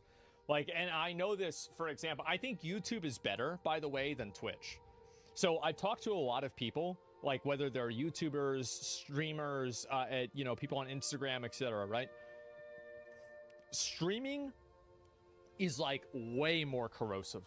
And I think the reason why is because most people aren't used to being like observed for hours and hours and hours. So you can't have like weird facial movements. You're getting live feedback in real time and you have to process it. You're getting shit like, yeah, it's instant feedback. People are going to constantly try to come and harass you. So yeah, it's brutal, man. It really is. It can be brutal. And you see it fuck up a lot of people. Like, think about how many streamers there are that that have like report mental illness and stuff like that. YouTubers can just ignore the comment section. Yeah, and I've learned that people will respect you if you have an opinion they disagree with, if you won't back down from it. But and this is a bad thing. People respect someone being willing to hold a wrong opinion more than someone who's willing to change to a right opinion. That's just the way it is. And you will gain more respect from people by standing by a stupid opinion than changing your opinion to something that's more accurate. No? All right. Hard disagree.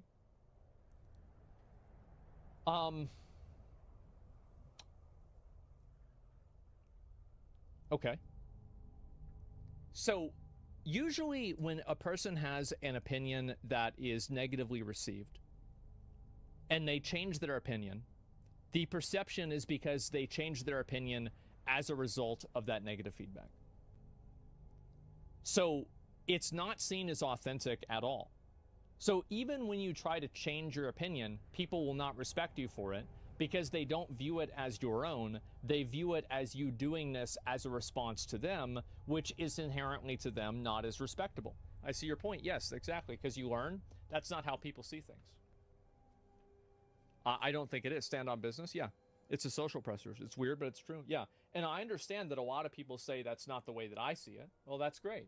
But I'm talking about on averages. Try having a girlfriend, you defend them no matter how much they get themselves into? No, you don't. You break up with them. If you have a girlfriend that's putting you in situations like if you have a girlfriend that's writing blank checks for you to cash, then bro, like you got to get the fuck rid of that. Yeah, not that easy. Yeah, I know, but at one point or another it has to happen. Only a horse doesn't change his mind. People just love to antagonize any opinion that's different than their own. Yeah. And if you change your mind on something, people will never respect you for it. I've seen this happen many times, and I've never seen it be a positive. People don't see things logically the same way that they probably should, and they never have.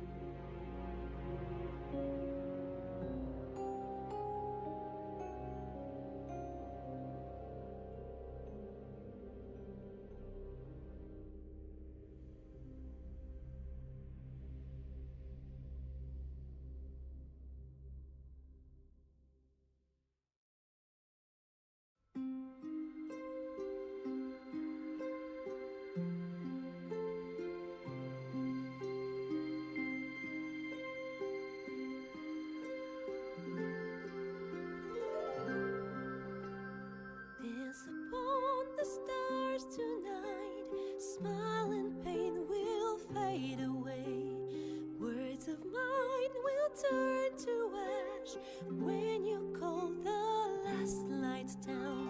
Moon reminds me of your grace. All the love I can't repay. Rest and know that I will pray. Farewell, my dear old friend. Moon, sun, oh, remind me of your grace. Faith, care, all the love I can't repay. Moon, sun, oh, remind me of your grace. Faith, care, all the love I can't repay.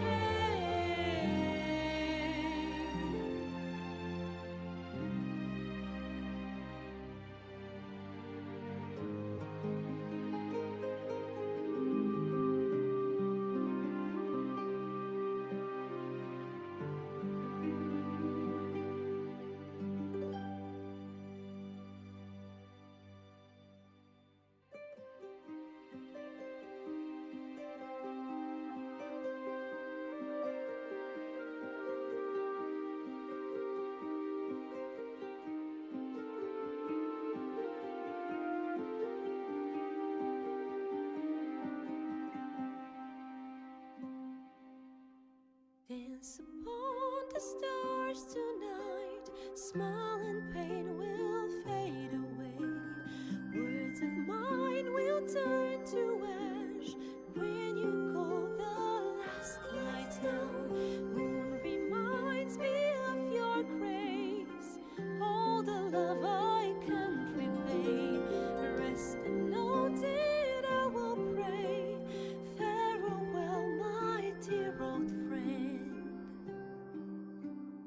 Dance upon the stars tonight. Smile and pain will fade away.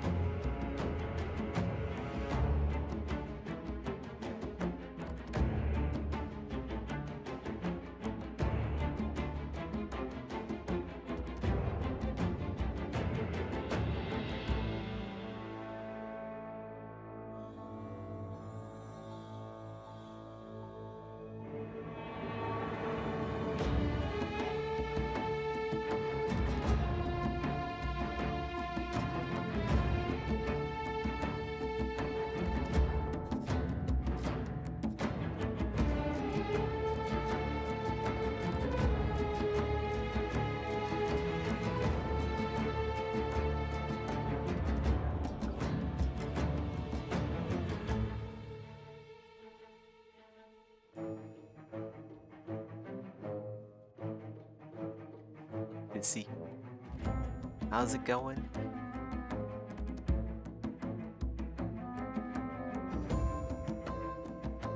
How's your mom?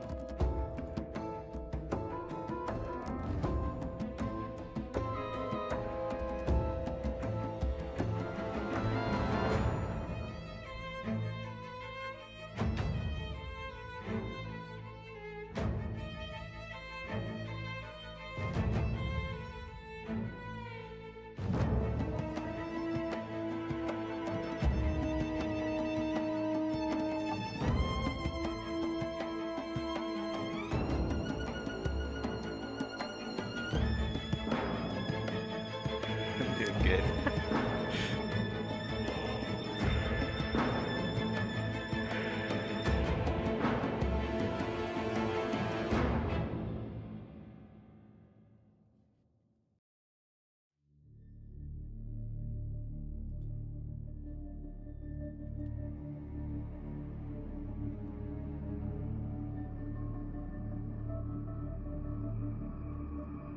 Did you hear the news? Bungie had another round of layoffs, this time 17% of their staff. Pretty crazy. Started playing Morrowind. Ooh, good choice. Do you have any tips for me? Make sure you have full stamina at all times, otherwise you won't be able to hit anything. Either that or go enchanting.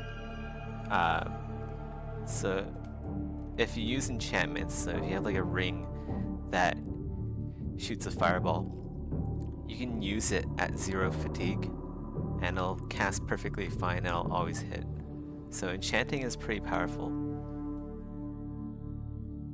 It's more powerful than just casting spells with your hands.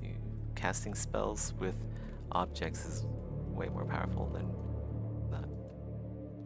But yeah, but if you're doing like a melee build or like a range build, basically anything other than enchanting, you'll want to have full fatigue at all times, or close to that.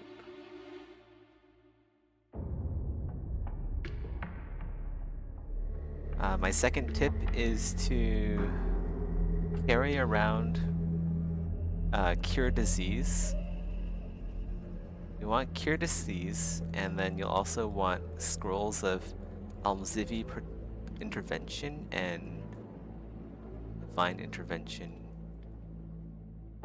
So you can, because like diseases in Morrowind, they're actually pretty bad. You can get a disease that will permanently lower your strength, so to a point where you can actually not even move. Like it'll soft lock your character depending on how much strength you have and how much stuff you're carrying. So it's really important to carry around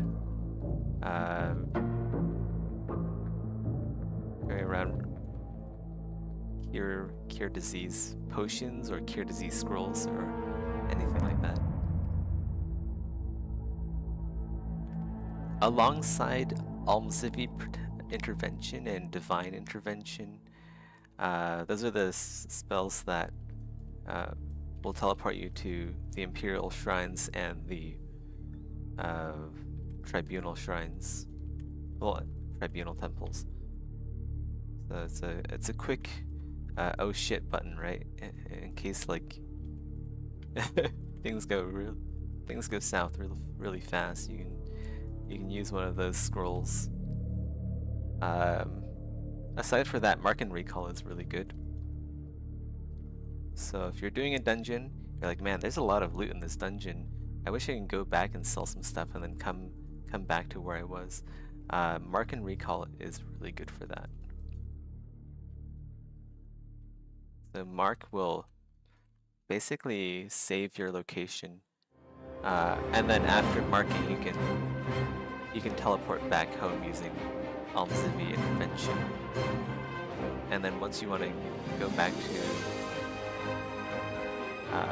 where you left off, you can just cast Recall.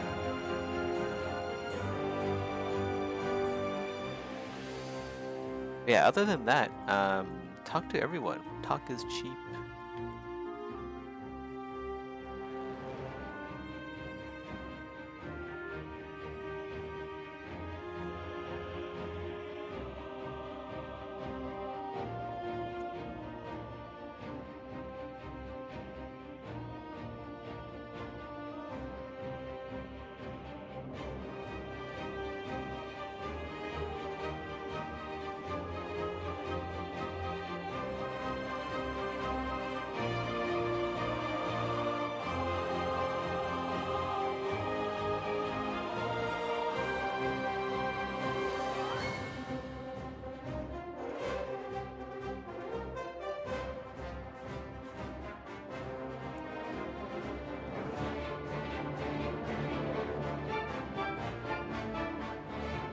if you're going Spellblade or Battle Mage, some good advice specifically for those classes. You can buy spells right off the bat from Errol.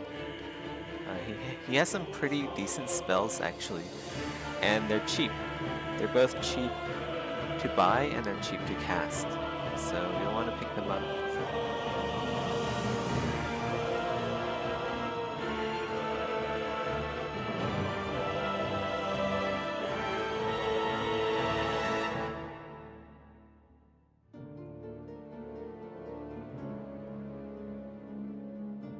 Vargoth has a ring of healing. It's not good, but it regenerates over time, so it's basically free healing.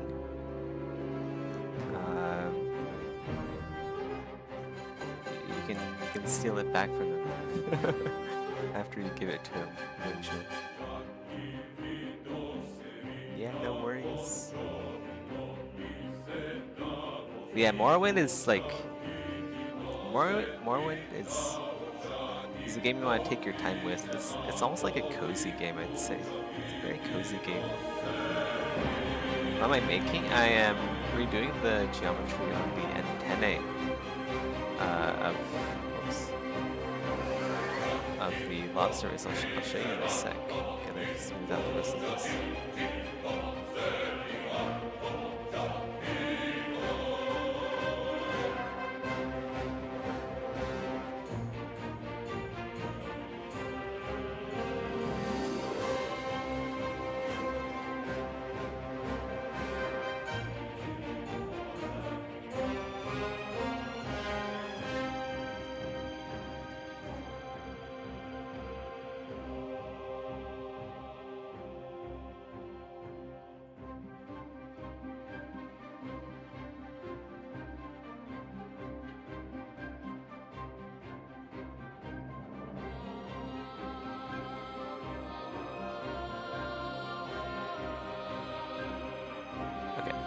Everything is good. I'll have to redo the poly paint, but I had to do that anyway.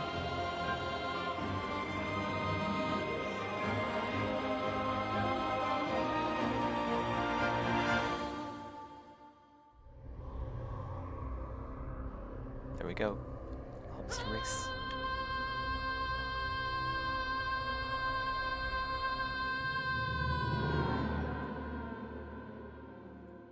Let's finish detailing the antennae before poly painting. Got a little bit here. I got a little bit too carried away with Elden Ring today. That's fine. I got a lot done last week. It's okay for me to take a short break here and there.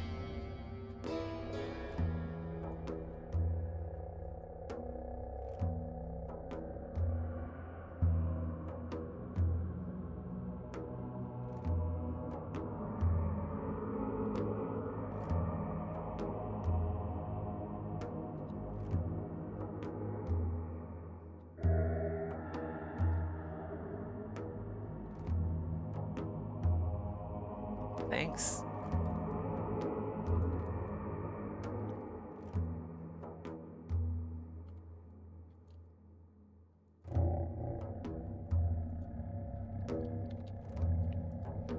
Yeah, this is the... Once I'm done with this, I'm gonna be working on the male versions. Which is pretty crazy, because I have been working on the female versions of the races for a while now. Like, I started, like, seriously working on the races, I think in, like, 2023, like that, maybe kind of like the start of 2023. So it's been almost like a year and a couple months. Of course, I've been doing other stuff alongside that as well. Like Unreal Engine stuff and like game design documentary. But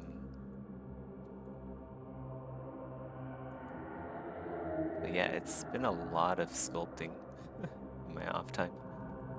Ladies first, yeah.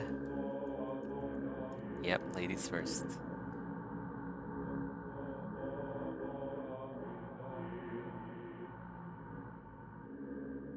At first I thought like it would be easier for me to reduce the boobs into the chest. So I can transform like the female mesh into the male mesh easily. But it would be harder to do the opposite.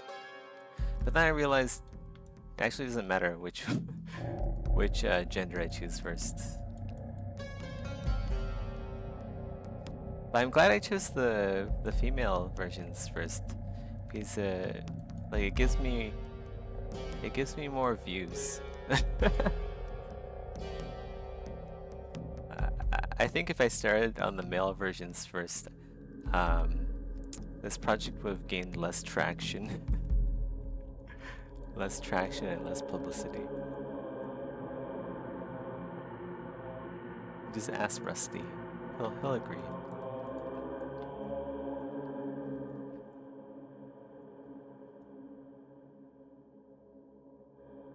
Make the features bigger. There'll be sliders for that. Like right now, everything is very average sized, I'd say. I'm trying to make like the average of all the races. You know how it is in like Exanima, right? There's sliders for that stuff. So like the player can choose how big or how small everything is.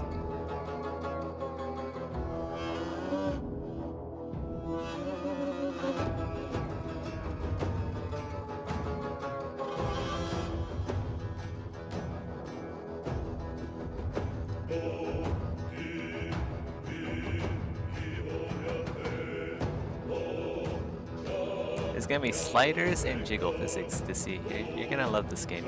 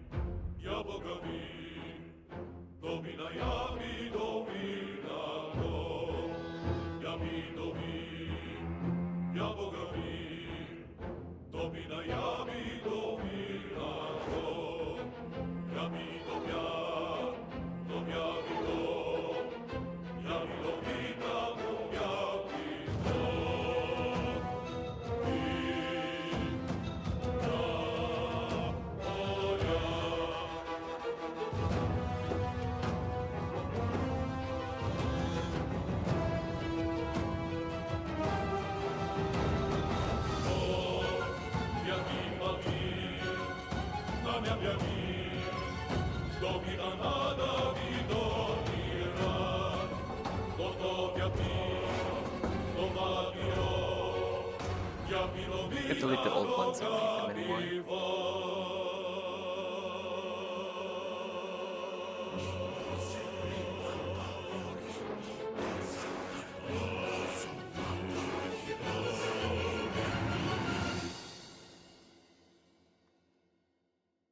This might overtake Fortnite as my favorite game. Oh my god. No way. That would be such an honor.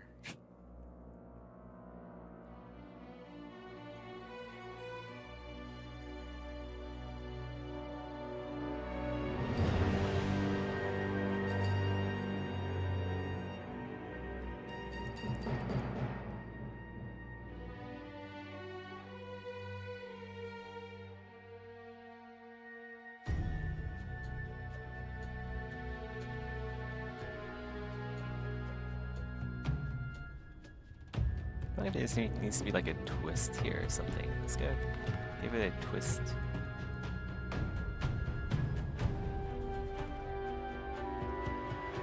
Yes, that.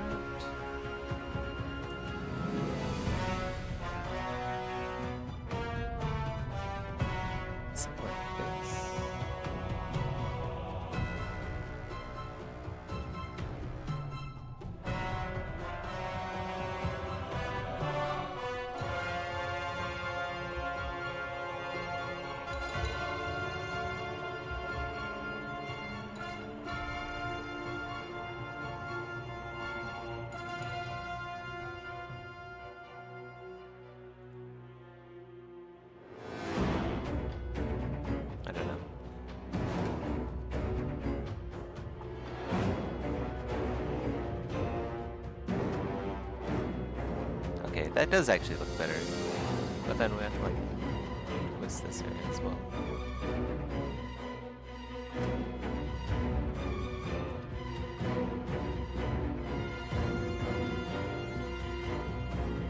Something like that.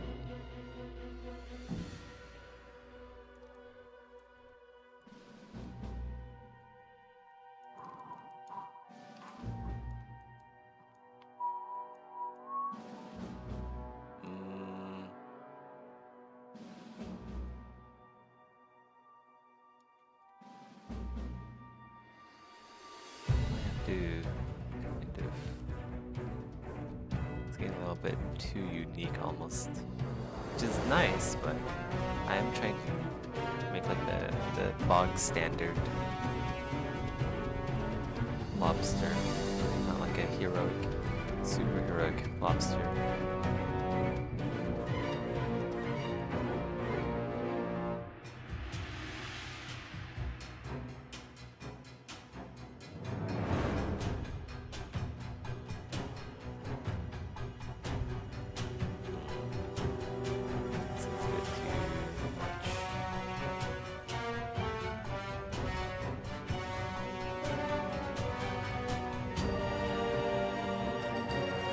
There will be dancing emotes, for sure. I don't know if I can add the Fortnite dance though. That might be copyright infringement.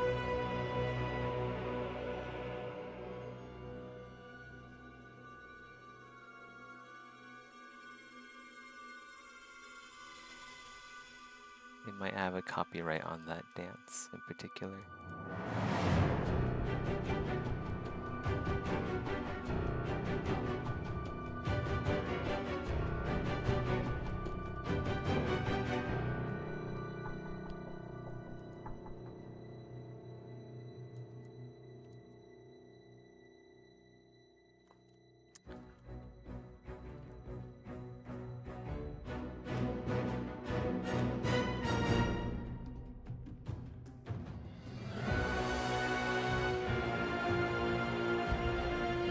Let's not add the twistings.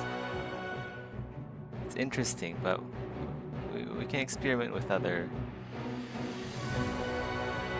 styles later. It's just a little bit too much right now.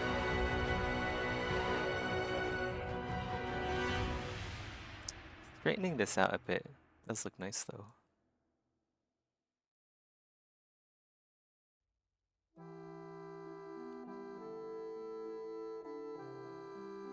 There will be different kinds of antennae that the player can choose from.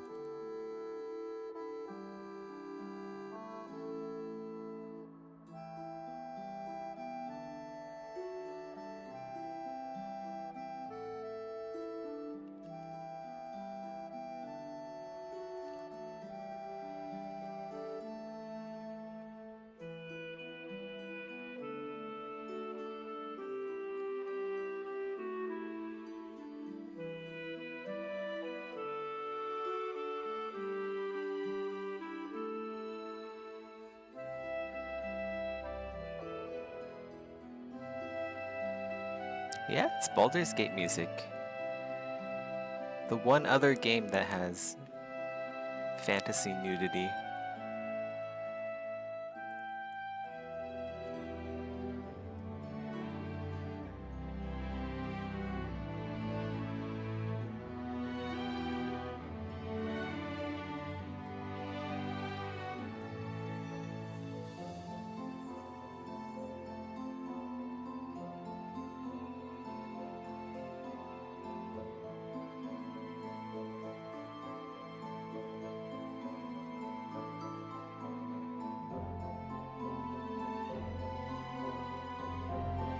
It's pretty good. I stopped playing because I like faster combat. Although I probably should eventually go back and actually play it.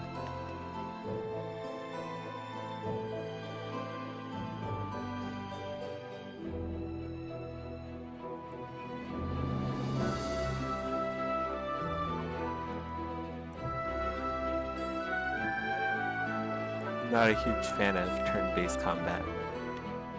I like real-time too much.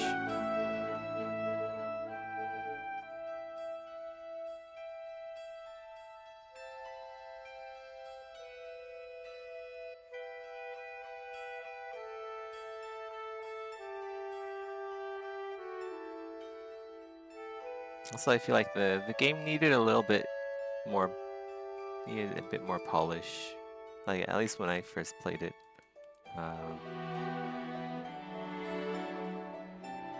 It was a bit too rough around the edges. So like Baldur's Gate 3, its aim is to be like a turn-based game with like good graphics and like it's primarily focused on story, I would say. But for something like that, you really need everything to be very polished, otherwise it's gonna throw you out of the immersion.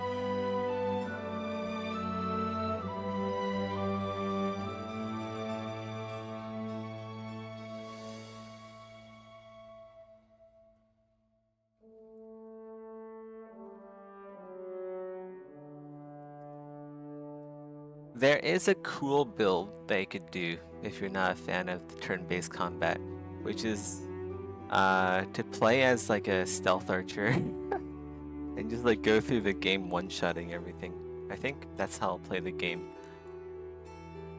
when I get back to it. So everything is just like one turn. You stealth, you fire, and then that's basically it. Enemy dies. Get their loot.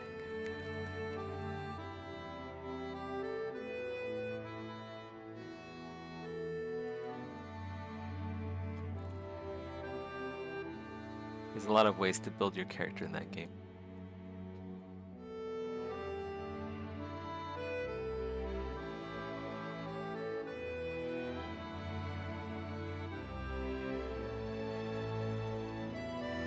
If you're not a fan of Divinity Original Sin, like at least combat-wise, you're not gonna like Baldur's Gate. It's the exact same combat, pretty much.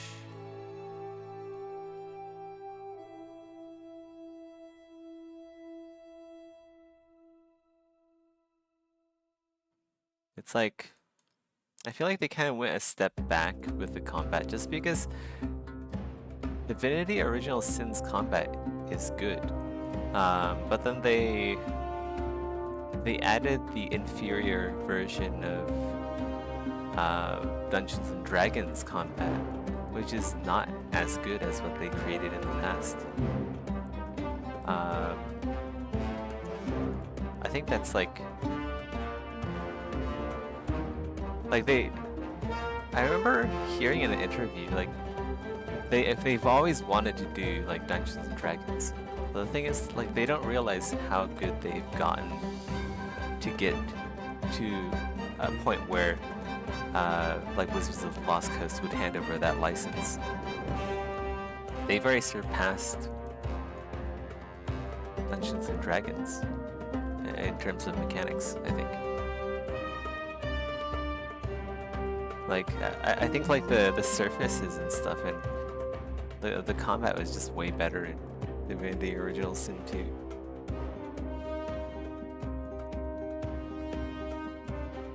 It felt like a more polished game overall as well.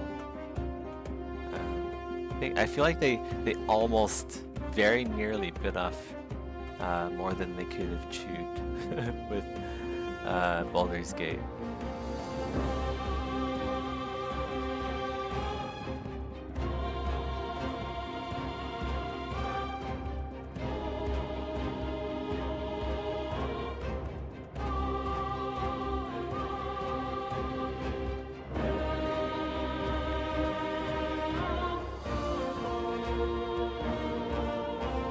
Real D&D and love it? Yeah, me too. I just don't have like the time to play real D&D. It'd be really nice to play D&D with friends and stuff, but man, Also like time scheduling too. Like I live in Malaysia, but pretty much everyone who plays D&D that I know lives not in Malaysia.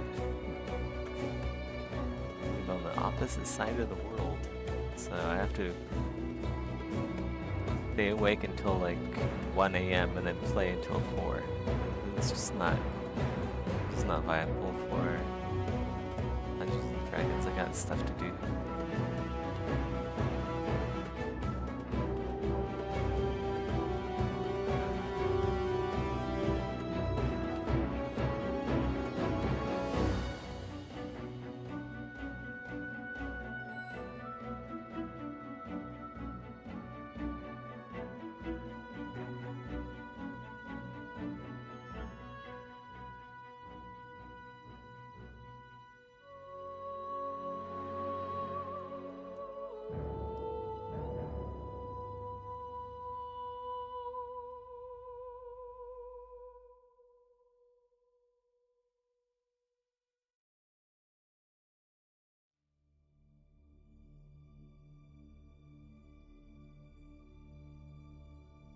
Yeah, it's alright. Like, yeah, I am sacrificing my D&D time, but I'm also creating a world for other people. So I basically graduated from a player of Dungeons and Dragons to the game master, the dungeon master of a very big Dungeons and Dragons soon to be.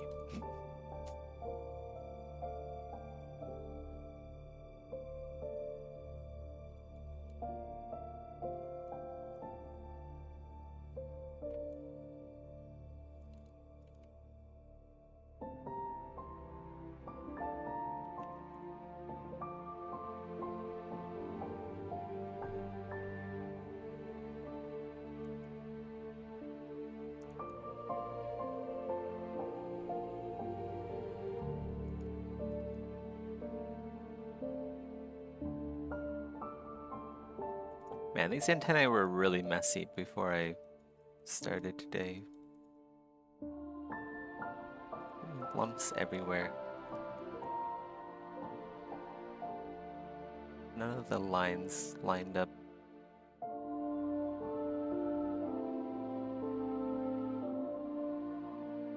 It is a lot of work. It's basically like an unpaid part-time job to maintain like a Dungeons and Dragons session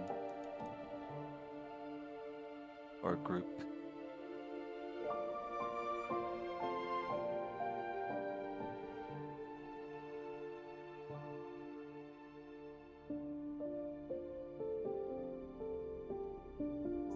So massive hats off to my the dungeon master I played with over on Roll20. I don't think he actually watches these videos. But yeah, like Lucas, if you're out there. Good times. I played as a Warlock Paladin hybrid.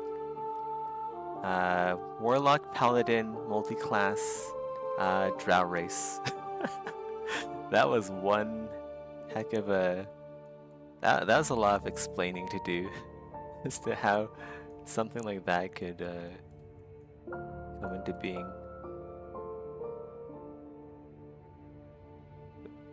I think I was too much of a power gamer. I just wanted like the insane power of multi-class Warlock Paladin.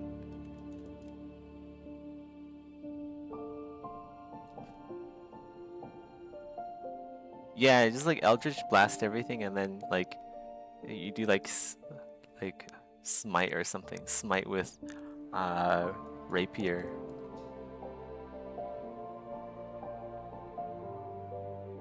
I also had like a ton of spells too, like Tasha's Hideous Laughter.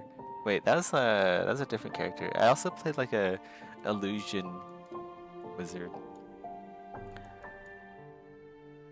So basically all of my spells were illusion based, which is interesting.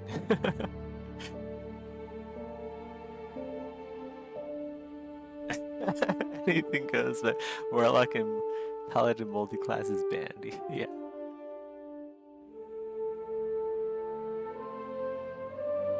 You can also be a bear barbarian. What you can do is you can be a halfling. There's a certain halfling that has like really good like advantages to something. But basically, you can turn a halfling, make him a bear druid, a totem bear druid, and then you start off with like insane amounts of health, and like you just you just tank through everything. The ultimate tank build. I tried doing that as well.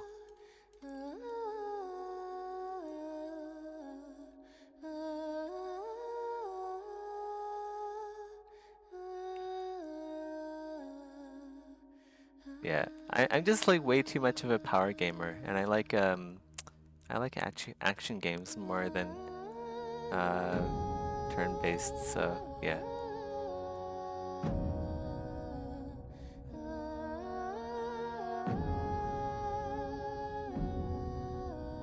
Also, I like finding out how to break games. Like, I like finding out glitches and stuff, and exploits.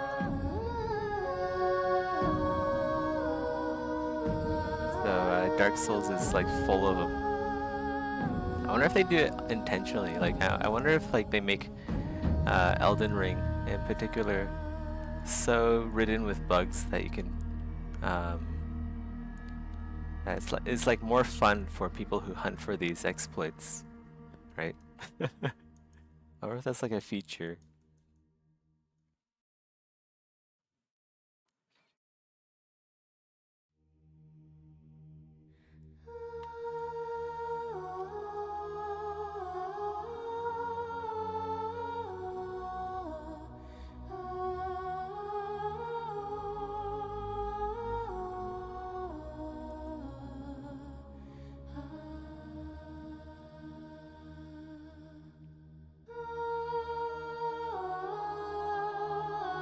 Yeah, that's right. Totem Barbarian with Bear. They're pretty nuts.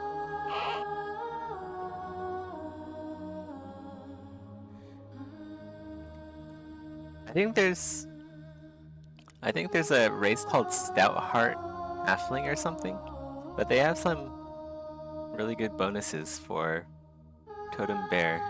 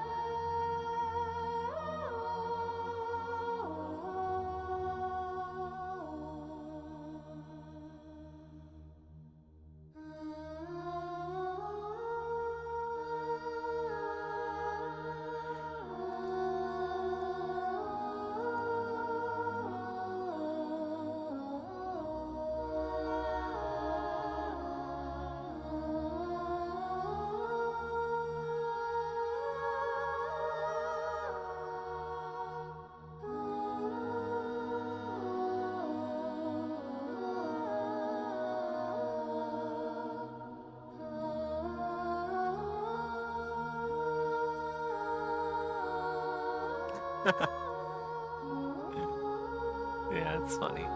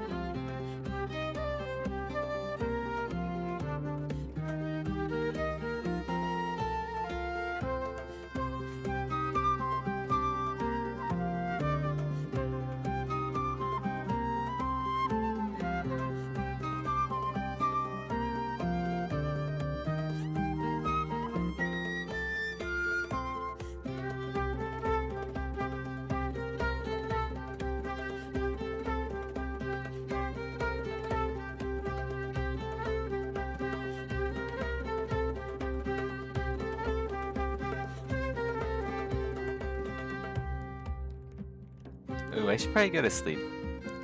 I've been live for 6 hours, and it's 5 a.m. here. Got work tomorrow.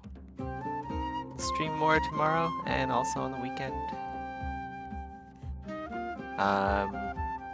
See you later, Dissy, if you're around. Take care, guys. Coffee Diaries next Monday. So, Players of Exanima, you guys can keep an eye out for that. Bye bye now. Sorry to all the people I